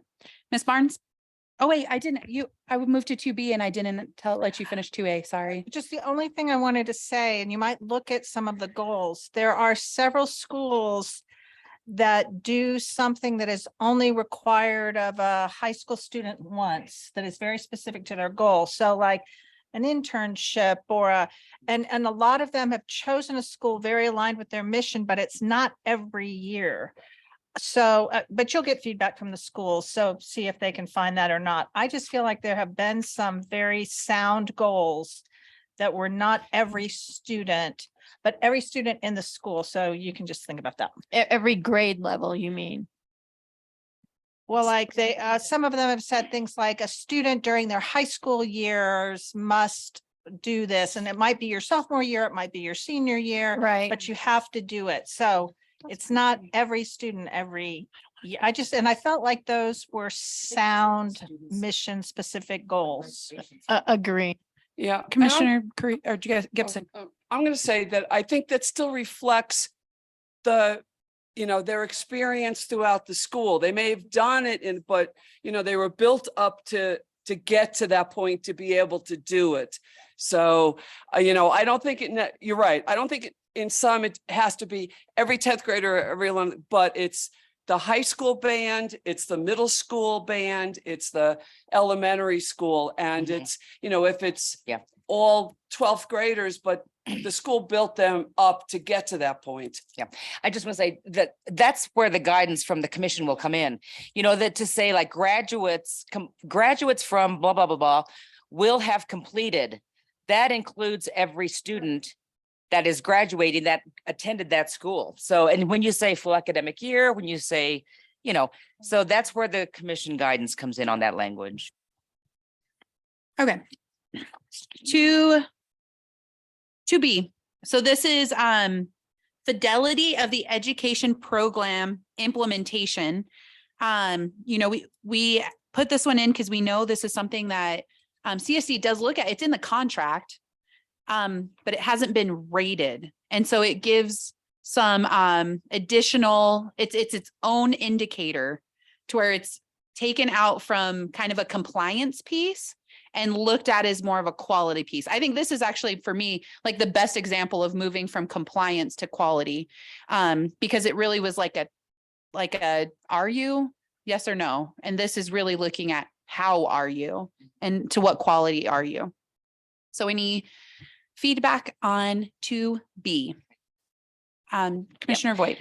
I love this addition to the framework, because this is where there's differentiation between the mission and your ed program.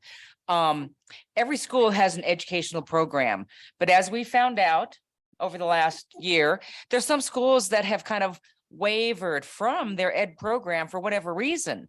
So this is really where we hold them accountable for implementing their ed program and a quality ed program. So this gives us a little more traction when it comes down to any type of confrontation about a school following their ed program or not. Commissioner Gibson, then Director Chavez. Yeah, I have to agree, because this was something that got in and then it got morphed out somehow. And then it's like, wait a minute, what happened to the ed programming in this? Because you're right.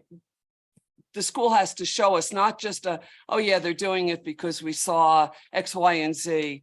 But this is really more of the school answering to, and you're right, it's the fidelity to this, because there's drift away from it. I mean, some schools, it also helps to, I hope, enforce the conversation with governance councils of what the school really is supposed to be doing and means. Because lots of times we go to contract negotiations and they say, we didn't know we're supposed to do that. We didn't know that was there. This, I hope, forces the conversation on at least an annual basis.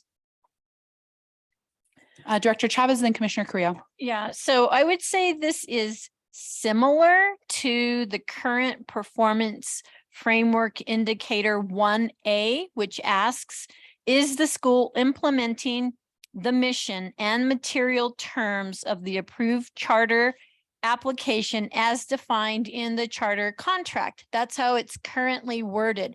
And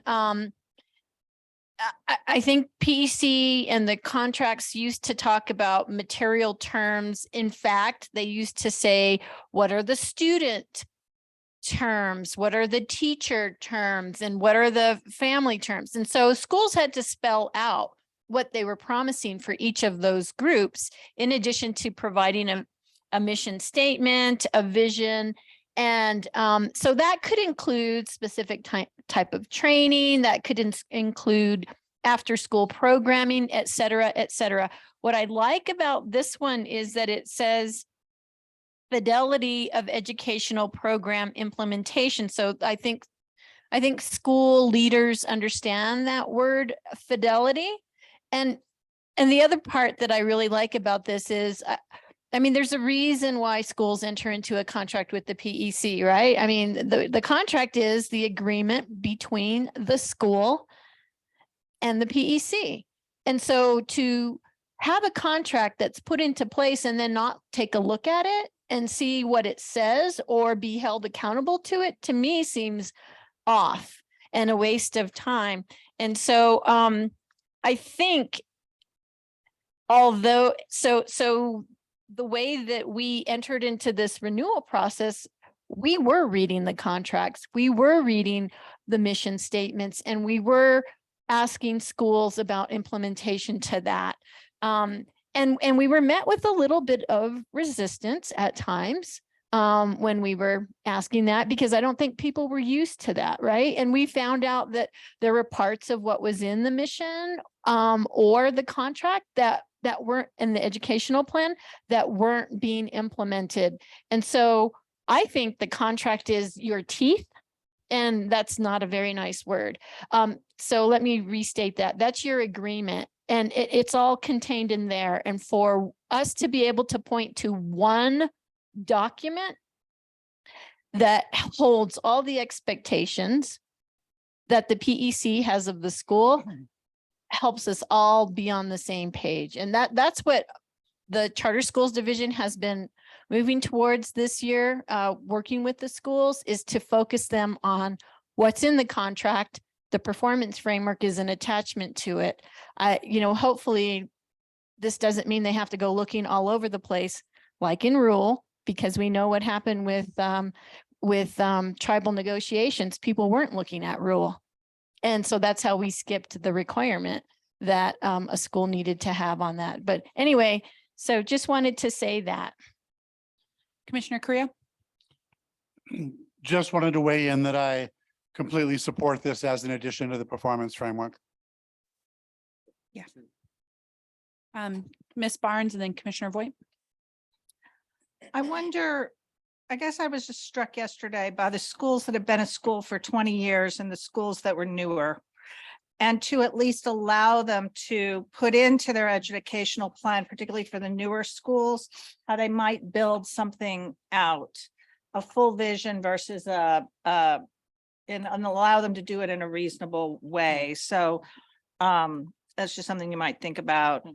And then just for me personally, when the schools had to answer how their educational program would impact the teachers, we got really interesting answers, and they actually put in commitments to training for teachers and things. You got a very interesting answer that obviously don't skip the students, but it did make it be the whole school rather than just a limited focus. Commissioner Voigt?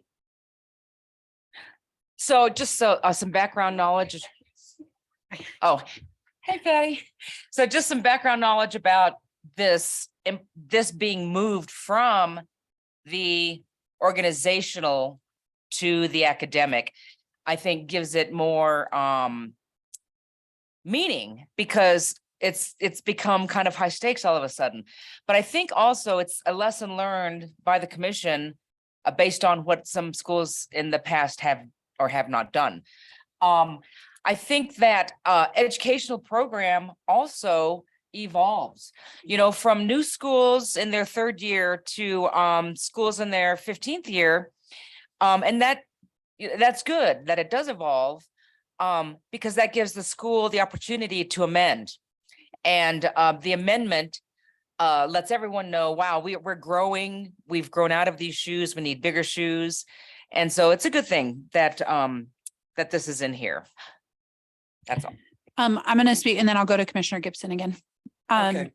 So the only thing I'm have the one piece just to anticipate, because I've heard, and I don't think we need to like go into it yet, but maybe something for us to think about as a working group is I've heard schools are concerned about the element of subjectivity in the rating system. So for example, if a school has in their education program that something's going to happen, that they're concerned that what is fully implemented versus what is not fully implemented could be subjective. And so I'm not sure, I don't really want to go into it right now. I don't have any questions about it. But I think it's something for us to anticipate possibly hearing more from when schools give feedback. I also think, when we think about what is provided to us in the education programs, there's a big variance in what schools are giving to us as far as, specificity versus more general what they're doing. And so really looking at what's being provided in the contract more fully could help us with some of that as well, because if it's very specific in the contract, then maybe what's fully versus partially implemented could be more clear as well.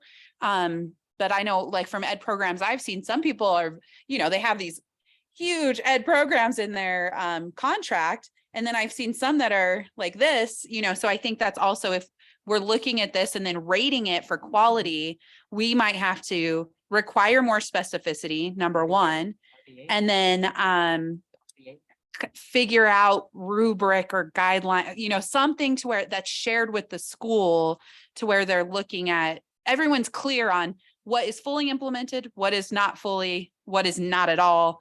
And that's just extremely clear from the onset to everybody. And I'm just, once again, want to really get into it because I don't know how to solve it.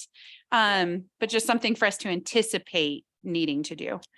Commissioner Gibson and then Director Chavez. So part of it is I have a question about Ms. Barnes with, we need to allow the newer schools to build out. I think the amendment process allows the schools to build out. Do you think there has to be something different? Because the school could be starting and then this doesn't meet their educational program. They can amend their contract for the ed programming.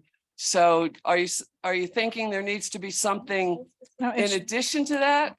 well, it's just the language, all green, all elements of their charter contract are fully implemented. Gotcha, I gotcha. So it could be as set out in the contract, because you could say by year one, we're going to do this, by year four, we're Right. going to do this. I also don't want to set those new schools up to fail, to Right. have them be like, because we've heard that a lot. Well, it took a long time to get set up with this partner and whatever it is. And so it's just it's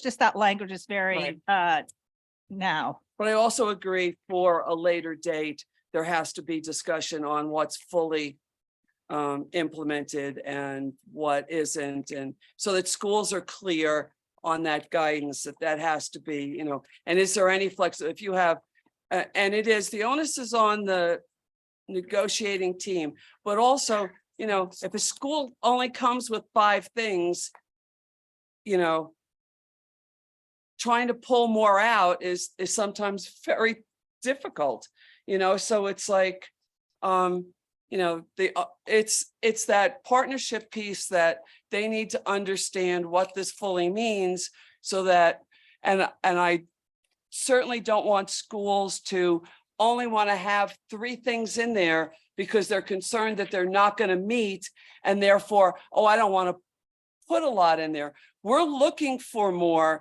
so that we understand the school better and the school can be assessed in a, you know, in a fairer manner. But I think sometimes schools think less is better. So that has, you know, we've got to come to a happy medium there. Director Chavez. Yeah, so as someone who has been reading charter school applications, going to charter schools to assess implementation, working with founders of charter schools, and thinking about capacity to open up and run a charter school, absolutely understanding that charter schools in their first few years are not going to be able to fully implement and be at the place they will be in 10 years. Like that is a given. So I would expect that, you know, if I were a charter school entering into a contract with the PEC, and even in my charter school application, I would put forth something that is reasonable, because developing things takes time. So I think that should be considered during charter application approval, 1, and 2, during charter contract negotiations. If a brand new school is saying, we're phasing in this program, I'm thinking they're smart, right? Because just to open up your doors is a big deal. But if it's a 15-year charter and they're setting a really low bar for themselves in their, you know, what their program is, and they're trying, you know, to do what Commissioner Gibson is saying, we might push a little bit about holding high expectations and demonstrating that what's in their mission is there's some way of gauging it, right? There's some way of seeing how they're realizing their mission or that they're implementing their program with fidelity. All right. Okay, we're going to go ahead and move on to 2C, which is the last, and then we do have ratings right after this, and then we'll take a lunch break. Okay, so 2C is the conducive learning culture, which is the goal is that eligible students re-enroll in the school year over year overall and by student population. So once again, we tried to break it down for this to where there is an N size. We tried to accommodate for natural students choosing grade band changes. And then but we do have we want to keep a high bar for re-enrollment. And we did think that that is a reflection of the culture of the school. Any questions or comments on 2C? Commissioner Carrillo, then Commissioner Robbins. My question is, and it's probably later in the performance in the next pieces around school climate and culture surveys, have they been considered? No? No, so that's in the state accountability system. So that's where they would be considered. That would be something, once again, in option 3, where they can change their indicator from the state results to their own. If they wanted to propose their own survey to replace that, that would be option 3. But that's in the state accountability system. So we're not going to be proposing any sorts of internal surveys for the school. No. However, they could include them in their mission specific goals. Oh, I hear that. Okay. Thank you. We decided to stick with the very quantitative data. And also, yeah, Commissioner Robbins. Well, again, I just go to the numbers that I think, the 85, 65 and below 65 are kind of low numbers that, you're meeting, you're meeting if only, a little over half of your students stick around from year to year. That's a pretty low bar to say, you're meeting it, exceeds is 85%. And we're, attrition, people who move away. Now, we could put something in there that if students move away, parents' jobs change, they're not included. It's students that are remaining, living in the community that stay at the school, clarifying it a little bit more, because obviously, if you're at a school and a good number of your, let's just say, good number of your students work at, or the parents work at Intel, and Intel, which we know can grow and it can shrink. And all of a sudden they have a layoff of 500 and 20 of the students from the parents were at that school and they all leave. Well, that had nothing to do with the school. It's nothing that the school can control. So I think we have to be very careful. One, that if it's something that's uncontrollable, we don't penalize them. But I don't want to have a low number if it's a problem with the school. And I think an 85, my history in 5 years on this commission, if only 85% of your students are staying from year to year and they're not, due to attrition, moving up, there's a problem. I mean, if it's only 85%, you've got a problem at your school. If you have, 75, if you only have 75%, depending upon the size of the school, if only 75% of your teachers are sticking around year to year, that's a problem. That's a problem. And so, again, if you set the bar too low, you're not really identifying issues that are a problem, because the learning environment is not just the teaching that's going on, it's the physical condition of the school. And, there are standards for the physical condition of the school. But, if it's too hot, too cold, things like that, But again, I want to make sure that it's things that the school can control, like the temperature of the school and the condition of the school, versus community things, because we have some charter schools and communities that can be impacted tremendously. I remember a few years ago when Molycorp, they closed down. Well, there were a couple of hundred parents in that community that lost their job. It devastated the community. When you have, things like that happen in these small communities, it can devastate this, and the school had no control over it. So I think parents moving out of the district would not be considered, those students would not be considered having left the school under the definition of what we're doing here. But I would like to see, maybe, green being 90% of the students stick around, and yellow being, at least 75%, and then red is below 75%. I mean, I just think we need to have a little bit higher, because those are things that school can control? Ms. Barnes, and then I'm going to speak, and then Director Chavez. I just wanted to piggyback. I'm going to start first with, this is a material term that was important to the legislature, and it's one of the listed items. So there's absolutely nothing wrong with highlighting it. So I do want to echo, though, that I think it was, and I just looked back at the schools from yesterday, even at 80%, 5 won't make it. Out of that group of 5, several of them had very good reasons. One has no transportation to the school, and people that maybe are working 2 and 3 jobs are having to drive their kids 2 hours a day. That has nothing to do with the school. Another one lost a lot of students when it got very high intense on the IB program, and the kids knew that they had another option. There was that was articulated. Another one is one of the online schools that has kids for very specific reasons. So I think it is a very interesting indicator. I just worry about it being a high stakes scored thing for exactly what the Commissioner Robbins just articulated. There could be other reasons why. Maybe you could specifically negotiate with schools that had a different reason, but I just had my eye on it yesterday, and many of them raised, without even talking about it as a high stakes indicator, raised problems with kids coming back. So I guess for me, I would say when you have those instances, it should be 1 year.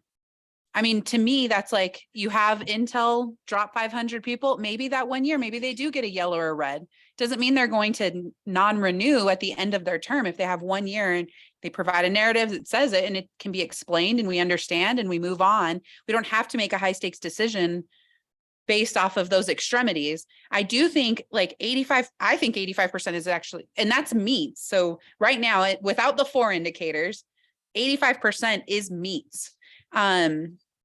Or exceeds. And I think that's actually really high, because I think it does take into an account those people who do move for, not because they don't like the school, right? Like for all the reasons kids don't return, that has nothing to do with the school. I think that's what that takes into account. And I actually think this expectation is that you retain every other kid.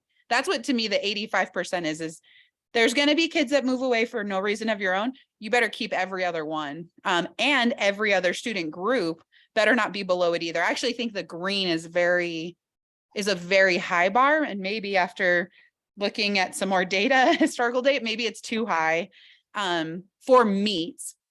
But I do think the one thing I love about this indicator is breaking it into student groups. I do want this rated. I want it rated. I want to see it from a school, because I do think, and I think for a couple of reasons. I think there's a misperception that needs to be clarified in the charter community that, hopefully, ideally, this data would show that charters aren't pushing out certain groups of students. I think all of us as commissioners have heard this. I think a lot of people in the general public believe it as a perception that, there are some charter schools who say, oh, we don't have capacity for the type of student you have in your family. And so maybe this isn't the best fit for you. And so we could see from this data, if, special education, if only, 50% of their kids are returning year over year. And once again, for me, this is like a multiple year, like we have a contract to look at. I'm not looking at 1 year and making a decision off of 1 year of this. I'm looking at 4 years of data in order to decide, is this a problem overall, or is this a 1 year incident? Is this something that's outside the school's control, or is this their culture of a specific student group feeling like they're not welcome at their school, and the parents choosing to not return year over year? So I think for me, I am open to the adjusting percentages based off of some data analysis. So once again, for the statistician, we have this data, we should look at it, run some numbers, add this to their list of things to look at. Like, let's make sure we're putting percentages that make sense. Maybe these are just like, this sounds good. Maybe that's what these are going to end up being. I'm open to the percentages changing, but I actually think this could highlight some of those things that schools may not even recognize in themselves that they're doing, and maybe it's unintentional. But for me, once again, this performance framework is supposed to take the flashlight and shine it to areas of the school that may not be looked at in another way. And to me, this is once again, I think this is multiple opportunities to show that not only are they serving their whole school population, but for me, the part of this that I really like is breaking it into the student groups. And ideally, I'm going to say this, I hope we don't see that we have many charter schools that are getting yellow and red because of student groups leaving their school. That's what I hope. And I would love to be able to use this to show like, no, look, our schools are retaining our charter schools are retaining students year over year. But I think this is a new part that we haven't really seen data on and especially broken down to be able to kind of see what this looks like. But I do definitely want it rated, and I'm open to the percentages, but that's really where I'm interested. Director Chavez, then Commissioner Robbins, Commissioner Gibson. So what I wanted to You have- point yeah. out, Okay. commissioners, if you want to see a sample of data, look at part A of the schools that just renewed. In part A, we have a table that is speaking to indicator 4B of our current performance framework, which asks, does the school meet attendance, retention, and reoccurrent enrollment rate for its students? And I totally agree with Chair Burt. There are some schools that churn students in and out. I think that speaks to what the school is doing to retain and meet the needs of students. And I don't want us to support schools that that are not keeping their students because they're not meeting their needs. I also think it's very different from academic performance, right? So it's another indicator of school quality, which is what we're aiming to do with this performance framework, is to look at school quality. And the final thing I want to say is that I think that when we're assessing a school, context matters. So the context of no transportation, or maybe you lost transportation, and other factors could play into why a school would have whatever rating they are. And if they got a yellow, I think yellow is not the worst thing. That's feedback that says, what are you doing at your end to try to engage students? Because to me, this is about a student engagement issue, which I think is a school quality issue. Commissioner Gibson, then Commissioner Robbins. So this is absolutely something that I supported from the beginning of our work, because it does give us hopefully that important information as to the why. And I think we brought it down to 80. We thought 85% was a little on the lower side because we were adjusting for those, moves, because I think it's challenging. I think of it, those instances when a business closes, a school can easily say, hey, Hatch had a dairy close and I think they lost almost half their kids. That's an instance where you can easily identify, but schools also identify to us the challenges of tracking where kids went after they left. So I don't want to put that burden on a school to have to track those kids, because if they're unresponsive, they're unresponsive. So, but I think maybe the 85% is too high. We'll have to see. And I'm certainly willing to look at the changes. And I agree that, the yellow pieces will help inform us through annual reports to have the conversations with the schools. What's going on here? Why did this happen? And what conversations have you had with your governance council to try to change something in the school? Because obviously, and that's why I have some hesitation with replication, because you're supposed to be serving this community. And when you pop into another community and you're looking at one whole contract, how do you do this well for each and every community that you're serving? And how does that roll into this one grade? Because a school here could not be serving well, but be serving this group really well. And how does that roll up? So that's where I really hesitate. I'm more of a community server. That's what the purpose is of the school. So, but I appreciate the thought, but I think the percentages are probably have to go down as opposed to up as we look at the most recent data. Yeah. Commissioner Robbins? I've been persuaded to adjust my position. Well, and again, because of these things and the tracking, why did students leave? If they moved, well, how are you going to track them down? How are you going to do that? Now, granted, the school records should be following the students, so you should be able to do that. But I think you can drop out of school at age 16, right? And you can take the GED. Now, my daughter, we did homeschooling her last 2 years, and we made sure that she completed it and everything. And she got her GED, went to college, got her nursing degree, and everything, went into nursing as an RN.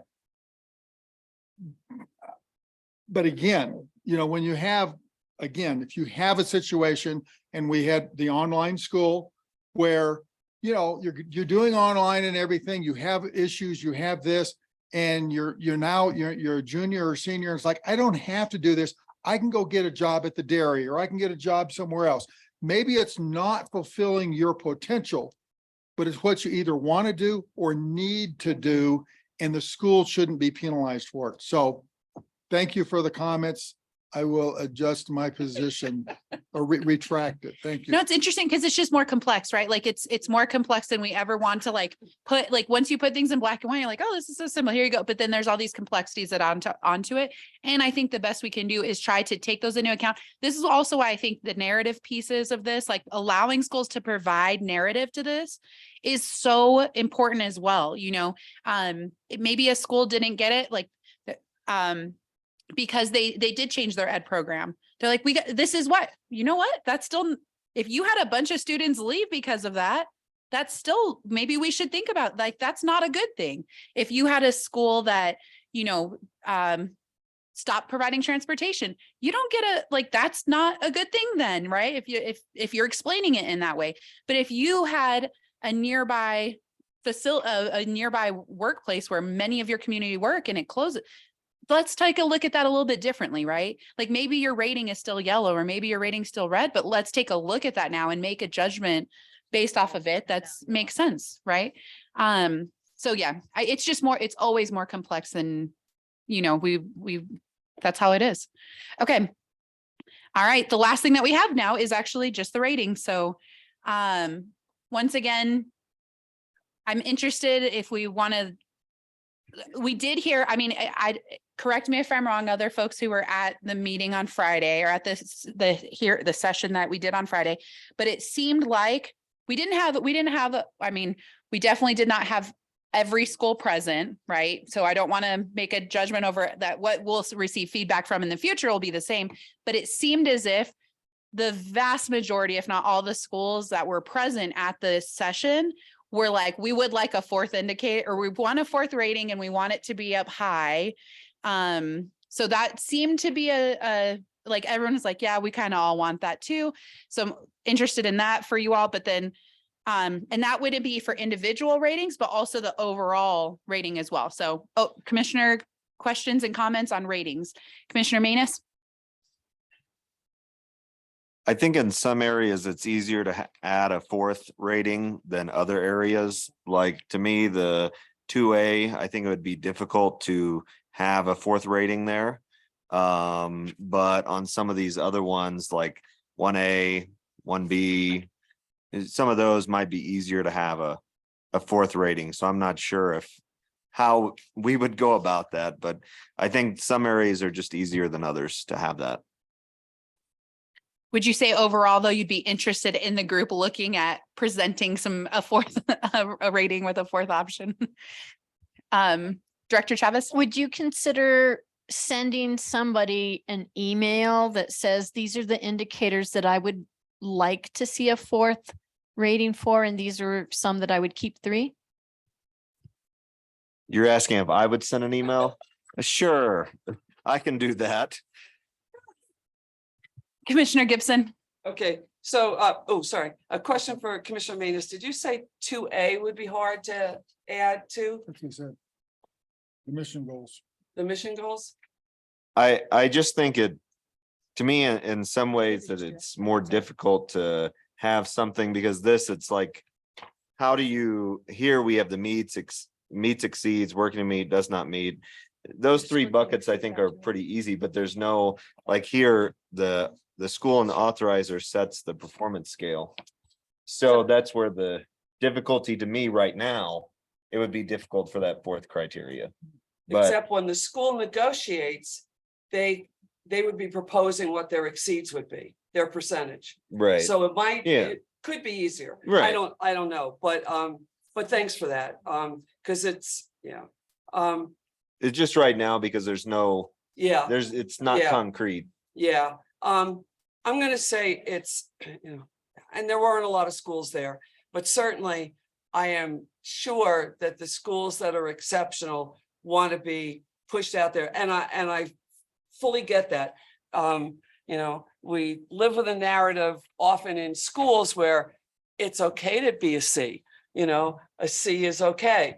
But, the exceptions, the exceptional should also be highlighted as well and recognized for, and I think in some cases, for maybe some grant funding, it would help them if they could show that they were rated as an exceptional. So I think we kind of lose sight sometimes of that.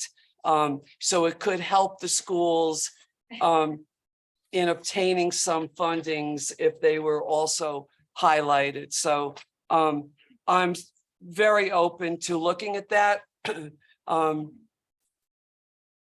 I don't think it's going to be as challenging as we maybe thought. And like I said, we were kind of going along with the national trends and the recommendations, but I don't want to just say, oh, it's because it's the national trends. That's the way we're going to do it. I think we have to listen to the schools and be responsive to that. Right, next I have Commissioner Voigt, then Commissioner Creo, then Commissioner Robbins. I like the idea of having 4 categories and celebrating the exceeders. And I think that if we do that, it should be throughout the entire framework. We can't just have, 3 in some categories and 4 in the others. They all have to add up to the same thing. So if we go 4, we stay 4 everywhere. If we stay 3, they stay 3 everywhere. Commissioner Creo, then Commissioner Robbins. I like the idea of having 4 all the way through. A pretty teal or blue color would be my preference. So so kind of on this, when I was on the board, back in the day on SFPS, I proposed that the district get rid of the D grade, that we eliminate Ds altogether. And it didn't fly. But just because really D is passing, that's what we're letting people graduate with. But I like the idea of 4 with a pretty teal or blue. Commissioner Robbins. No, I agree. And I think, being able to identify those schools that are excelling, mission achievement success wouldn't have gotten the $3 million gift from Mackenzie Scott if they were not an exceptional school. And if you lump them in with other schools, they're going to say, well, why didn't I get something? Or, why shouldn't it really, you have to be able to do that. And I think for Commissioner Manus, with regard to the mission goals, we've done that in contract negotiations very easily when they say, 75% of their students or 85% of their students will go on, will complete a personal portfolio, whatever, by the end of the school year. 65% will do this. It's very easy because they set percentages of their student body. Usually that's how those mission specific goals were set, is so many of the students will achieve this. And so it's fairly easy for them because they have all of the data themselves. And so they're producing the data based upon what those goals are. I don't think a school has complained about a difficulty in demonstrating where they placed on mission specific goals in the past. So again, I like the idea of the 4. All right, I'm going to speak and then I'll go back to Commissioner Manus. I love the 4 now. And the more I look at this, the more it makes sense. I'm like, yep. And you know what? The other thing I like about it is it makes it also easy. Like if I'm a member, if I'm a family, if I'm another school leader, if I'm a legislator and I look through our performance framework, I find those schools with the blue and I'm like, oh, they're doing that well. I'm going to go talk to that school, right? If I'm another school leader and I'm like, I'm looking at other people's annual reports, I'm like, they're getting blue in retention. Like I want to go look at the blue schools, right? Like, so I think that's also part of that, like sharing what's working. It makes it very clear who's doing it in an exceptional way, right? Not just meeting, but who's really, that's a strength of theirs. The other thing I'll say, and so like, I'm open to like any kind of blue variation or teal, like like everything I do is like blue and teal. So I love that idea. The other thing I'll say then is that overall academic rating, I actually think we can leave the exact same, add the blue teal, and it's on track for renewal or expedited renewal. And we can do that the school earns and exceeds, in 4 or more like we can discuss like what that looks like, but like what an expedited renewal would be. And that they're on track for expedited renewal overall in academics, right? And then it still could be, on track for renewal without conditions, could still be that you're getting green, you're getting lots of greens or maybe 1 blue, but the expedited renewal could be that you're receiving 2 or more or 3 or more, like half of your indicators are teal. Expedited renewal, like let's get you going, right? And maybe even that's even too stringent for expedited renewal, because if they're all green, that could also, we'll have to look and see what it looks like. But I'm just open to like when a school it's like obvious on their performance framework that they're doing the things they're supposed to be doing year over year and then exceeding them, their renewal should be easy for them because it'll be easy for us, right? Like it's going to be easy for us. So we shouldn't make it harder on them or as hard on them to go through. Like, let's have them keep serving their kids and not do as much paperwork for us in that role. Commissioner Manus, then Dr. Russell. I think I used 2A as a bad example. But it's on the same page. 1C is what I was thinking of because we had the conversation surrounding aligning it with whatever the state requires. And that is where I was on the same page, but that is where I think we might have some difficulty because if we're saying we're aligning it with the state, how do you make a exceeds category? We could do, exceed that it's like 99% or something like that. They have 100%. Maybe that's it. Yeah, I see the exceeds on that one is going to be more difficult. We can look into it though. Or if it's like anything above 95% or 97% or above, like give them that little bit extra. But that's it. That's a tough one. Good job. Dr. Russell. Thank you, Madam Chair. I just wanted to make sure that when we're talking about adding a blue/teal level, we're only talking about academic indicators because we're not talking about all the organizational and financial. Yeah, I think we would need to look at that when we get there.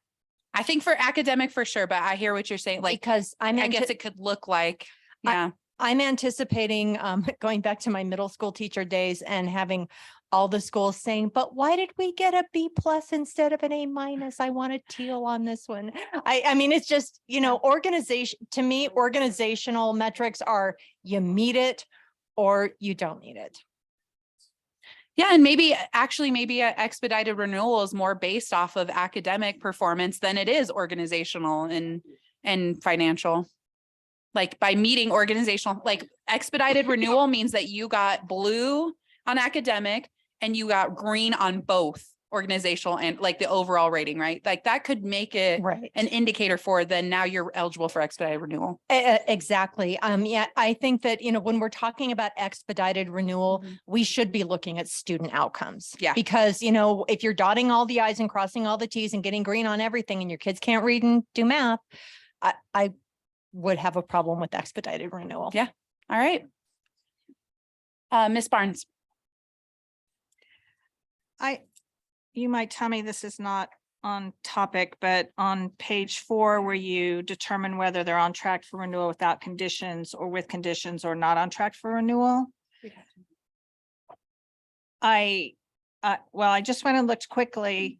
No, you renewed 6 schools, yes, the last couple of days without conditions. None of them meet that criteria.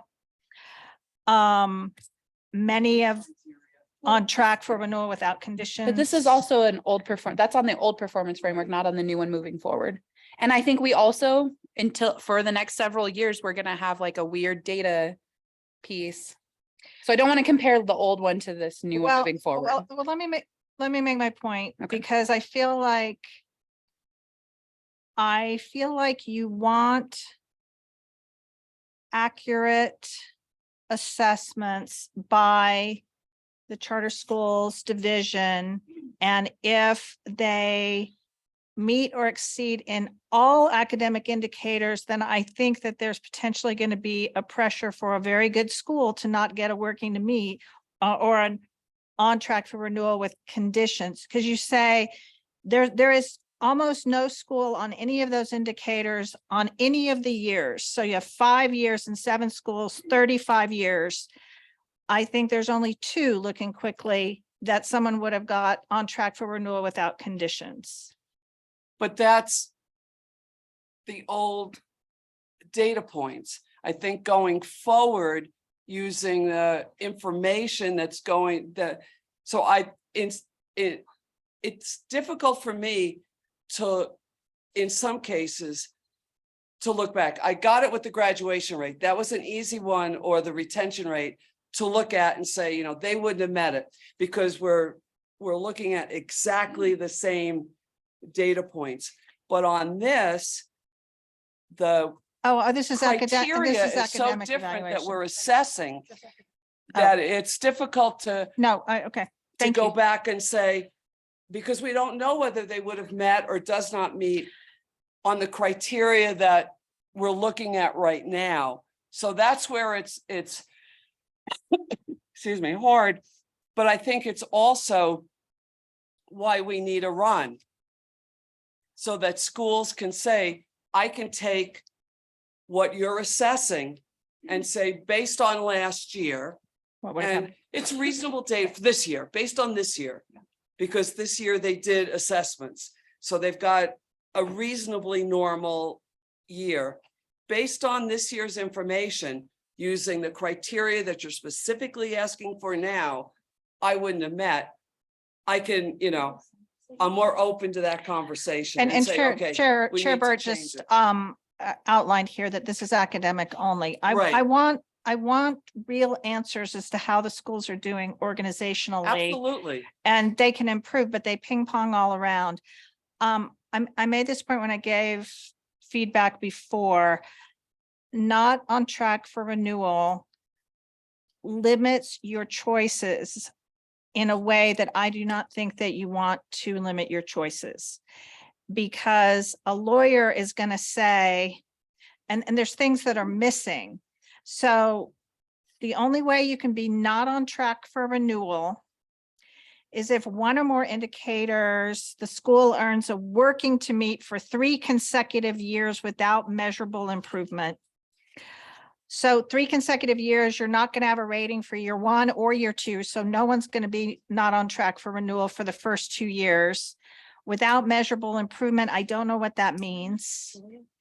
Well, because you can't go back to the previous charter.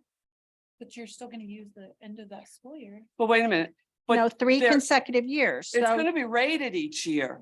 yeah, but not year 1 is not 3 consecutive years. Year 2 is not 3 consecutive years. But it's at the- Correct. Right. They're going to get rated each and every year, but they're not, but if in the third year, when they're doing the annual report, this school for 3 consecutive years, they're going to get the does not meet that year because for 3 consecutive, or the notice of non-renewal, because now for 3 consecutive years, but they've been rated each and every year, the does not meet or working to meet or whatever it is.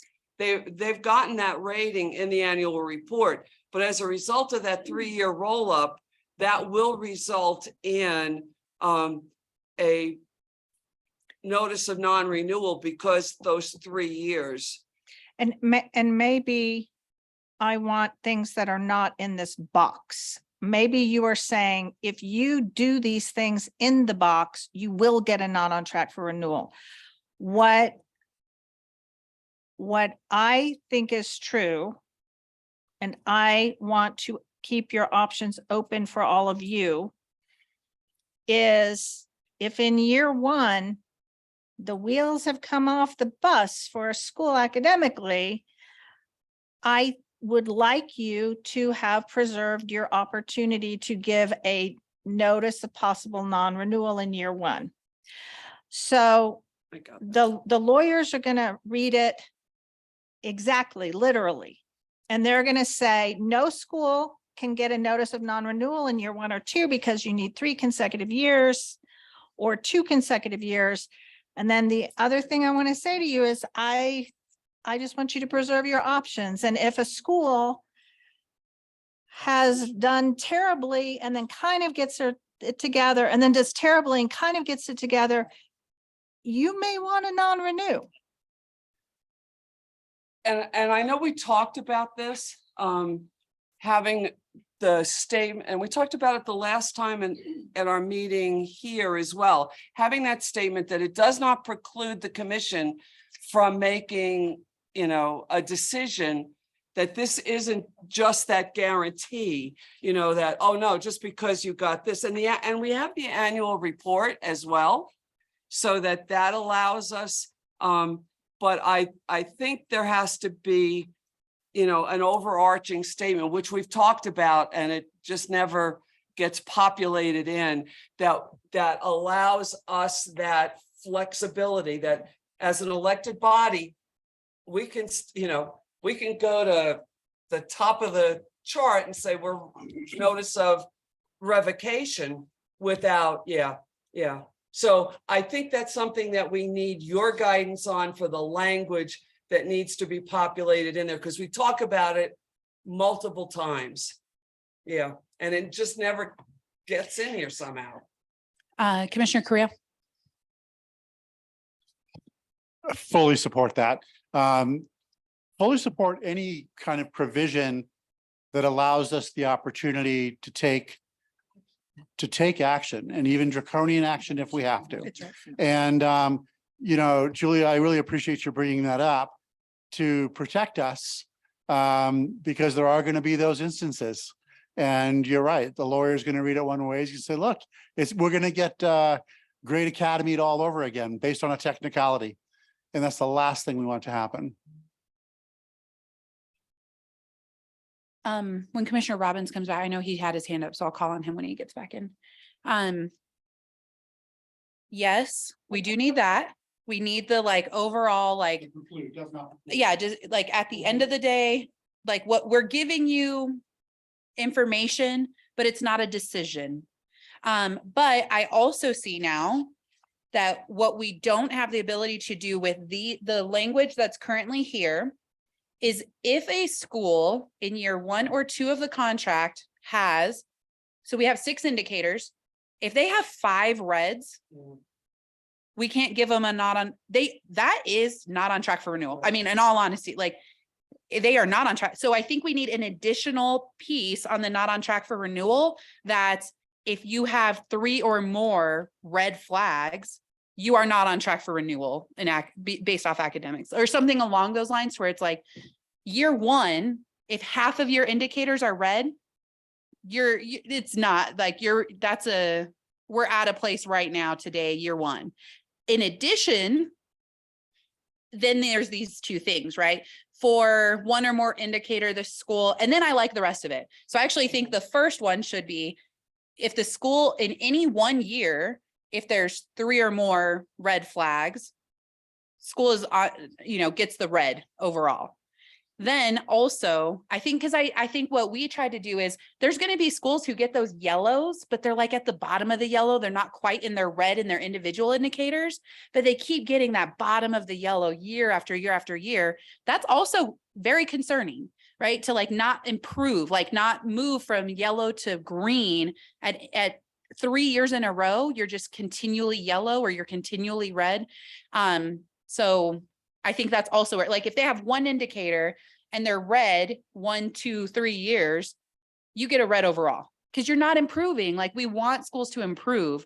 So they have to move up levels year over year. We want that continuous improvement, and like stagnation in the academics I think that's what we're talking about too. So I think we're just missing that one piece where, like, if there's some serious like red indicators in year one, year two, they need to get that indicator as well overall. Robbins. Commissioner Robbins, Dr. Russell, and then back to Commissioner Gibson. Yeah, my only thing in talking with what Counselor Barnes was saying, in the first 2 or 3 years, they're not up for renewal in those first 2 or 3 years anyway. Possible revocation, which I think I heard that. Yeah, if they're really doing poorly, they're possible, but it's not a renewal thing. It's only renewal when they're in their, final year. No, so that's what we're trying to move away in. from. We're trying to move away from that. We're saying every year is a year that we are giving them notice about their renewal at the end of the contract. We're moving away from that. Year one is part of their renewal. Year two is part of their renewal. They are up for renewal. Well, no, in year one, you're not up for renewal. You have 4 more years in your contract. But that data will be used in your renewal. Oh, no, I understand that, but the indicator here is saying 3 consecutive years. So you can't give them, they won't get that on track for non-renewal on track unless they have 3 years. So if they've gone 3 years, then at that point, yeah, you're on track for non-renewal. But in the first or second year, they may be notified that these are real problems, and they were probably going to be put into the what's the protocol code? The intervention protocol. Right.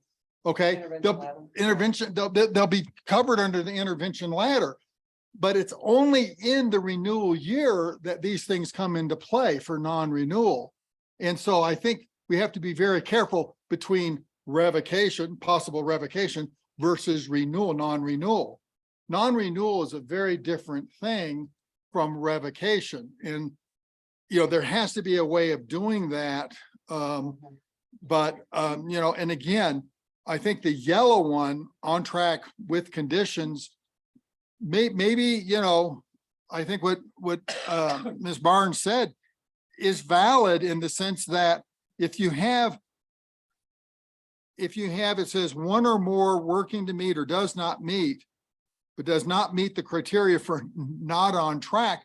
Well, what if you had 3 years where you had those 3 things, but your 4th year, you get all greens. Everything's green in your 4th. You had 3, but you shouldn't be on track for non-renewal if you're green in your most recent year. So again, I think it has to be maybe your, the most current year, including the most current year. So it's 3 years, including the most current year or something, because if you've corrected it, well, maybe you back off, So it's just the way it's worded. I think language is we It's have to gonna be- rework language on It's gonna this. be real careful, but I do like the idea of having a 4th category in that overall academic rating. Dr. Russell, then I have Commissioner Carrillo, and then Missy. Did you have? Madam Chair, I'm good. Dr. Russell. Okay, I'm gonna pass. I'll wait till our working day. okay. Commissioner Gibson, then Commissioner Carrillo. So I'm just gonna own that this was like the last thing we were looking at. It is true. And you're sitting there saying, wait a minute, okay, if it's 2, if it's 3, and what it all looks like. So this is, I appreciate all this feedback, because this is really one of those things, because you're trying to figure out all the different scenarios. But absolutely, we've talked multiple times about having that disclaimer or whatever you want to talk about, and also in the contract, so that it's clear that, this is how it can work out, because I want to be able to take appropriate action. And hopefully, as we look at these and look at the annual reports, we're making a better informed decision if we do have to intervene and do a revocation during the contract term. So I really do appreciate this, because this was probably one of the more troubling pieces in how can this be, how is there clarity in these boxes? And it's clear that there's not clarity in these now. Thanks. Commissioner Correa? I think there's more clarity than you say there is. You think there is. It's like the phrase "on track for renewal." I love sports analogies. It's the end of the second quarter and you're down by 30 points. It's like you're on track to lose. If you don't change the way you're doing things, you are going to lose this game. Isn't that essentially what the red is saying? Yeah. And I have no problem with the phrase, not on track for renewal. And actually, I like it. I don't have the Yeah. definition. It's the definitions that don't have clarity. I understand Right. we're on track, not on track for renewal. I'm good with that, but it's how you get there. Can we put that it's the second quarter, you're 30 down and you're going to lose the game? I mean, however you want to rephrase something like that, and I think you can be not on track for renewal. It's like, as you said, every year we're judging whether or not basically you're doing a decent job. And so when we're saying not on track, we're saying to them, basically, you're not doing a good job. Step it up. Or just for me, it's if something doesn't change, this Yeah. is what, so, and this is what I've told people too, because I heard this from other states that this does happen. Like, it's not a fantasy, but like there's other states that are so clear year over year where the school is standing that by their contract renewal time, schools will choose to not apply for renewal because they already know they're going to get non-renewed. And so they don't even apply. They just let the contract expire and their charter goes away, because it's been so clear year over year where they stand. And so that's what I'm like, 5 years after this starts. I mean, actually, hopefully whoever's 5 years after that, I don't hope any of them are in that position. But should a school be in that position, ideally, that's the level of clarity and transparency in this that we're hoping to achieve, is that they can make a decision for themselves of like, we know how this is going to go. I hear what you're saying, and having been here, here for 2 years or so, but in New Mexico, 31 years. I think the first thing they do is just call up downhill and say, how can we just get by this and then get renewed? I just think that that's the way they think. No one's going to say, what, this didn't work out the way we hoped. And we're really sorry, parents and kids, but we're not going to be able to operate next year. Well, we're working on a new baseline. We're working on changing culture. This is I hear what you're saying. and we may be in a position where none of us are here to see that, I don't know, but that's what we're working on. Like, ideally, it's just so transparent and clear that's one of our main tenets for why we're doing it.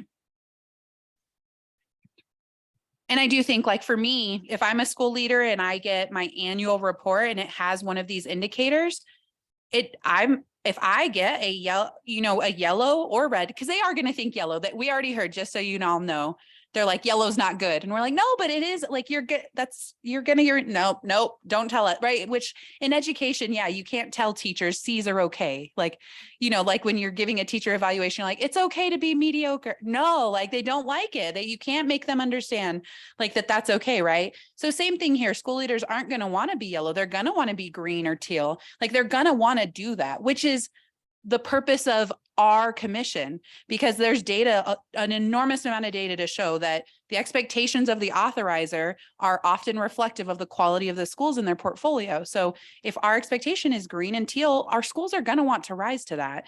But I think if I'm a school leader and I get a red, not on track for, that's an indicator for me that if this is the track I'm on and no changes are made, I know what my path looks like down the next couple years. If I'm yellow, I'm not going to be surprised. Like, this is the track I'm on. Should I make no changes? Should I make no improvements in the school? So for me, it's like, yeah, like it's a wake up call early on, like, is this the track you want to be on? Hopefully not. Back to you. And then Commissioner Gibson. I just see yellow as working toward mastery. The way they might see it is a bad thing. Because that's the way the IB, that's the way a lot of schools work now, where, yeah, you can start out in a grade and you're just doing really poorly, but your end grade is not going to be an average of those years where you were just working super hard. It's going to be where are you right now, and hopefully if they've done their work, it's mastery. I'm just because we have had some schools turn their charter in, but what would really be helpful is if there was legislation that said, if you're a school that was not on track for renewal, you can't change your authorizer, because that's what's happened. That schools that knew they weren't going to make it with us changed their authorizer. So that's, that's what has happened, so that we didn't have to make that decision. They didn't have to turn their charter in. They just went to someone where they knew they'd be authorized. That is true. And that's actually what's missing from that Think New Mexico report, where they say make it easier to close schools. Like, you need to that's make it not harder to change authorizers. That's true. There should be If you're, criteria. that's right. Yep. Very Yeah. interesting. Yep. Very interesting point, Commissioner Gibson, because that has definitely happened. All right. That is all I have for you on this. So the next steps, I think as the working group we talked about, we're going to be meeting again before the end of the year. We would like to take this feedback. I know, Commissioner Gibson. So we're going to take this feedback. I think I already was telling Commissioner Voigt, I think we could in our next performance group meeting, take a look at this feedback from the commission. I think we're going to be able to incorporate it. And I think we can put out a revised draft before Christmas and get that back out, updated online. And that way it's reflective of this conversation. We don't keep things that we know we're going to want to change. I don't think we need to keep them on a current draft and have people comment on them if we are acknowledging like, yeah, these are good things to update. So let's go ahead and that'll be the next idea for us. And then the next time we see you all in January, we will be showing you the financial and organizational as well. So you'll see this updated one and then financial and organizational in January. Mr. Paul, are you, I guess I could look up myself actually. Okay, because it would just be helpful if he got that information out, that Okay. changes were made, because people may have done the survey already. Yeah. And if it. I think the survey was just posted today, so I don't think. Oh, We, yeah. we can Saw it clear already. the survey and put a new one once there's a new draft. That's easy to do. Yeah, we could do that as well. But I don't think we'll have to, I think the survey just went up today, maybe yesterday. It wasn't there yesterday. Yeah, it was. It wasn't there on, the second day at CNM. It was Tuesday. Tuesday. Yeah. Right, Okay, but it so- was there yesterday. Okay, Yeah. so unlikely we have a. But if enormous Matt could amount. get the word out that there were. There's a that- coming Yeah. update. Okay. Yeah. All right, great. All right, we're going to take a 30-minute break. We'll come back at 1:45.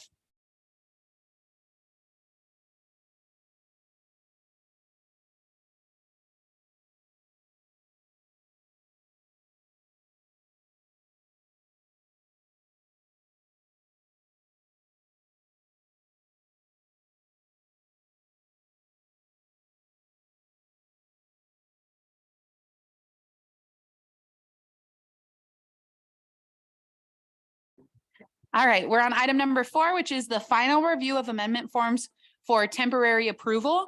And I will hand that over to Ms. Barnes. Thank you. I'll just back up a minute and remind you kind of where we are on this. We've looked at these. I don't know what, I think there were 36 documents online. And we have worked to streamline them. And actually part of what I want to report, we streamline them even further. I have, the next agenda item is the contract documents, and I have gone to streamline them presently with a draft contract, which was very helpful actually. And we want to allow you to, and us to take a look at it again when all the documents are final, make sure they all work together well. However, there was a decision that these documents are so much better. I'm just going to say it because I think it is a fact, so much better than the existing documents, and that it would be an opportunity for the schools to use better documents, and CSD, who analyzes all of the documentation that come in, to test and make sure that the forms are in good shape. So the idea is tomorrow to approve them on a temporary basis. The motion is drafted in a way to allow CSD to make consistency changes, non-substantive changes, wordsmithing changes that align, because every time we look at them, we are looking at, oh gosh, that language isn't the same as this, to allow them to kind of make that type of change. So I did just want to highlight just a few things and let you know what improvements have been made with a lot of input, including the two women across from me. So I am feeling really good about them, honestly. Excuse me, where do I find them in the drive?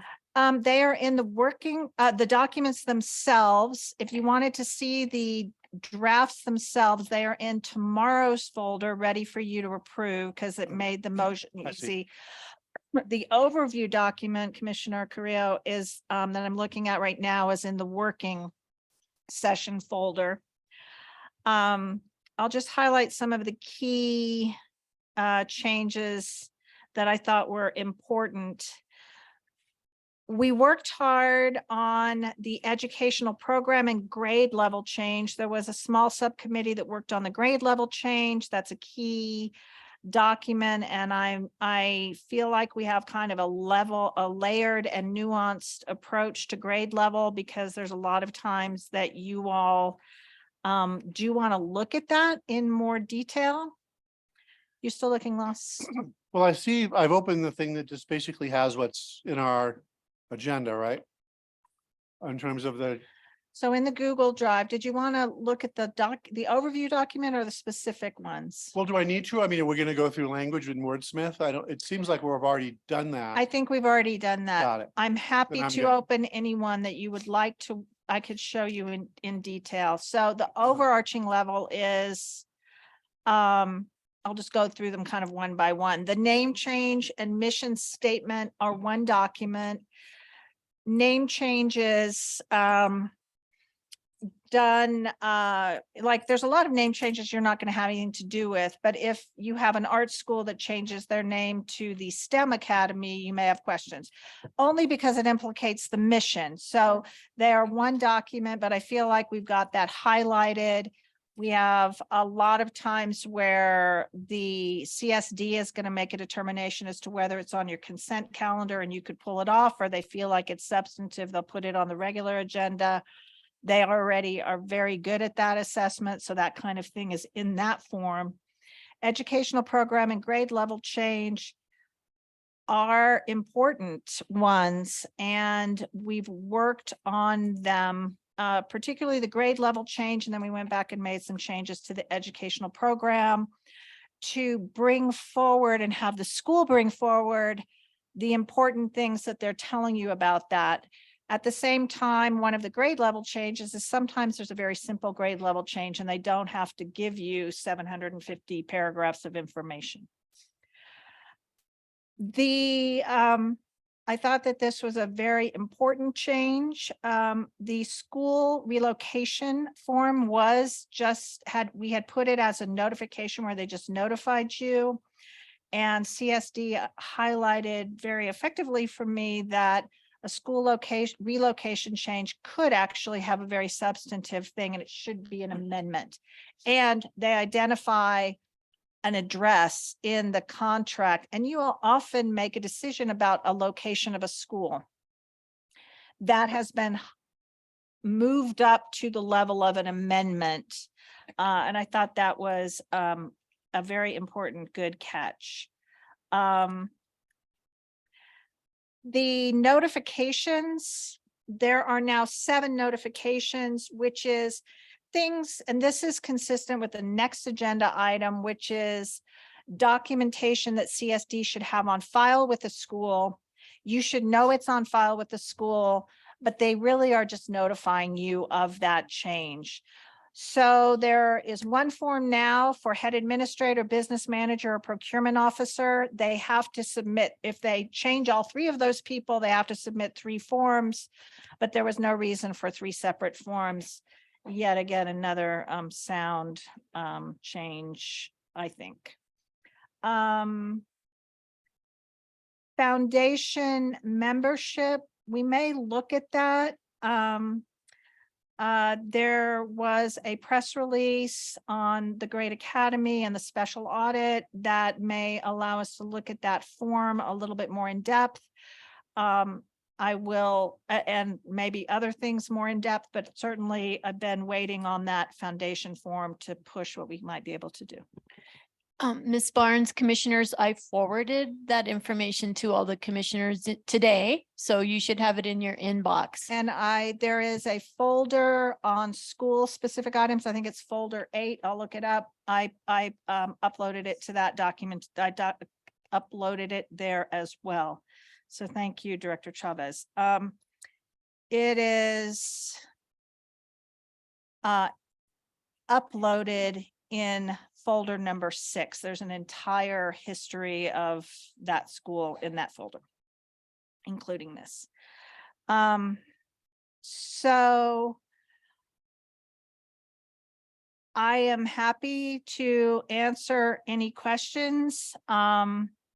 We have gotten a lot of feedback. We have made a lot of the documents very consistent. I think that we have tested them a lot, and I really like this idea of testing the schools using them. And I have wanted the schools to be able to use these forms for a while, but you needed to approve them before we did that. So I'm asking you to approve them tomorrow. And I'm saying temporarily, but it's not really temporarily, but we basically on other forms are trying to put them to bed. And what if we don't approve them? You're going to stay with the old forms. So please let us try the new forms. They are streamlined. They are easier. They are, I think that Director Chavez has to explain that way that the present policies and amendments are posted every time. She's like, oh yeah, so look at the left and then look at the right. And it's confusing to me. So I'm happy to answer questions. The exact forms, I have moved them in into the folder tomorrow so that you can approve them and it will be clear what forms you're approving, but that's the reason that I did that. Schools will have more time to have input if they want to. All right, any questions, discussion, comments? All right, great. So that'll be an item on the agenda for tomorrow. Yes. All right, that'll take us to item number 5, which is the first review of the contract draft and the protocols documents. Ms. Barnes. So I want to start from a very, very high level. I have felt like you all have turned the corner on reviewing all of the forms for schools. that we have tested many of them, worked hard on many of them. I feel like lots of them, including like the amendments that I just said a minute ago, are in great shape. I feel like you guys are getting really significant traction on that performance framework. And I feel like you are really seeing the fruits of this labor. I am very interested. I know I'm not the only one. I'm only using an I statement to not speak for anyone else, but I am very interested in you all being able to turn a lot of your attention to schools and school issues and not all of these documents. And I think that you are getting super close to being able to really be very close, if not done, with this project. Particularly as the performance framework rounds the corner. And I wanted to make sure that the contract could be approved at the same pace and time as the performance framework. And I think that that's an opportunity to kind of look holistically, like at these amendment forms, but honestly, I've been doing that for a little while, and I feel like everything is moving along in a very consistent way. And I want to push for completion of that. For those commissioners who are leaving us, for them to know that they achieved a very hard goal, and for the new commissioners to have more opportunity to spend time like you last did on the last 3 days with schools on school issues. So there are 2 documents proposed.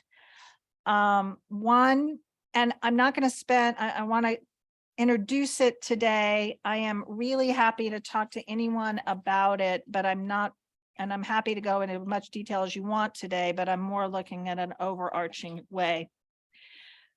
You all, as you know, voted to move forward to clearly address in some manner the rule issue in legislation.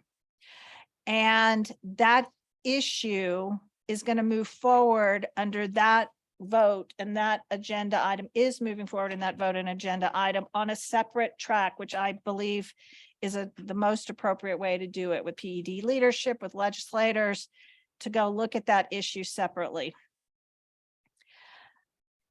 There is now, in my view, an immediate need to get a lot of the high stakes decision processes, like how would you run a revocation hearing, into rule.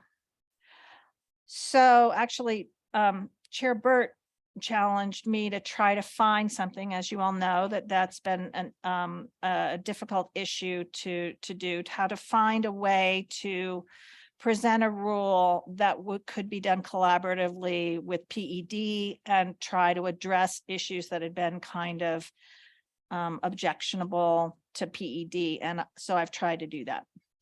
So there are 3 parts to the contract documents. There is the contract, which as drafted right now, primarily contains terms related to the school.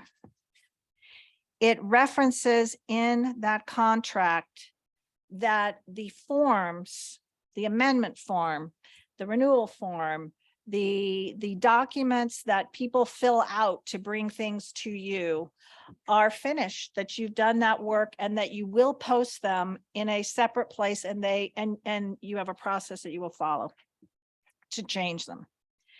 There is a third part, the contract, school related terms, the forms, how you fill them out. And then in my view, we need a rule that sets out the high stakes decision processes that you're using. So I went, as you know, we tried to provide our own rule before, and that ran us into the legislation that looped us back up into arguments.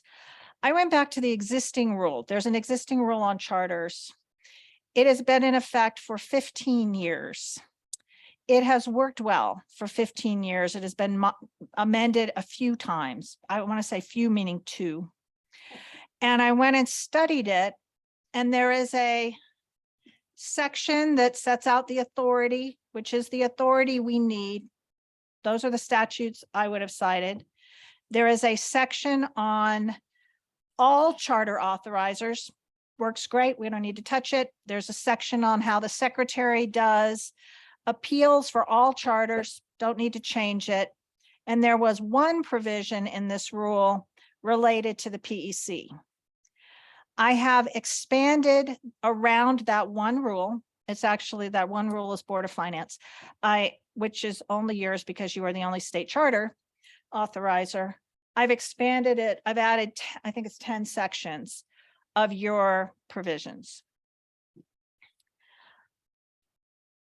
And I think it's the right way to go.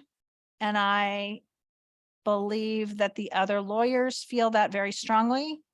They indicated to me that they felt like there needed to be a rule.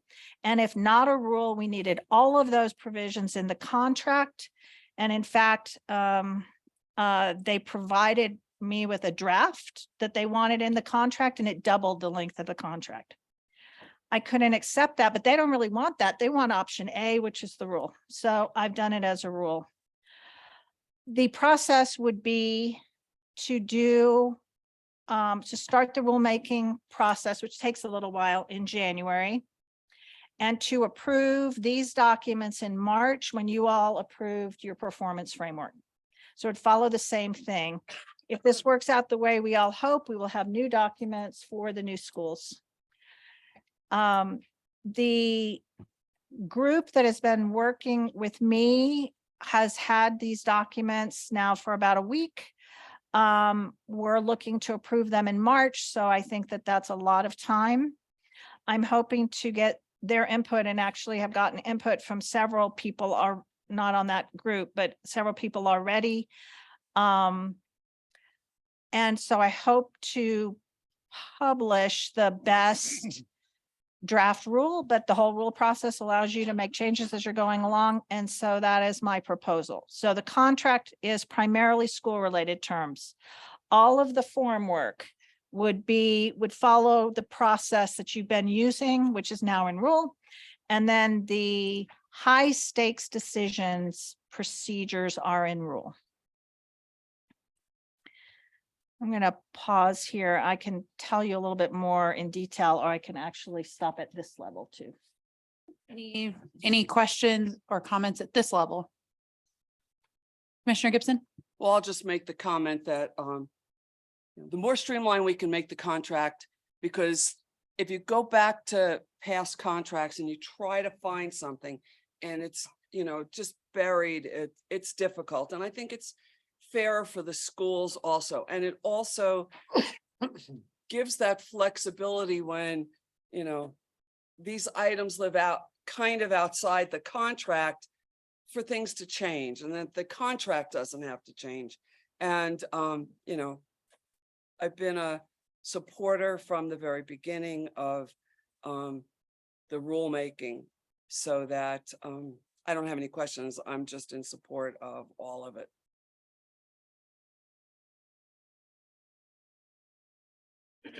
Anything else, commissioners? Okay. The very last statement I'll make is that the charter schools, through their attorneys, continually tell us that they want certainty. And to them, certainty is putting it in the rule. And having spent a long time taking the document that was presented to me and moving it to rule, there was a lot of certainty there. So I guess I have a question, or maybe just clarity. So the steps moving forward to get our rulemaking published, I think that's the way it is. So we would vote in January for that, or do we still have to have like a first hearing of that and then vote in, or do we not have to vote? Because I think we've already voted in some capacity on it, but do we have to take a new vote? Because, well, we'll have 4 new people.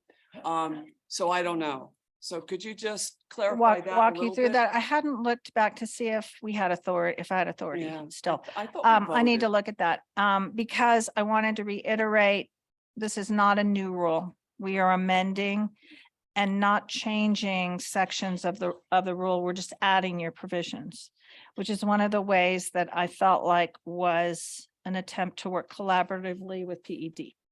We are not changing who drafted the rule or the authority for the rule. We're only adding your provisions. My thinking, Commissioner, directly to your question is you would authorize the moving forward over at the state rules office to start the rule. You publicize it the same way we did before, very similarly. And then you cannot finalize a rule for 30 days, but we would have 60 days. So I would propose that the hearing on the rule be in March, at your meeting in March, that your approval of the performance framework, as you indicated, would be in March. The approval of the contract would be in March, and we would use all of those documents in April. Okay, thanks. Dr. Russell. Thank you, Madam Chair. Section 3.7 at the top of page 6 will have to be modified slightly because the amendment form, the notification is being changed to an amendment for location because it currently reads the school may move facilities within the same school district by notifying the commission. Yeah, and great point. The other thing is that you all approved various processes for renewal and for various things that on the annual reports that CSD does for you. And CSD gave you a lot of input on what works for them or not. And I tried to incorporate that into the rules. So they may have many comments on that and make sure that that's there. I need to go through with a fine tooth comb and catch those kind of things. It'd be really great to get comments. I want to tell you one thing about the rule and kind of the thinking about how it's drafted so that you just can see it. Just the 10 provisions that are ours. We proposed a previous rule that had a process about how to deal with the forms. I cut that and dropped it in here. It's modified to separate out high stakes decisions from the forms that you use for the high stakes decisions. But those are the first 4 sections, I think. After that, I've tried to walk through the way a life of a charter school, which is an annual site visit and an annual report, feedback on that, a renewal process, including a possible non-renewal. That's in the life of every charter. Those are the next sections. Then there's 2 unusual things that can happen. One is an intervention ladder that doesn't happen to every school. Kept your intervention ladder largely and put that in there. And then revocation, put in a revocation hearing. So it's typical things that happen with every school, things that might happen. That's the ordering of it. The other philosophy, which is, I was just really listening to your last conversation on performance framework, because how do you want that to be? And I believe, but I'm trying to listen, make sure they're consistent. You want to give notice to schools consistently. Clear, consistent, understandable feedback. Then it's up to the school as to what they do about it. That language started with language that was drafted by the lawyers that they gave to me about what a school can do if they got an unsatisfactory performance. And I need to really see where your performance frameworks come out, but it becomes the school solution and obligation to take care of those issues. That's pretty, I've tried to put that very clearly into the contract. Last thing is the not a non-renewal hearing and a revocation hearing, the secretary does a 3-hour appeal. It's not 5 days, it's not 10 weeks, it's 3 hours, pretty concise, pretty straightforward. I've tried to mimic that process as well.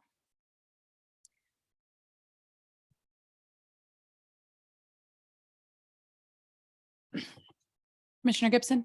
So just so that people who've just gone through non-renewals, so that a non-renewal hearing in that rule indicates that, number one, the school has to initiate the request for the non-renewal hearing. So if the recommendation is non-renewal, it doesn't automatically trigger the non-renewal hearing. The school has to trigger it, because the school may simply say, I'm going to take my chances and I'm just going to go to the renewal hearing and let it play out. And that's the way it would go, only if a school indicates to us, and then that would happen in the same, during the same time frame, or, and I'm only thinking, I'm kind of thinking out loud, because if a school had the recommendation for non-renewal, say in early November, late October, could it potentially be that the non-renewal hearing, to take the burden out of that week, because it adds 3 hours to, that, and honestly, a lot of different thought to do that. Would it be possible to have those non-renewal hearings, thinking there's not going to be a lot, I pray,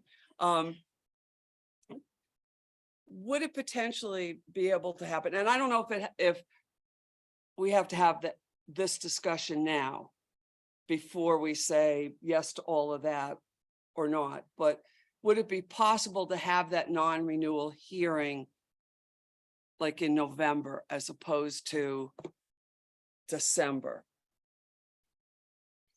So it kind of breaks the two. You certainly do not have to make topics that up a decision little bit. today. So you all have until March to work this Right. process out. So let me start with that. I know at least one attorney has raised what you've said, which is to separate out those schools with a more formalized hearing. And the suggestion was as well early. It is drafted in there that they need to request it. Right. And you had 2-hour hearings. So, I mean, we're only talking about adding an additional hour. Right. So, but I did want to say that it's that, but it would be more formalized. So there were, I won't raise any of the issues, but there were a couple of issues in this last cycle that were fairly serious. And had any of those ended up with a non-renewal, or had been a 5-year problem or something like that, you just would have had a more formal with CSD formally presenting a full picture of what their concern was, the school being able to bring witnesses if they wanted, but it's limited, and you would be able to ask those questions directly, because it is a high stakes decision to close that school. And yes, it would be possible to move them earlier. There was even a suggestion by the attorneys, particularly if you've had 5 years of notice of possible non-renewal, that you could even do anybody that had those categories already issued to them. You could separate the process even more, push their application earlier. You could do all kinds of things, but that's not hardwired in the rule, but you could do it. Yeah. No, there's a piece of me that wished we would engage in that process that used to take place in PED, that if we non-renewed or revoked, the appeal process could not be paid for out of their state-funded money, that they had to fund it on their own. And the former Deputy Secretary for Finance actually used to send a letter saying, you can't use public monies for the appeal. That would stop a whole lot. And I don't know why that went away. And I pushed for it. And so, but that's, you know, I wish, as we're looking at this, that could be codified somewhere. And I don't know if it's this, but you know, that's Patty's perfect world, that, you know, that needs to be cemented in, because this is what's miring us. And we're using public monies to a great extent to fund these appeals. I'm off my soapbox, sorry. Director Chavez? Thank you, Chair Burt. I totally agree with Commissioner Gibson. It really, it's breaking my heart how much public money is being used to pay for these adult discussions that really aren't affecting children. And, you know, I was a little, I'm hopeful that the Think NM report and folks that are talking about how difficult it is to close a charter school think about where the buck should stop. Because when I was in the charter schools division before, things were not going to district court to be finalized. The buck stopped here. And so there was a lot less time being spent on Some of those letters. maybe. But the other thing I wanted to comment about is rule. And what I want to say about rule is that that's an agency responsibility that should inform all schools, right? And all authorizers. And the process that has been used so far has been largely PEC attorney driven. At one point, I was asked if I could be part of all of the conversations that happened with the attorneys that were being engaged. I went to a few of the sessions. If there's been more, and it sounds like something happened recently, I wasn't aware nor invited. The one session that I did go into, I heard a little bit more flexibility than what I feel is being characterized with regard to this subject. I would also say that I don't know if anybody has asked schools if they would wish to have a rule instead of the language to be included within their contract. Earlier, you heard me say that my staff and I have been directing schools to the contract. When everything is in one click instead of multiple clicks, I think that makes it easier.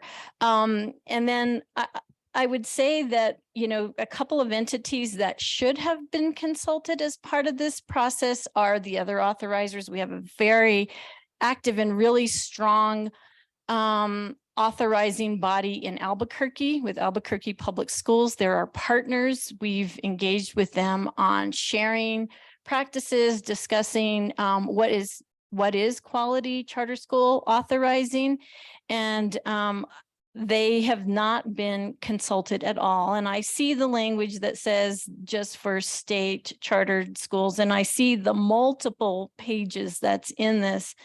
I don't know that this is where we want to go. I think it should all be in the contract for two reasons. One, because again, I continue to be in the middle of a situation where here's a body that's saying, let's promulgate rule. And I work for an agency that is the entity that promulgates rule, not this body. I know you guys feel differently. I feel like it's hard for me to even say that. And probably my blood pressure is sky high right now. So I need to just say that so that for the record, I don't agree with moving forward on the rule. And I wish that we weren't again in this place. Thank you. Commissioner Gibson?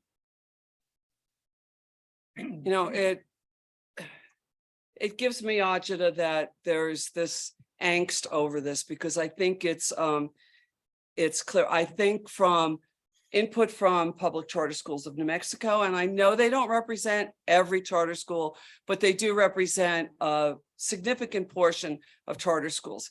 It has been approached from them to the PEC that this is what schools want. We live in a world where, you know, there aren't that many lawyers that have the chops to represent charter schools, because it takes a bandwidth to understand what charter schools are. So we do hear from only a very small select number of lawyers, because they're the ones that do the work of our charter schools. And we're down to 2 plus, you know, 1 sort of, you know, so, you know, I think we have to hear that, because they do speak from the perspective of what's in the best interest of their schools. And I can say here that with a conversation with the cabinet secretary today, there was assurance that he will support our moving forward, and whatever we need to move forward on the rule, he will help us. So there's no barrier from this agency.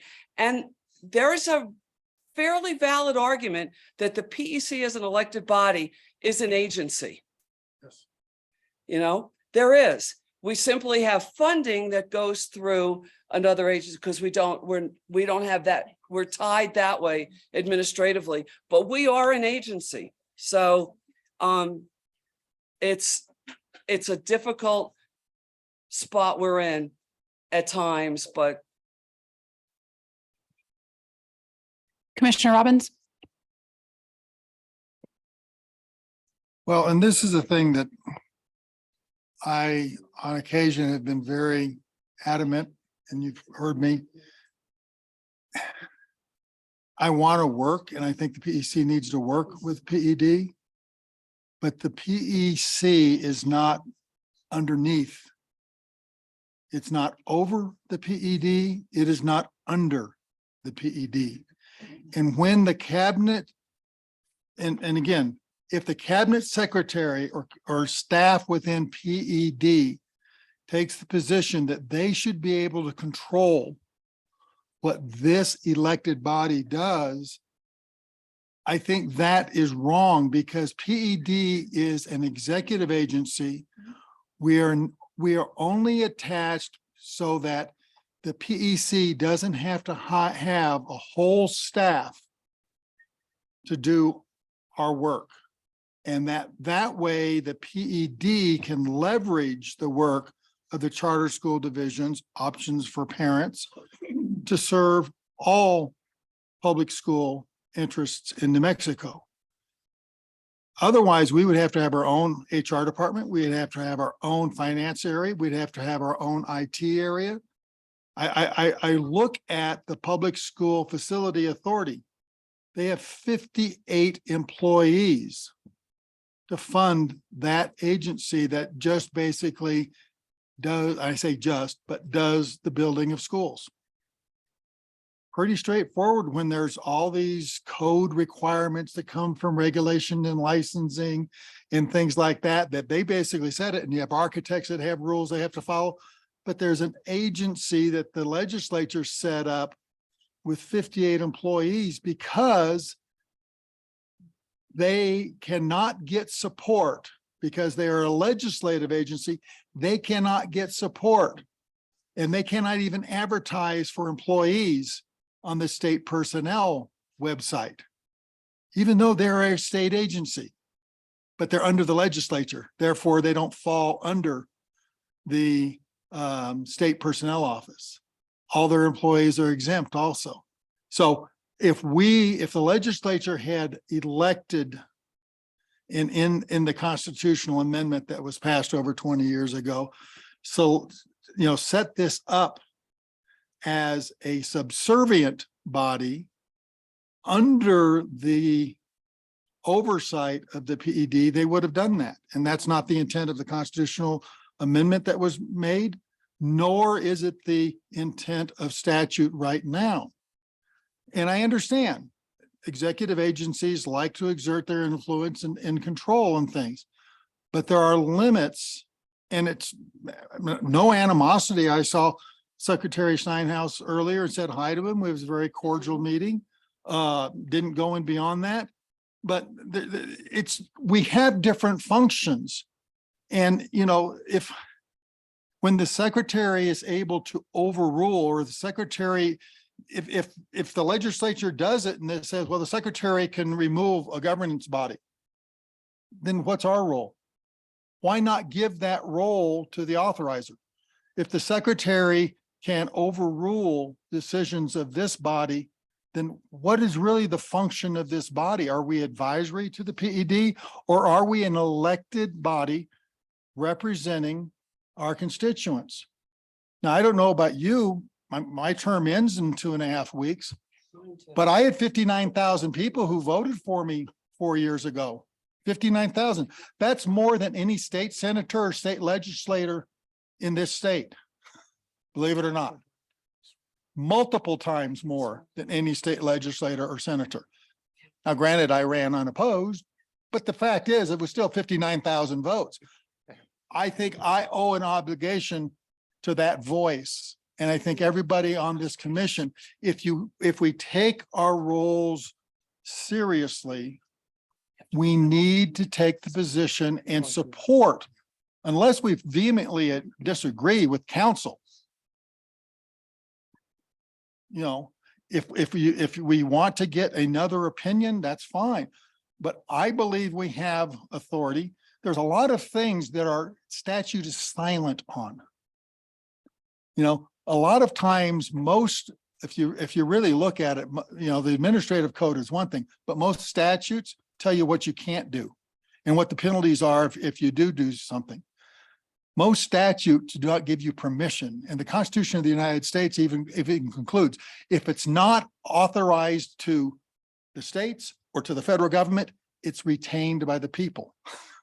And so, since we weren't prohibited in statute from setting rule, and agencies, and I think it's arguable, as Commissioner Gibson just said, we are an agency, even though we are not an independent agency with a full staff of an independent agency. I think we need to just understand, be respectful, work with them. And as Commissioner Gibson said, Secretary Steinhaus doesn't have really a problem with us setting a rule. We get into things of if there's a conflict, let's work out what the conflict is, but not on the authority of what this commission is.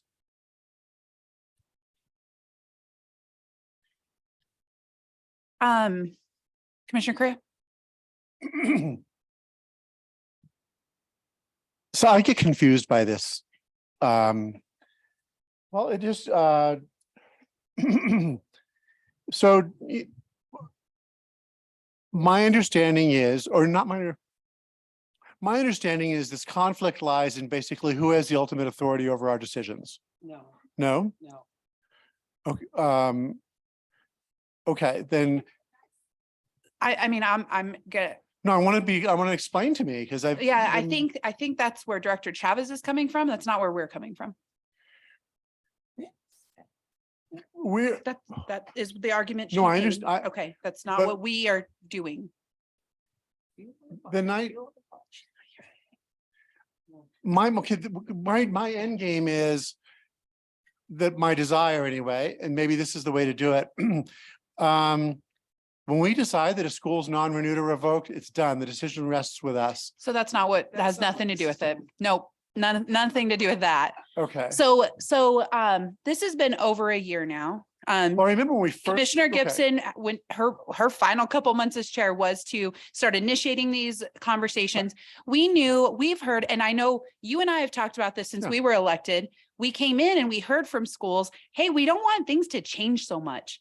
Right. Like new commissioners come on board, the secretary changes, the schools have all these elected people or appointed people that change out frequently. I mean, in just reality, right? And so you and I know we've talked about this, right? When we first got elected, they were like, we don't want things to change so much. Like we want things to just, Right. you know, if it, and not in the middle of the year, right? So that's where, when Commissioner Gibson was chair last year, she really started on that pathway of, okay, how do we make it to where schools are not getting interrupted in forms, in their processes, Okay. all And those that's why we things. want to put things in rule. So it's That's what I not remember. easy. Okay, So okay. it is not easy to change, right? They're solidified Yeah. more. Obviously, rule can always be then adapted later. So it's not a foolproof way, but does it now, it creates a clear path to where it is not dependent on who's the chair of the PEC. It's not dependent on who's on the PEC,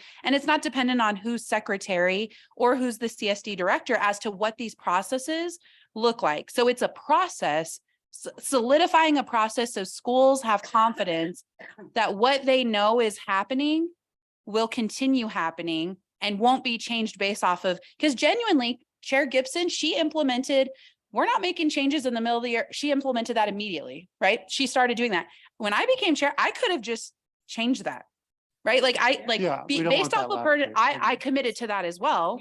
You know, it's procedural consistency, and from what we've heard from schools, but supported by their attorneys, supported by organizations that work with the charter schools, is everyone feels like this is the best way. Instead of looking back on the contract, keep it. It has nothing to do with the contract. The contract is for an individual school. These are processes that apply to every school. Right. No, thank you for the re-clarification, because I remember us discussing this, I don't know, just ad nauseum months and months and months ago. And then when it comes back around, sometimes I'm thinking like, wait a minute, did I not understand that correctly? Okay, but for the record, I think decisions like closures and revocations should end here and not be appealable to everybody under the sun. And just as a matter of course, Yazzie, and this is kind of a flip side of what we're saying, because we don't want people using their budgets. The Yazzie Martinez wouldn't have happened if it weren't for people going into their cash and funding that lawsuit. I mean, we did it to the tune of close to 60 grand in Santa Fe Public Schools. And that's what really funded that. So there's this double-edged sword with that.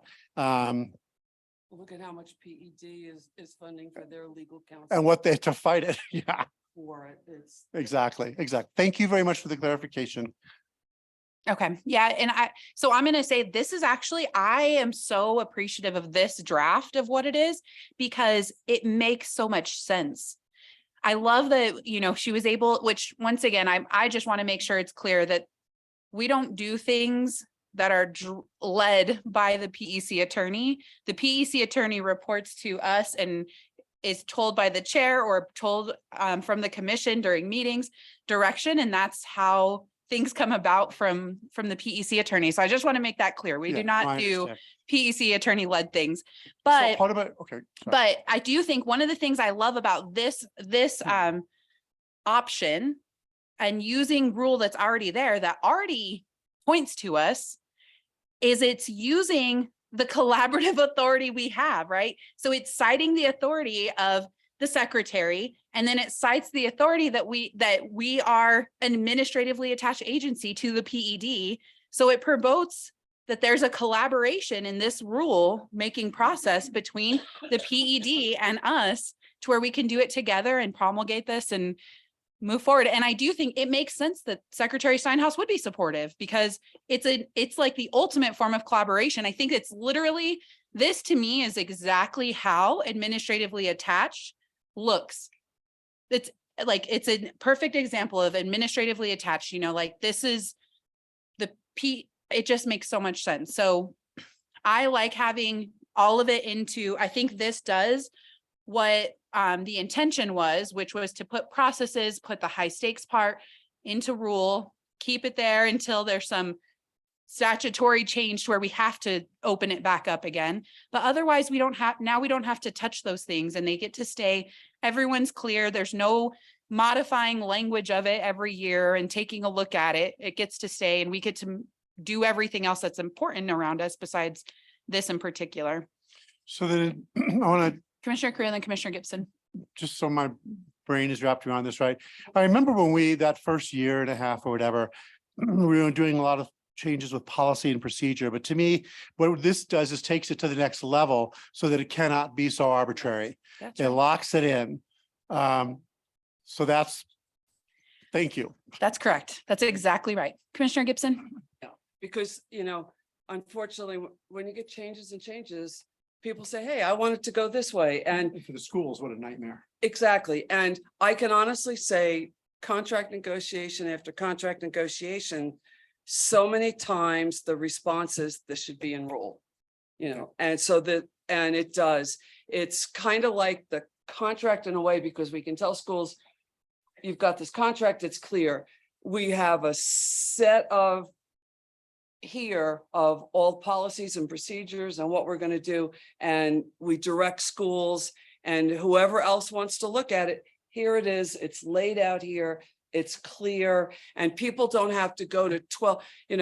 When Julia first came on, it was a constant, where do I find this? Where do I get this? And what about this? So it really is clear. And I just want to briefly touch on, I'm not trying to be an antagonist with Albuquerque Public Schools and their authorizer, but they're not a stakeholder in this at all. I really could care less what their input is on our rules, because we don't have input on their policies and procedures and what they do. So why are they? Because it only affects state authorized schools. Now, could it possibly be a decision and, I think I'm going to go with that authorizer because their procedures are clearer? I have no control over that. But, I'm not working uncollaboratively, but understand that we operate independently as an authorizer, and their input is not meaningful in this particular instance at all. And in fact, I'll just add this. We don't get input from the authorizer of Albuquerque Public Schools because the authorizer is the school board. Yeah. And we don't get input from them. Yeah. Okay. Well, that's what that's what it looks like. So now you do have the draft contract. You can take a look. And do remember it's kind of parallel tracks, right? So Matt Paul and I have a meeting with Director Chavez, Dr. Gonzalez, Secretary Steinhaus next week, where we'll talk about this, and confirm that support and try to figure out the pathway forward, kind of look at that timeline of March and see how we can make it work together collaboratively. In addition, we're going to look at, is there an opportunity to support this and just to clarify it in the legislature, what this looks like and correct it there as well. So that's kind of our pathway moving forward on that side of it. But we do have the parallel pathway of, so we're going to work on these clarifications and getting the work done on the rule. And also the contract, we still need to go through, review it. I mean, there's a lot of, so we'll do that parallel path for the next several months. And honestly, I do think it's a massive accomplishment to get all of this done in March for these schools who will be signing contracts with us in April. It's honestly once again, we're then in a place where we're now starting our new baseline. And moving forward and getting to move forward with that. And additionally, if you all remember, we asked the schools last year to consider this new performance framework, this new contract, so we could have even more schools than just those ones that were renewed, moving forward and getting onto this pathway as well. All right. The next item is, and once again, just if you have any specific things about the contract, you're more than welcome to, reach out to Ms. Barnes and talk through that between now and the January reading. All right, the next one is the NACSA, the National Association of Charter School Authorizers Conference Share Out. And we did have several commissioners go, and then we had quite a few folks from Charter School Division attend with us as well. So we're just going to do a quick share out of, the highlights of your conference, what you learned. And we'll ask the charter schools folks to come talk to us as well about their experience being there. Should we start? Okay. Vice Chair Boyd. Okay. The conference was so validating about the work that we're doing as authorizers. I attended a session, the first, I can't remember now if it was evening or morning, but it was the A game breakout. I know, were you there? Yeah, you came towards the end. Were you there? Okay, and Melissa was there. Who else was there? But it was really reaffirming about what we're doing with our performance framework and the use of multiple measures, because this is what's happening nationally. And before we knew that, we were doing it.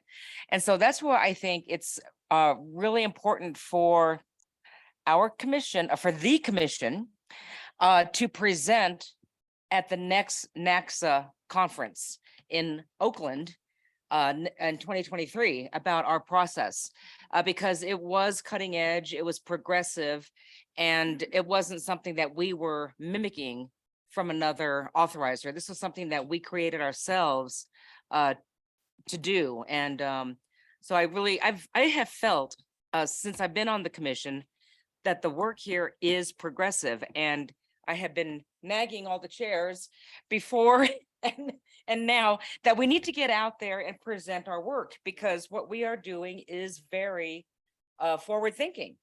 And New Mexico gets bashed for so much when we can actually exemplify some of the great things that are coming out of it. So that's my jag. Commissioner Armijo? Thank you. Thank you. So yeah, I echo the A game was very, very good session. I haven't worked on the performance framework, but like Glenna said, it was very much in line with all the work that you all have been doing. Me personally, I wanted to discuss the keynote speaker who spoke. His name is Dr. Anton Trower. He's Native American from the northern Minneapolis, Minnesota area. Yeah. And he just spoke out about race and culture in the United States, and it rang true to all over, and especially here in New Mexico. And his thoughts were just everything he shared. I even bought a book of his. And he talked about race, and kind of an interesting, quick little story. So I was in line to buy the book, and it was like at the end of the evening, and I was like literally next in line, and a woman, I'm just gonna say it, a white woman just came and like leaped in front of me and said, "Oh my gosh, are you about ready to close up?" And he said, "Yeah, in just a minute." And I just looked and she said, "Okay, well, I need to buy this book." It was so funny because I was in line. So she did exactly what he said happens all the time. And then after she was done buying her book, we just looked at each other and he goes, "Right?" So there was that. So then the other thing I wanted to talk about was the other session, which is more of a social session, but it was called Authorizers of Color. And it was interesting to see how small that session was, how many people of color were in the room, and they were so happy to be there because they had never had that before. And the president and CEO, his name is Dr. Correga Rausch. He was really like literally choked up about having those authorizers there and being able to share their stories and just kind of network with each other. And he was it was really great just to see him so happy with that. And so that's all I wanted to shout out about. Thank you. Commissioner Don't Gibson? forget he's raising 12 children. Oh, yeah. That was exactly. Showed his family, and it's like, oh my God. Yeah, but they're gonna be good human beings, we know that. So thanks.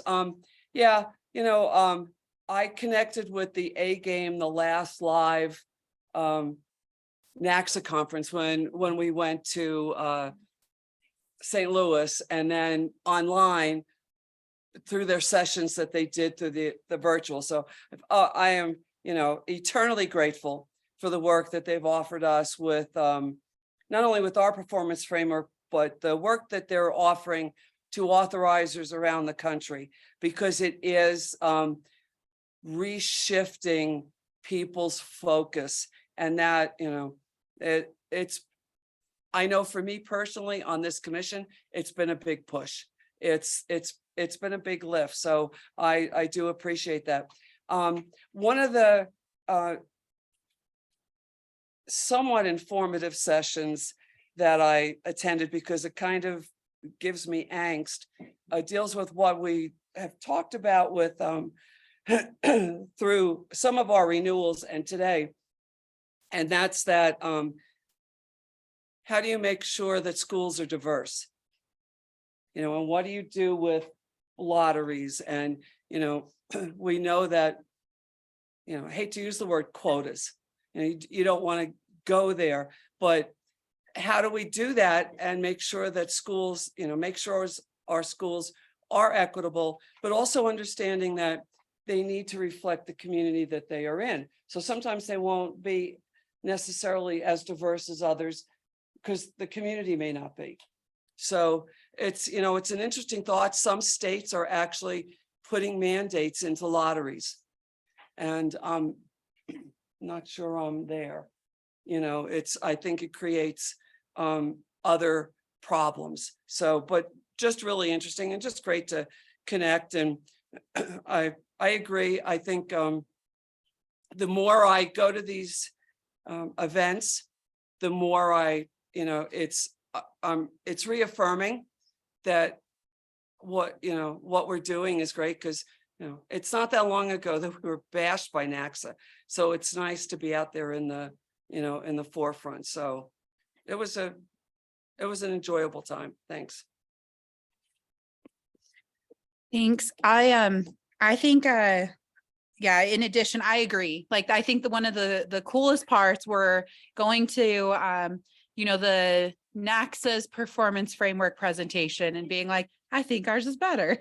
Like, I think, or we were not only on the right track, but I think there had some gaps in theirs that we would already started addressing that definitely came out. There were lots of authorizers in the room that are like, what did you just show us? Like, what are you doing? So that was really great. And it was amazing meeting the National Charter Institute folks in person, meeting Naomi in person. I mean, it definitely, and seeing the work that they're doing with everyone else, definitely. I mean, I think we knew in our first meetings with her that it was going to be the right choice moving forward, but it just, like, seeing the work that they're doing with everyone else, it really just made me feel like when we were picking who to go with, which vendor to facilitate, man, we made the right choice, because the work they're doing everywhere else creates that knowledge base that we needed to move ours forward too. So that was very, very cool. There was one session that I went to that I thought was really interesting. It was students at MIT in the Blueprint Labs. They did a session called Race and the Mismeasure of School Quality.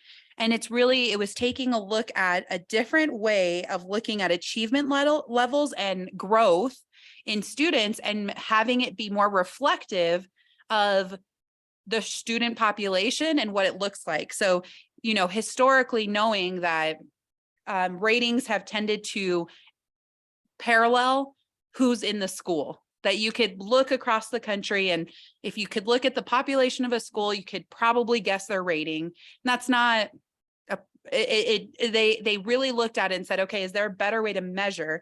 And so they actually did some they did some heavy math that looked at how could they take ratings and how could they take school populations and make it balanced. And so they looked at progress. Instead of measuring growth, they measured progress, and they differentiated it, and that progress is more balanced. And it's still imbalanced racially, but it's less significant with the way that they started measuring it. It's really interesting. I wrote down the website. It's called blueprintlabs.mit.edu.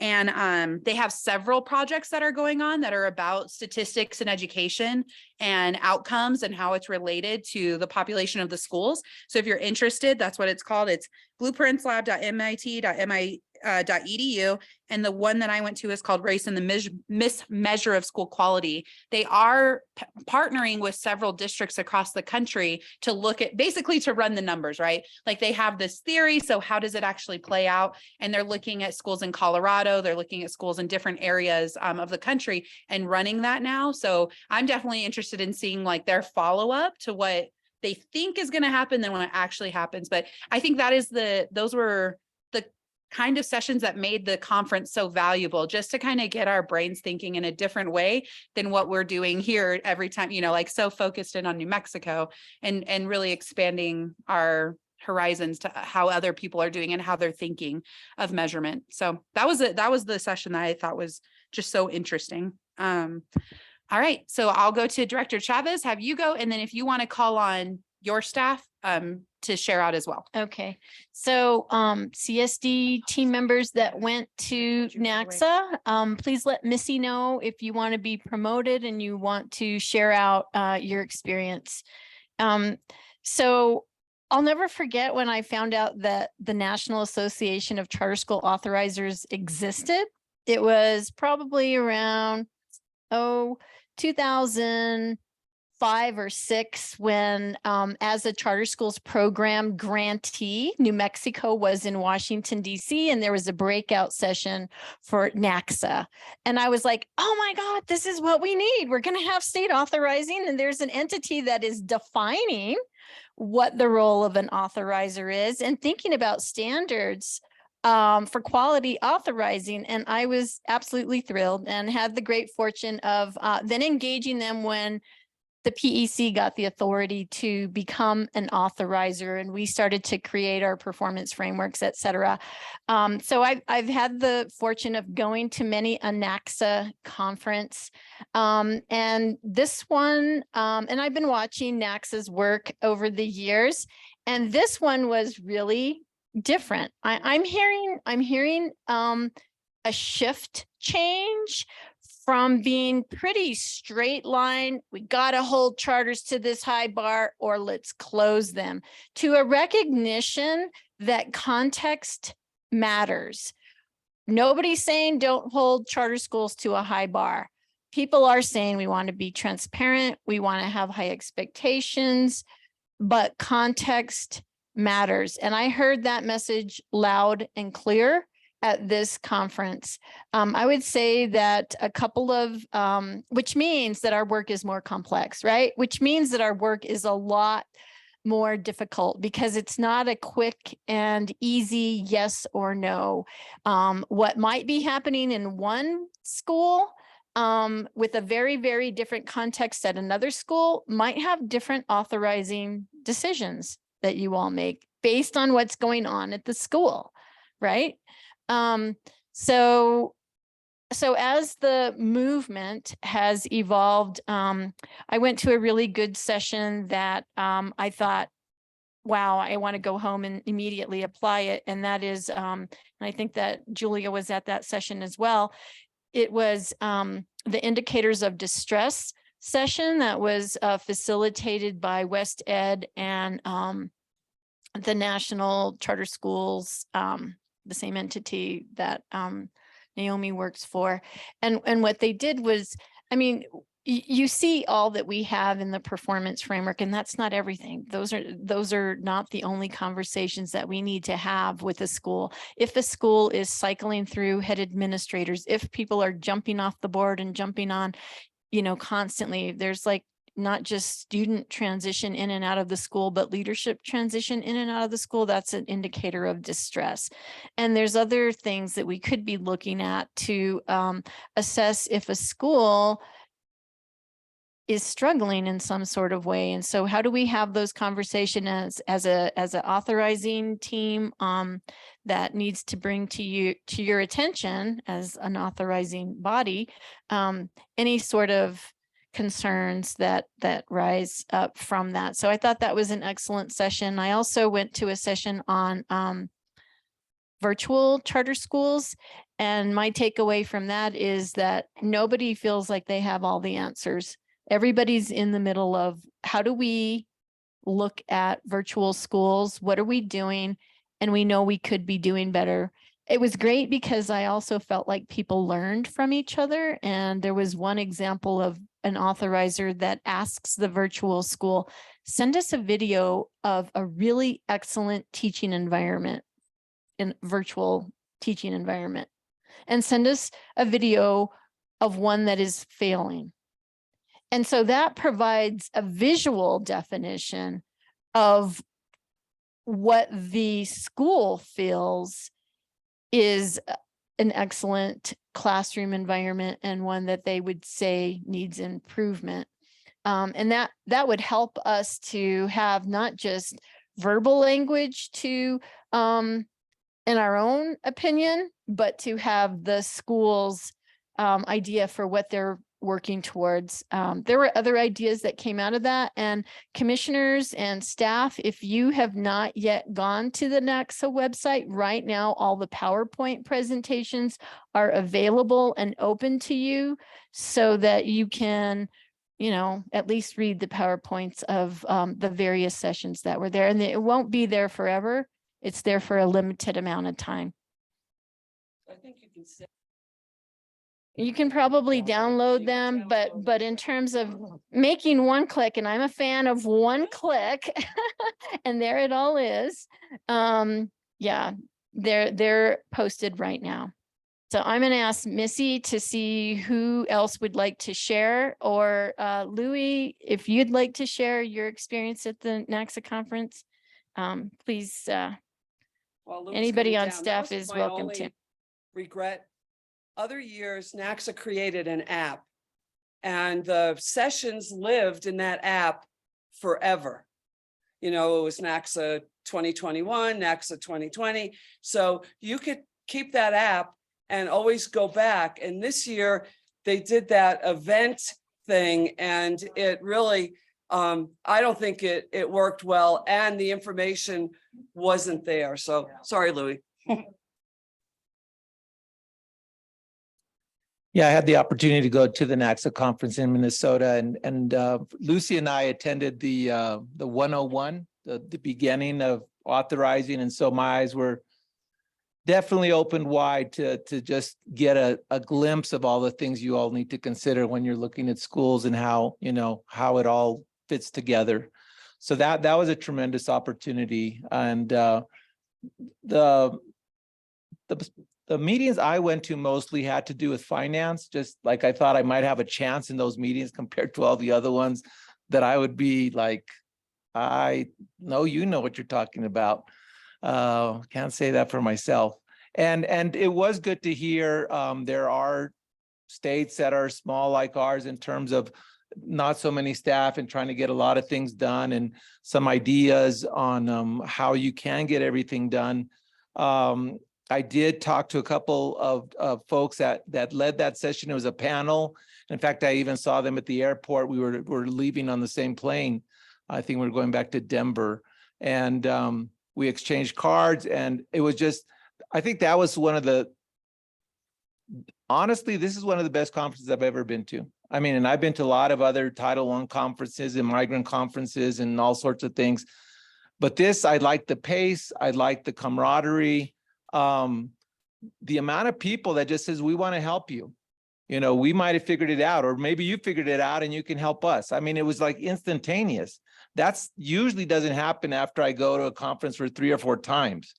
But right at the first conference, they said, you know, tell us what you're working on, and, you know, maybe we have something that we can share with you. So that was amazing. The food was amazing. Best conference food I've ever eaten. Tamaya came very close, but I think Minnesota still beat it. Great location. Everything was in one building. And I was fortunate because the weather did get a little rough there for a short time. So no, I thank, you know, whoever I need to thank for letting me be part of that. And I know it's impacting my work for the division. You know, there wasn't very much about CSP. I think there was one, and there was only like 2 people there. And so we just sort of had like a chat, like just, what do you want to talk about? So that was, you know, I wished for more, but I got to go to another conference that I got to just spend 24/7 on talking CSP. So yeah, it was awesome. And I'm glad I got to go, and it really, I think, grounded me. I think anybody coming into our division really needs to go to that one. Of the DC one or this one, I think this one is really where you can learn a lot. So thank you. So I went to a different virtual session than the director did, and it was fascinating because it was actually a virtual school that was project based, but they were on camera all the time. They met quarterly with their project groups.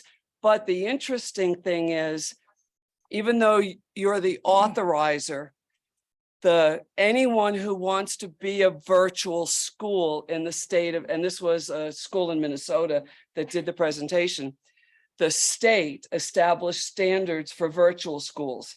So that if you're a traditional school district and you want to have a virtual component, whoever you are, you have to get your license to administer a virtual program first. Then you can go to, then the local school district can have the virtual school, or you can come to your authorizer because you've already been approved for your virtual programming by the state. So everyone who's providing virtual programs is aligned with the same principles. And I thought that was, to me, I think that would be extraordinarily helpful for us, especially now because that the consortium has been created and there really are no standards for providing the programming there. So it's, you know, I kind of disagree with the fact that everyone can't be on camera. Just saying, Well, just saying. and on that, I totally disagree with that. We have conferences with my company where we'll have webinars. We have 80, 100 people. So that, yeah, forget that. NACSA did it last time. All right, back to NACSA conference. Any other CSD staff? Or is that, okay. And then we have Miss Barnes. Go ahead. Can I just say, it was also really great to be spending time with some of the commissioners in that place and space. That was fun.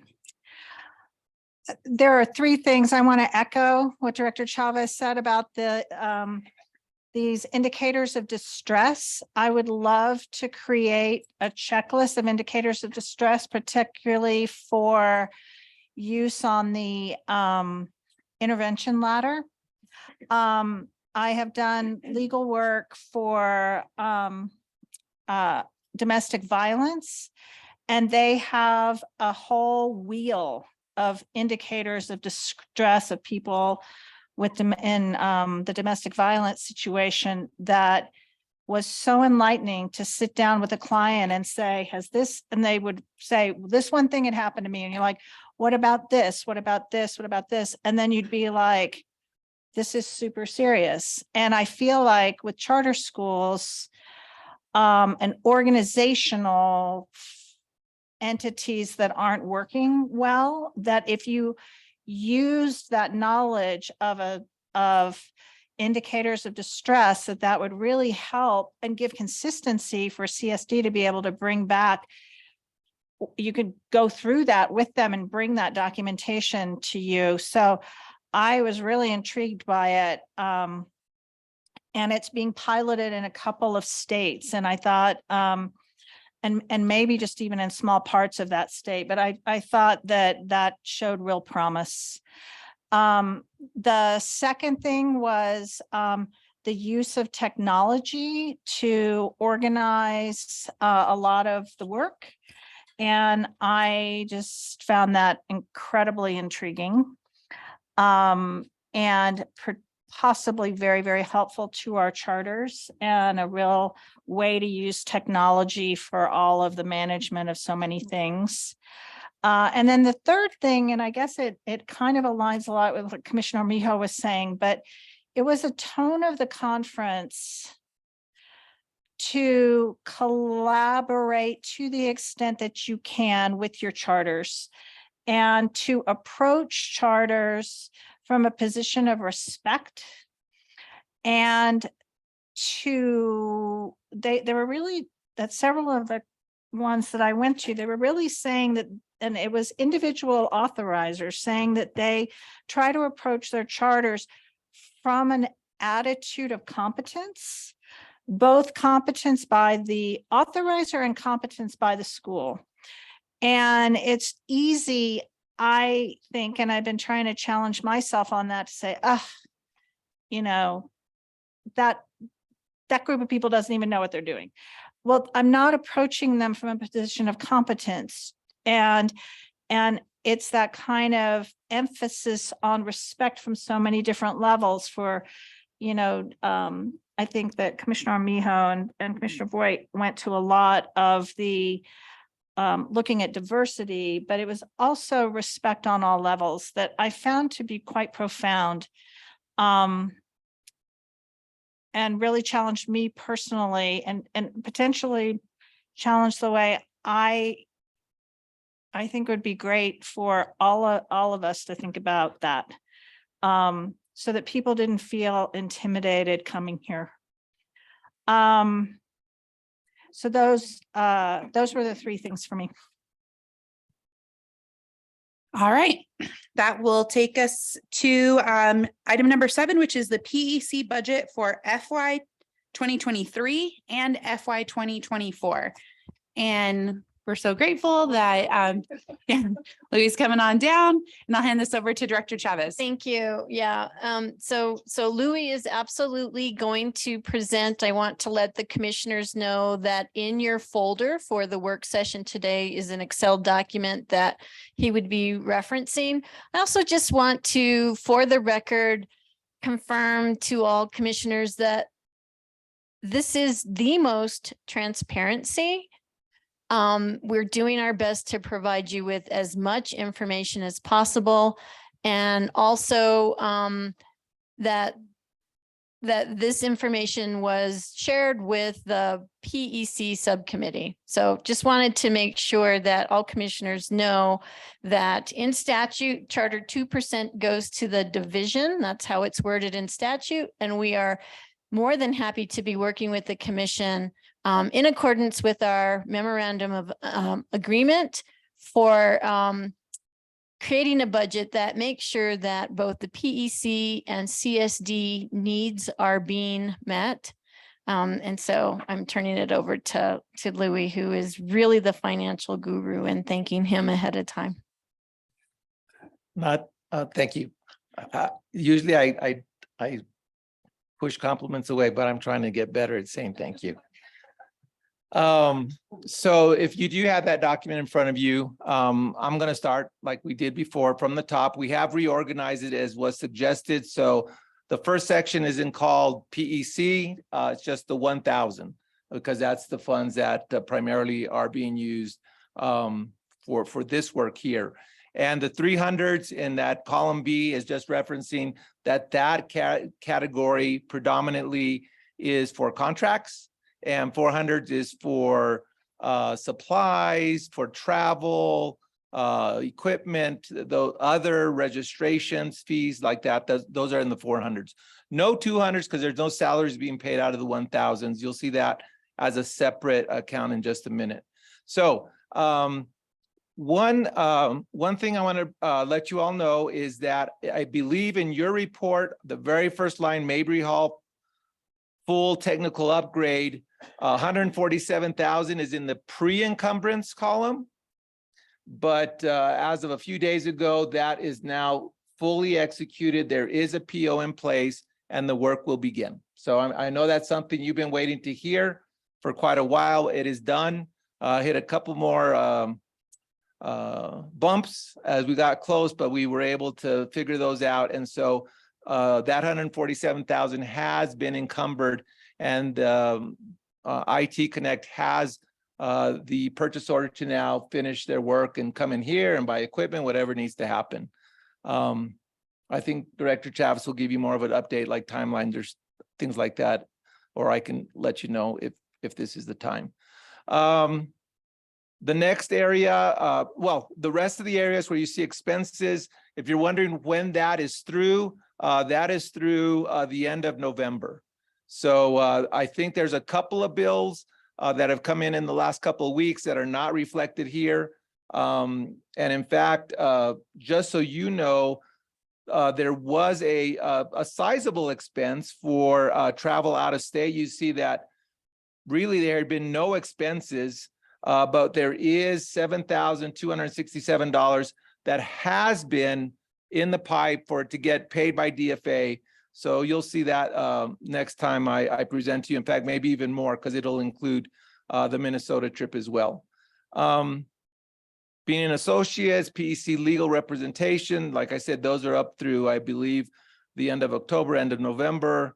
Membership fee for NACSA had been sitting there, and really there wasn't an issue at the PED side of things. It was NACSA sending us the invoice. And so that was finally taken care of, as you all know, and I'm sure, well, I shouldn't say I'm sure, but I'm assuming that Felicia is not watching this session today. Her last day was last Friday.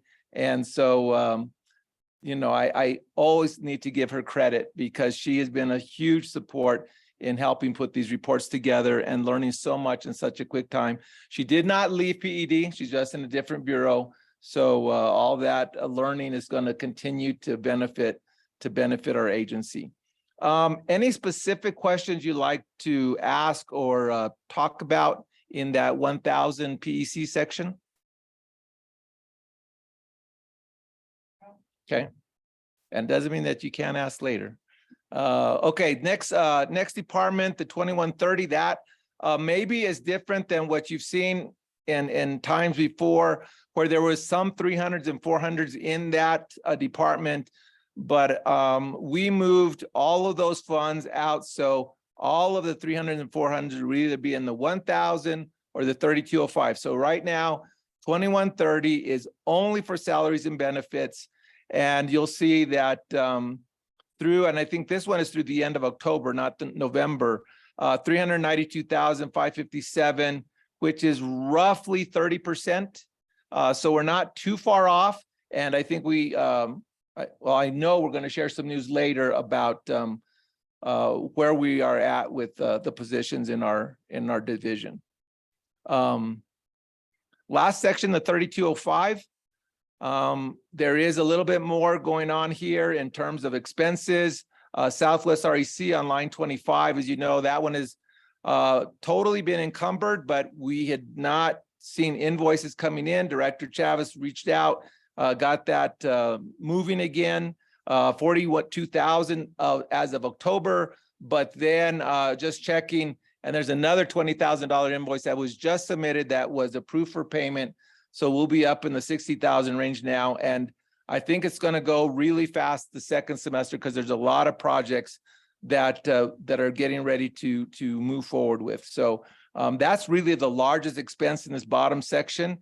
And I think we're in a good place. The rest, the NACSA conference, travel, in-state, out-of-state, you can see that's starting to grow a little bit. I guess for me, you know, and maybe I could have started at the bottom. In fact, in the future, you can let me know. In fact, I'd be very interested in knowing what kind of information would be most helpful to you.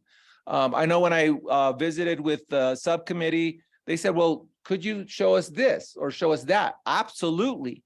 So as we move forward, if you'd like to see other information that this particular format is not giving you that you really need, please let me know, and I can definitely make the changes because we have the numbers. At the very bottom on lines 40 and 41, you just see these, I should have labeled them, but I didn't, but you see a red 21% and then a green 22%. What that signifies, and you could do the math yourself, you could do 511,000 divided by 2.4 million, and you would come up with roughly 20% of the budget being expended through this report. Is that a little low? Yeah, we should be a little farther ahead. Are we going to start catching up, and are you going to see that number grow faster? I do believe that. I can definitely let everyone know where the money sits. I personally can't spend it. So I need the division's help and the PEC's help to just keep this in front of you. And that's really in my idea, that's my role, is to just keep you informed and then talk about what needs to happen.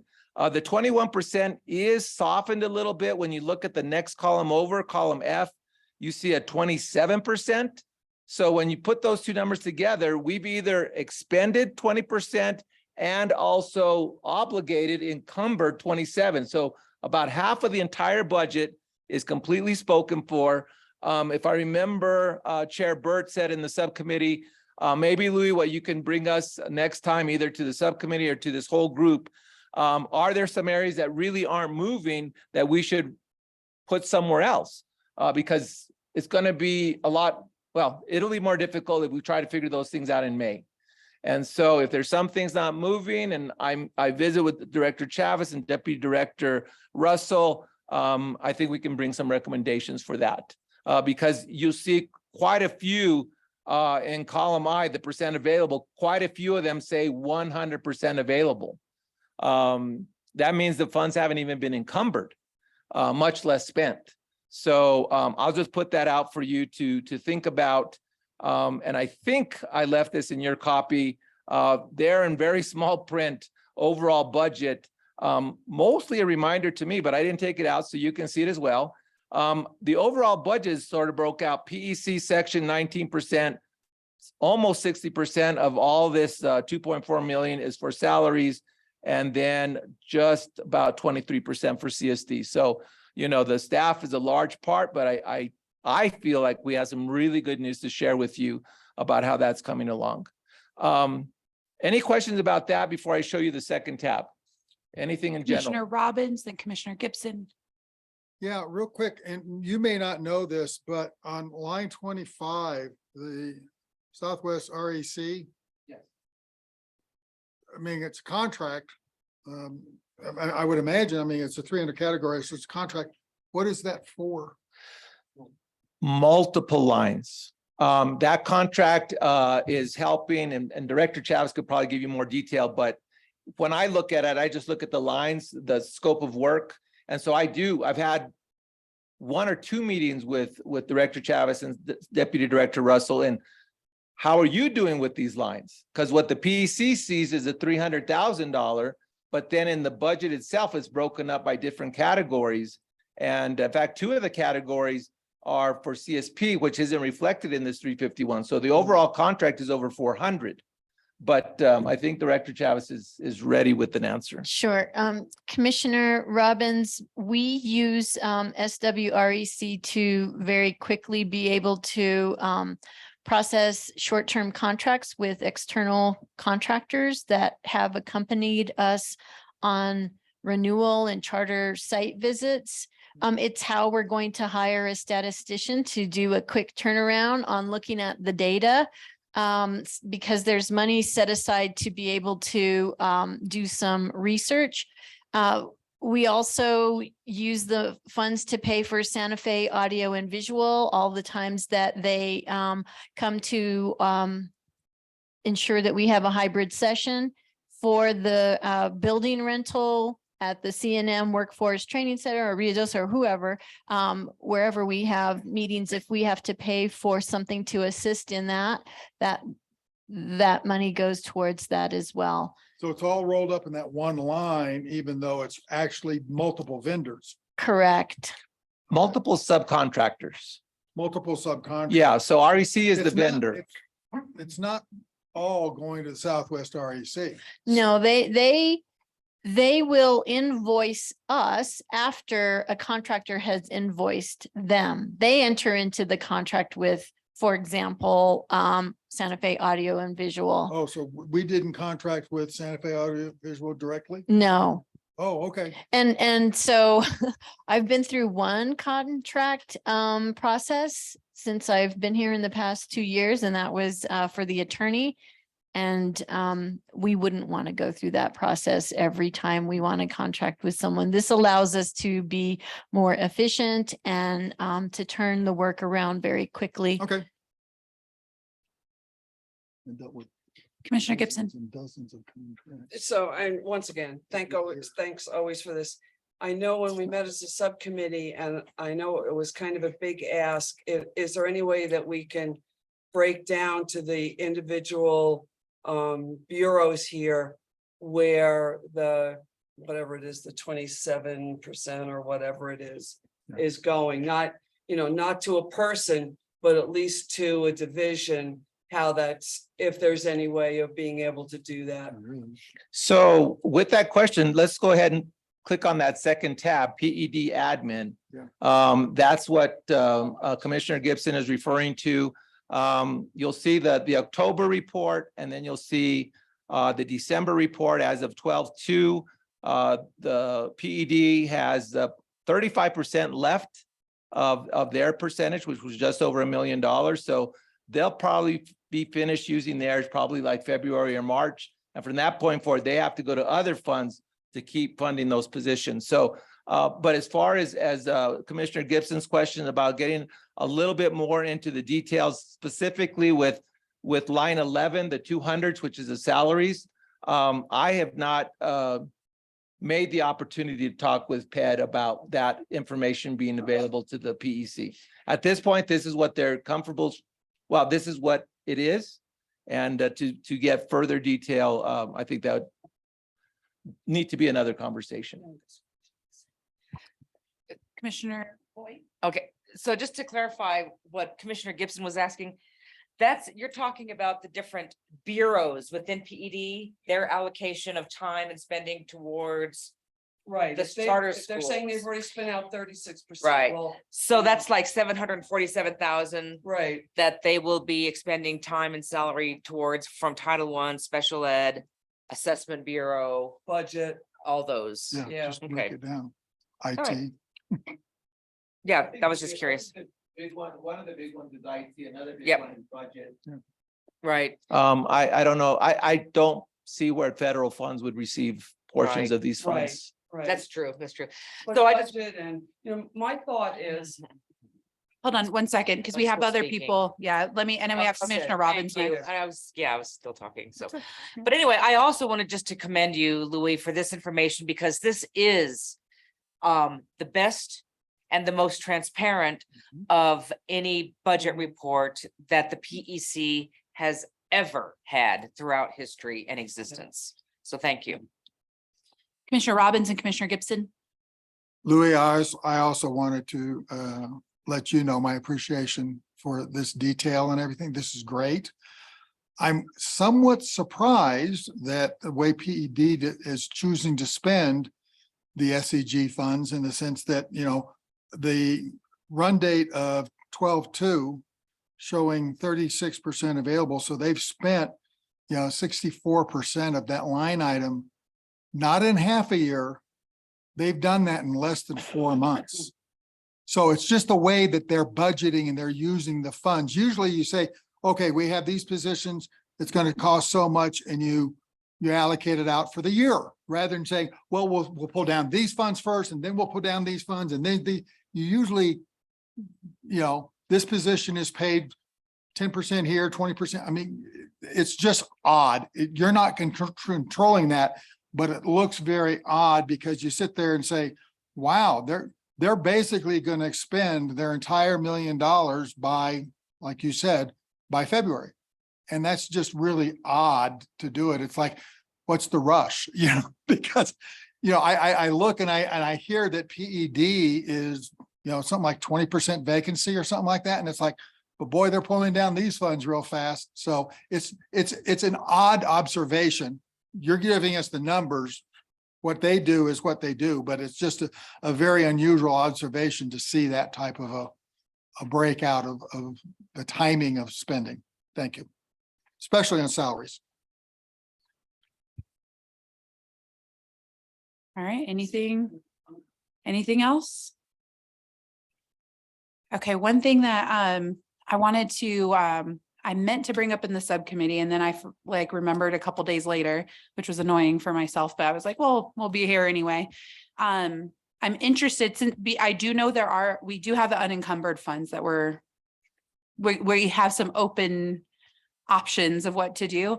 And one of the things that we did experience at the NACSA conference that looked really exciting, that I would love to request that we start looking into, is what a contract with Epicenter would look like. So Epicenter was, is it the National Charter Institute that runs that? Yes. yeah, it is Yeah. a component piece of Of them. them. Yeah. So we got to go to a presentation, Director Chavez did, Commissioner Gibson, and we got to see kind of like what it looks like, and basically what it is, it's software.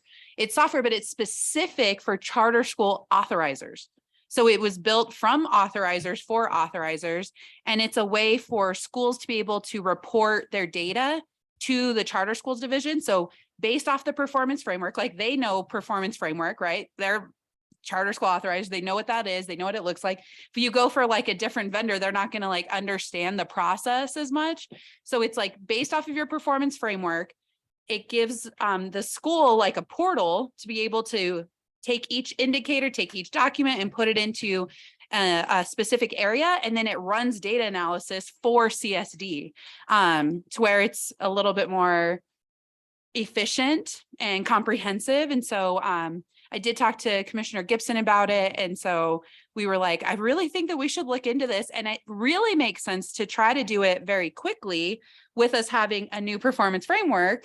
It would be a great way to like roll out slowly because it would only be a few schools at a time. It doesn't have to be everybody at once. And we would kind of be able to get it going, but not all at once. So I would love to see if if commissioners would be interested in also supporting, asking that we look into getting a request from them for what that looks like. And then we could look at it as a subcommittee at our next meeting. If we're able to like, I think they would turn it around for us really quick and be able to get us a proposal, take a look at it and see if it's something that we would recommend for the commission to support.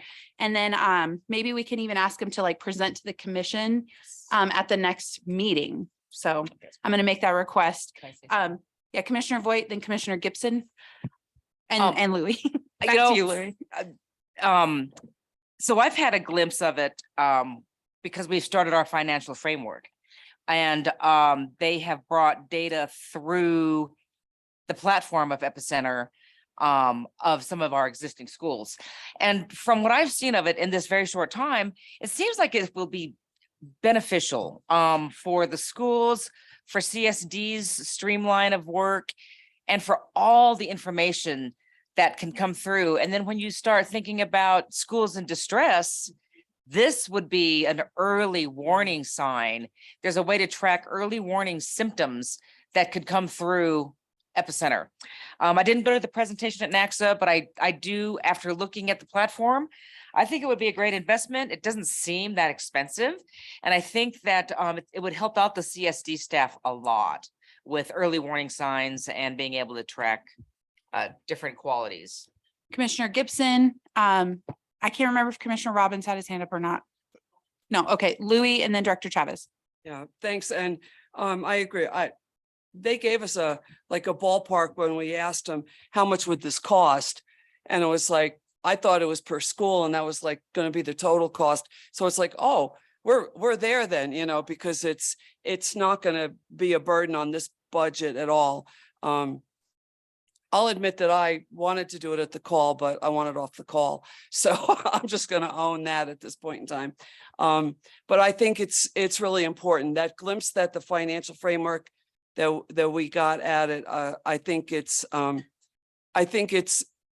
very beneficial for the whole commission to be able to see a presentation and understand it better, so that they could make a better informed decision and ask questions and maybe say, why can't you do this or something like that? So I would look forward to hopefully them being able to make a presentation in January.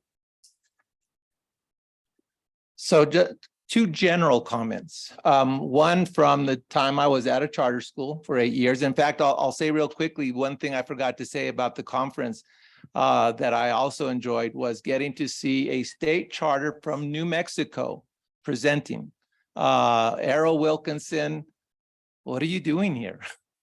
And we got to get reconnected. And then Francis Vigil, who's from another Native American organization who I worked with also at Walatoa, New Mexico.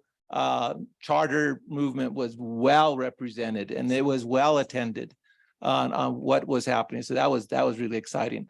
But back to general charter school, because I also got a little glimpse of it in that finance framework committee. My question is the capacity for a charter school to put that, how much extra work is that going to put on the charter school to do that? And I think that would just have to be something that would need to be explored because money wise, yeah, the money's here. Does it help us? Absolutely. but does it make their work an extra 5 or 50 hours? The second part, which is even a bigger view, is it would have to go through an RFP process. So you might want to buy it like for February 10. That process won't be done till April. Even if we go through an REC, they follow the same procurement rules. So depending on whether it's 50K or 120K, different rules come into play. But to go get the bids and put that request out there, I just, not saying, I just want everyone to know that that's going to be part of the journey. If you get to the end and say, yeah, I want to do it, you're still going to have to give options to the rest of the world. Fair. That's why we want to start it now. That's exactly right. Director Chavez? Yeah, so I've heard of Epicenter. I've seen their tools. They make lovely graphs and charts, and like any data visualization, what matters most is how well data is inputted, right? How it's configured and how well data is inputted. A couple of months ago, I mentioned to this commission that the PEC has a project right now called Looker, which is a data visualization tool that pulls from STARS data to create visual graphs and charts very similar to what Epicenter looks like. You can look on the PED's website and see this data by school for attendance information. So you have an idea of what it looks like. It's very similar. Primary colors, bright, beautiful. You can select which school you want to look at and get the information. And again, it's the back end work that is really the lift. And who will be doing that? The charter schools division. So I'm not against this. Of course, we should take a look at it. You guys are going to love it, and you're going to consider it a silver bullet. And I am going to just say that our experience, even with the sample that we got when we were working, the work group was looking at some financial indicators. It wasn't perfect because they hadn't configured it for us, or for whatever reason. There's the back end work is the heavy time consuming lift that, quite frankly, I would ask this commission to slow their roll a little bit and let us have a chance to breathe. I think we should fully finish the performance framework. When I talked to Chair Burt about the possibility of utilizing this tool, she suggested a pilot. I love that idea because then it's not, we're rushing through. And I do think we need to take a look at the cost because I actually, I'm wondering what Commissioner Gibson heard whenever she asked about the cost, because I actually think that but I'm pretty frugal. I actually don't think it was more than what I would have thought, not less. And it's not a one-time fee. I mean, maybe there is a one-time fee for setup, but then there's an annual fee. So it'd be something that we would have to commit to. And then the final thing I'll say is if there is any possibility of data being uploaded by the schools, and I don't think so. I think most of it would be uploaded by us. Then it's another application that schools are being asked to navigate and learn. And, we've had some pushback on the many applications that currently exist. So I would definitely want for us to solicit some feedback from the schools as well as the commission, and most importantly, the charter schools division, because I do think, we're currently working on a project for Looker that I'd love for you all to see, as well as this application, so that the type of data that we are eventually going to have, and we would have if we had staff capacity to have it ready for you sooner, which we haven't had, but we are building our team. So just wanted to make sure that you were aware of all those different components. I don't believe there's a silver bullet. I think it's great, but again, it's going to be a lot of work to get it to the place where it's going to look exactly like the demonstration we'll show you. All right, so I do think, I think I definitely disagree with a lot of that. I don't know how else to say it. I just disagree with a lot. I don't think this is I don't think we're implying it's a silver bullet for any, I don't know what a silver bullet for, other than I think what we're trying to do is any information that schools are providing to CSD that's not provided elsewhere in PED. All the PED stuff keeps going to PED. There's nothing, we're not trying to duplicate any of that, or the STARS information. That's not what this is about either. I think it's really aligning our performance framework and documentation that aligns to our performance framework to this platform instead of people emailing various staff. And we know there's changeover in CSD often. And so as soon as a staff email leaves, then how does that look? So instead of it being reliant on people, it's now a platform that's automating a lot of the processes. It's always a challenge to get things started, but it's also very common to have a heavy lift to start something, but it ends up so much better. Like when things are automated and there's digital processes and software to help those are very simple, easy wins for charters. And to keep things performance framework specific. This is a PEC, not a PED data. That's not what we're talking about, the PEC data that we're wanting. So a little bit different. And I also agree with Commissioner Gibbs. I thought it was incredibly cheap. And I'm not concerned about the cost of this at all, especially with how much unencumbered funds we have every year. This is not, I think this would be a huge boon to the schools. And when I'm thinking of the administrative burden, once again, it's whatever they're already providing. Like they're gonna have to provide it some way, somehow.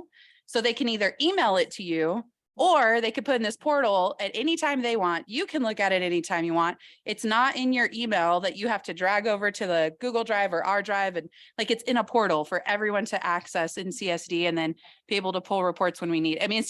It's not, I don't think it's as complex or complicated unless we make it be. So I think I'm looking forward to, I would love to see, I also think there's an opportunity, it could be a single source. Because I don't think there's anyone else providing this level of technology. There just isn't. There's nobody else providing this level of technology to authorizers so there just could be an argument for single source, but I know it's a process. Even with REC, it's going to take time, but that's why I think we wanted to bring it up now so we can start reaching out, getting a quote from them. Let's get a presentation, see if it's even something the commission wants to support and recommend. And being able to move forward on. So that would be my ask. And it seems like we have the support to be able to just ask them for a quote and ask them for a presentation in January. Director Chavez? Yeah, it could be a single source. That's possible. I just wanted to say that what the work group saw required us to gather information, pull the information, send to someone who had to enter and upload it in. So it's not that the school or any one person can very quickly do this. And I think that, again, it looks beautiful. But I just don't want you to discount or anybody to discount what the back end work might be. Commissioner Gibson? I'm just going to weigh into this. I'm sorry. I think the back end work for that sample had to be from CSD because we couldn't get it from the schools. Schools aren't inputting. I think the back end work is going to come from the schools when we get the system up and running, but there was no capacity for the vendor to get the information anyplace else for that quick sample run. So I think that's, it's unfortunate that it created that additional work, but I think going forward, it's on the schools. And I don't think, and I hate to put it that way, it's on the schools because it's information they're already going to have to input, so that I don't think it's going to create the additional burden on schools. If it did, we need to hear it. That's why we're putting it out there so that if it did create an additional burden, we look at that and take that into consideration. Did you have your hand up or did you put No, on? it's a- not. Is your mic being on your hand up? Is that No, what? no, it's not. I would say hand up. Okay, great. Commissioner Carrillo. That's the dead horse being beaten. I see, Chair Voigt has her coat on and she has her gloves on. Are you going somewhere? That's me tomorrow, but an hour earlier. That's cool.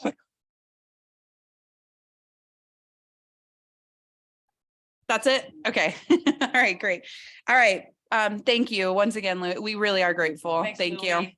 It's awesome. All right, subcommittee updates. I'm not going to go into because the virtual schools foundations are paused. Performance framework project team just presented and budget subcommittee just presented. So we are through for today and we will see you tomorrow.